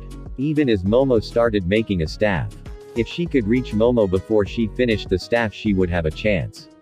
Unfortunately, she wasn't fast enough. Momo made the staff and got into a defensive stance before Ochako could close the gap. But that wasn't going to stop her. Everyone had given their all. Now she would. A loud crack ran out as Momo slammed the staff into Oshako's side, knocking her away and opening her path to the center of the ring. As Ochako rolled back to her feet, Momo moved past. Ow, Ochako said, holding her side. I don't mean this rudely, but if Ojiro-san couldn't close the gap fast enough, you should have known you couldn't, Momo said as she took her defensive stance again. I had to try, Ochako said, pushing herself up. Fair enough. Want to try again? Momo taunted. Oh yeah, Ochako smiled back. That caught Momo off guard. The look in Oshako's eyes was one of pure determination. A look she hadn't seen Ochako have since the festival was announced. The momentary hesitation in Momo gave Ochako what she needed. Just enough time to close the much smaller gap between them. Her movement snapped Momo back, getting her to refocus. But it was a moment too late. Ochako had moved just close enough that her staff wouldn't be effective. She wasn't skilled enough to use the long staff in close range. Gotcha, Ochako said as she grabbed the staff. Momo released her grip and jumped back, narrowly dodging Oshako's hand. 3 backflips later and they were a ring apart again. Did you just backflip away? Ochako asked. I guess I did, Momo replied with a smirk. That was pretty cool. Also pipe. Momo stumbled back as her staff was launched at her. Ochako ran at Momo the second the staff left her hand. It had taken Momo off guard again, seeing how fast the weightless staff flew at her. Gotcha, Ochako shouted as her open palm hit Momo's stomach and her weight left. With her weight gone, Momo knew she was out. With how close Ochako was and her own weightlessness, she didn't have time to work out a plan. Good match, Momo said while Ochako pushed her out of the ring and returned her weight. Momo Yaoyorizu is out of bounds. Ochako Uraraka wins. Might Knight shouted out. Ochako offered a hand and smiled brightly. Thanks, as she pulled Momo back to her feet, her free hand shot to her side. Ow, I think you cracked a rib. We should get you to recovery girl then, Momo said, helping Ochako out of the arena. Now that's sportsmanship. Now we will have a short break so our finalists can get some rest before their match. So if ya gotta go, now's the time. Present Mike announced. Chapter 17. The finals, ladies and gentlemen. Present Mike shouted as the crowd roared. It was finally time. We've made it through all the events. Save for the final round, the crowd shouted louder. How does it feel knowing both students are in your class? Mike asked, seeing neither competitor had shown up yet. Annoying. Uraraka has been pushing herself to the limit every match. Midoriya on the other hand showed in his last match that he's barely even trying, Shota replied. I don't know if he's not taking it seriously or if never mind, Shota went quiet. I need to talk to Nezu. Ah, here we go, Mike shouted, coming out of the west entrance. The young woman that's been winning matches and winning hearts. My pick to win the whole thing. Ochako Uraraka. Favoritism much, Shota mumbles. And coming in from the east entrance. Mike began. The young man with power so great it simply overwhelms his opponents. It's the mighty green boy. Izuku Midoriya. In the ring, PFFT, Ochako did her best not to burst out laughing at her boyfriend's introduction.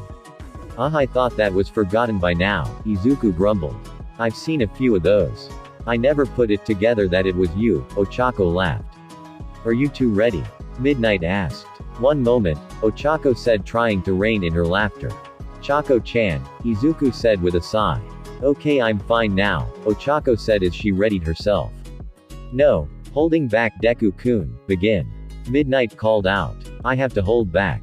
You've seen what my all-out can do, Izuku replied. You can't get better if you hold back. You said the same thing to Todoroki-san, Ochako shot back.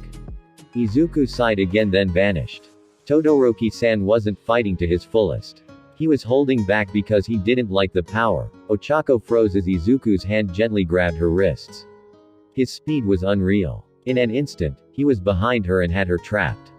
I hold back because if I don't, people will die, Izuku finished as he spun Ochako around. Your power is crazy, Ochako said, looking into Izuku's eyes. I fought each match how I thought it could best help my opponent. I had a slugfest with Kirishima-san. I broke Todoroki-san out of his self-imposed prison. As for Bakugo, I did the only thing I could think of to try and teach him some humility. Then there is you, Izuku explained. And what do I need help with? Ochako asked, trying to free her hands. You rely on your quirk a little too much, Izuku said. I know. I've been trying to get better, Ochako shot back, still unable to free herself. So what are you going to do? Izuku asked. Only thing I can do, Ochako said as she pushed into Izuku. Her lips found his. He reacted exactly as she wanted him to. He released her wrists and gently cupped her face. Returning the kiss. With her hands now free, she planted them on his chest and shoved with all her might. Ha! Ochako shouted as their lips parted and Izuku floated away. Chako-chan, Izuku said slowly. Release. Ochako shouted. She felt her quirk release, but Izuku stayed in the air. Chako-chan, I can fly, Izuku said. Izuku Midoriya is out of bound. Izuku's eyes snapped to Midnight. Ochako Uraraka is the winner. I but oh, Izuku looked down. He was technically out of the bound of the ring even if he hadn't touched the ground. I didn't think the airspace counted as out of bounds, Izuku said looking at Midnight.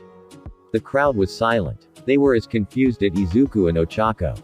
It's a minor rule placed in a few years ago when a winged student kept flying all over making it impossible for his opponents to actually fight him.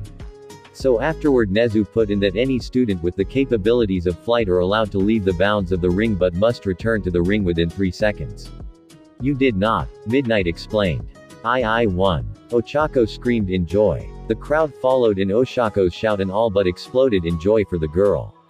Wait. Oshako's eyes narrowed looking at Izuku. Did you know about that rule?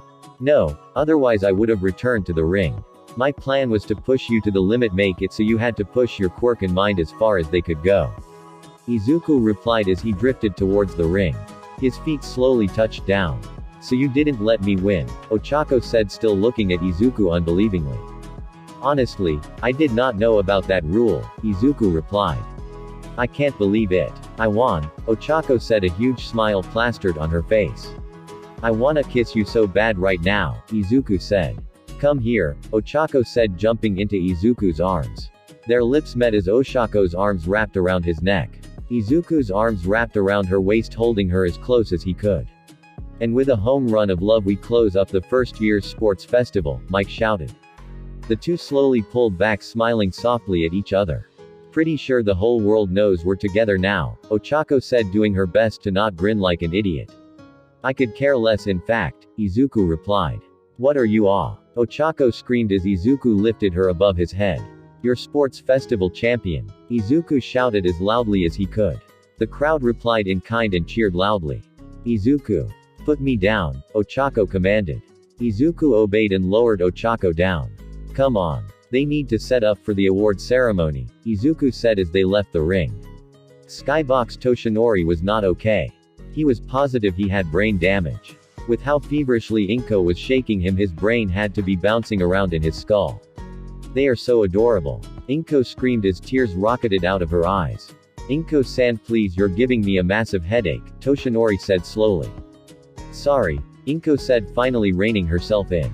It's okay, Toshinori replied as he closed his eyes and tried to will the room to stop spinning. Are you going to be okay? Inko asked. I'll be fine, Toshinori replied as his world finally returned to normal. I have to call Hiyashi. I hope he's still awake, Inko said pulling out her phone. I have to go give out the awards now, Toshinori said excusing himself. Award ceremony. 3 pedestals had been raised. Momo and Katsuki stood on the lowest. While Momo seemed pleased, Katsuki looked like he was close to erupting. Tied for 3rd. I might as well have come in last, he grumbled to himself. The middle pedestal held Izuku, who was beaming in pride. Not at himself but at the person who stood on the highest pedestal.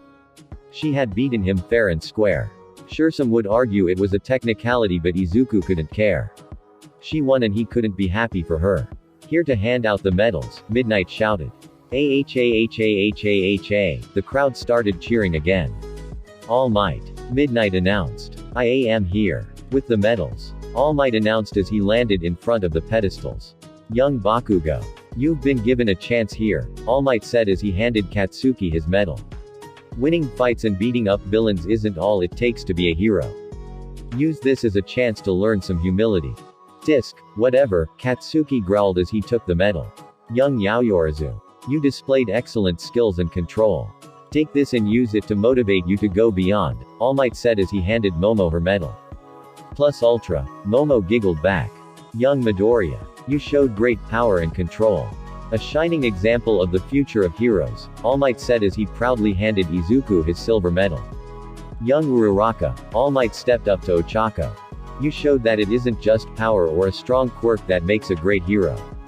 Having a creative spirit and a cunning mind is just as important, if not more so, to begin a hero. I am truly proud of you, All Might said as he handed Ochako her gold medal. Thank you, All Might, Ochako said, trying to hold back tears of joy. Now then, and thanks to all the hard work of our first years. Let's give them the best send-off, All Might said as he turned to the crowd. Plus Ultra. The entire arena and All Might cheered out in unison. Later, to say Ochako was confused would be an understatement. She had thought Izuku and her would be celebrating. Instead, she was sitting in front of Principal Nezu alongside Mr. Yagi. Did I do something wrong? Ochako asked. No, you are in no way in trouble. This little meeting is to deal with something important, Nezu replied. Before we get into that, you will need to be brought up to speed, Mr. Yagi said. Up to speed? Ochako asked. With a nod from Nezu, Mr. Yagi began to tell Ochako the story of All for One and One for All.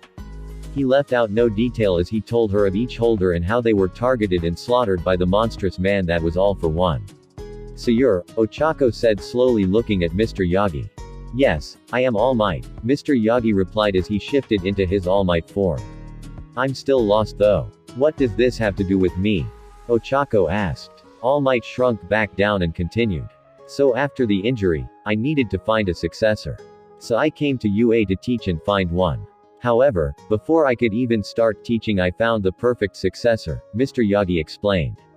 He gave a pause to see if it clicked for Ochako. It did. Deku-kun, Ochako said softly. Getting a nod from Nezu and All Might confirmed it. Is that why Izuku is so crazy strong? Ochako asked. Yes, and your relationship with him is why you are being told all this. Normally we try to keep this as close to the chest as we can. The seventh holder, Nana, only ever told 2 people. Her husband and her best friend. I only ever told my closest friends, but I did make a few mistakes and some people found out. Thankfully they were trustworthy and became dear friends, Mr. Yagi explained. And Deku-kun picked me to be told because he's my boyfriend. Ochako asked. Yes and no, Nezu replied. It might be better for him to explain this part. He's outside. We'll send him in so you may have some privacy, he added as the 2 left and Izuku stepped in. Deku-kun, Ochako said seeing him. Sorry, I didn't tell you. It's just they are better at explaining the whole story, Izuku explained as he walked up to Ochako. Are you only telling me because we're dating?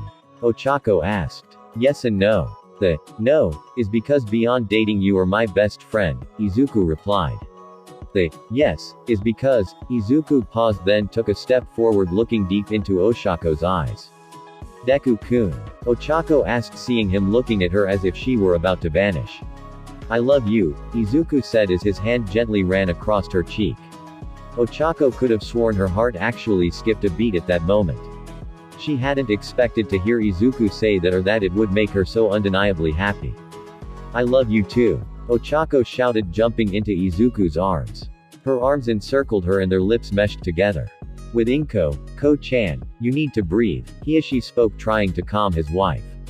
But Shi-kun. They are so adorable. Can't you imagine how cute the grandbabies will be? Inko shot back barely holding her joy in. Ko-chan, they are not even close to being old enough for kids yet, Hiashi said trying to calm Inko. I know I just can't help but think of it, Inko replied finally calming down. I know Ko-chan Hiashi was cut off by a loud noise. What was that? Inko asked quickly. It sounded like a dozen semi-trucks, no just some crazy hero rushing off to something, Hiashi replied. Shish-kun, I know when you're lying to me, Inko said accusingly. I have never, Hiashi replied. Lair, Inko scolded. I'm not lying, it was a hero. A big bull-like woman, Hiashi replied. Still pretty sure you're lying, besides shouldn't you be inside going to sleep? Inko asked trying to figure out what her husband was hiding. After watching that last match, Hiashi almost shouted back. I can't sleep now. So I decided to head to a cafe and have a light meal, if you say so, Inko replied not believing him for a second. The world we live in that my own beloved wife won't believe me, Hiashi fake cried. Fine, keep your secrets, Inko replied. I'll talk to you later love, Hiashi said. I love you, Inko replied. I love you more, Hiashi said quickly before hanging up. With Izuku and Ochako, Izuku's back pressed against the wall as Ochako pushed against him. Their lips feverishly attack each other's. The 2 were quick to leave Nezu's stadium office to find a better secluded area. They found their desired location in an empty skybox. Deku-kun, Ochako gasped out as his hand grabbed her rear. Should I stop? Izuku asked. No, Ochako replied instantly. That was the last thing she wanted. The first was currently hidden behind Izuku's pants. She didn't care if this was moving too fast or not. She wanted him, and from how his hand grabbed at her butt he wanted her. Chako-chan, Izuku groaned out feeling her press against him. one of her hands pulling at his shirt. "Whatcha guys doing?" The pair froze. Their eyes slowly turned towards the door. Sweat already forming as they saw Present Mike standing in the doorway. "Ah," Izuku said slowly. "While it's not against the rules to be a couple or have adult time as a couple, it is illegal in a public area," Present Mike said. "So how about you two head home and we pretend this never happened?" "Agreed," the kids replied and both took off. "Kids these days. Just a bunch of horny birds," Mike laughed. Thanks for listening. I hope you guys liked it. Don't forget to subscribe and leave a like for more what ifs. See you guys in the next video. Peace.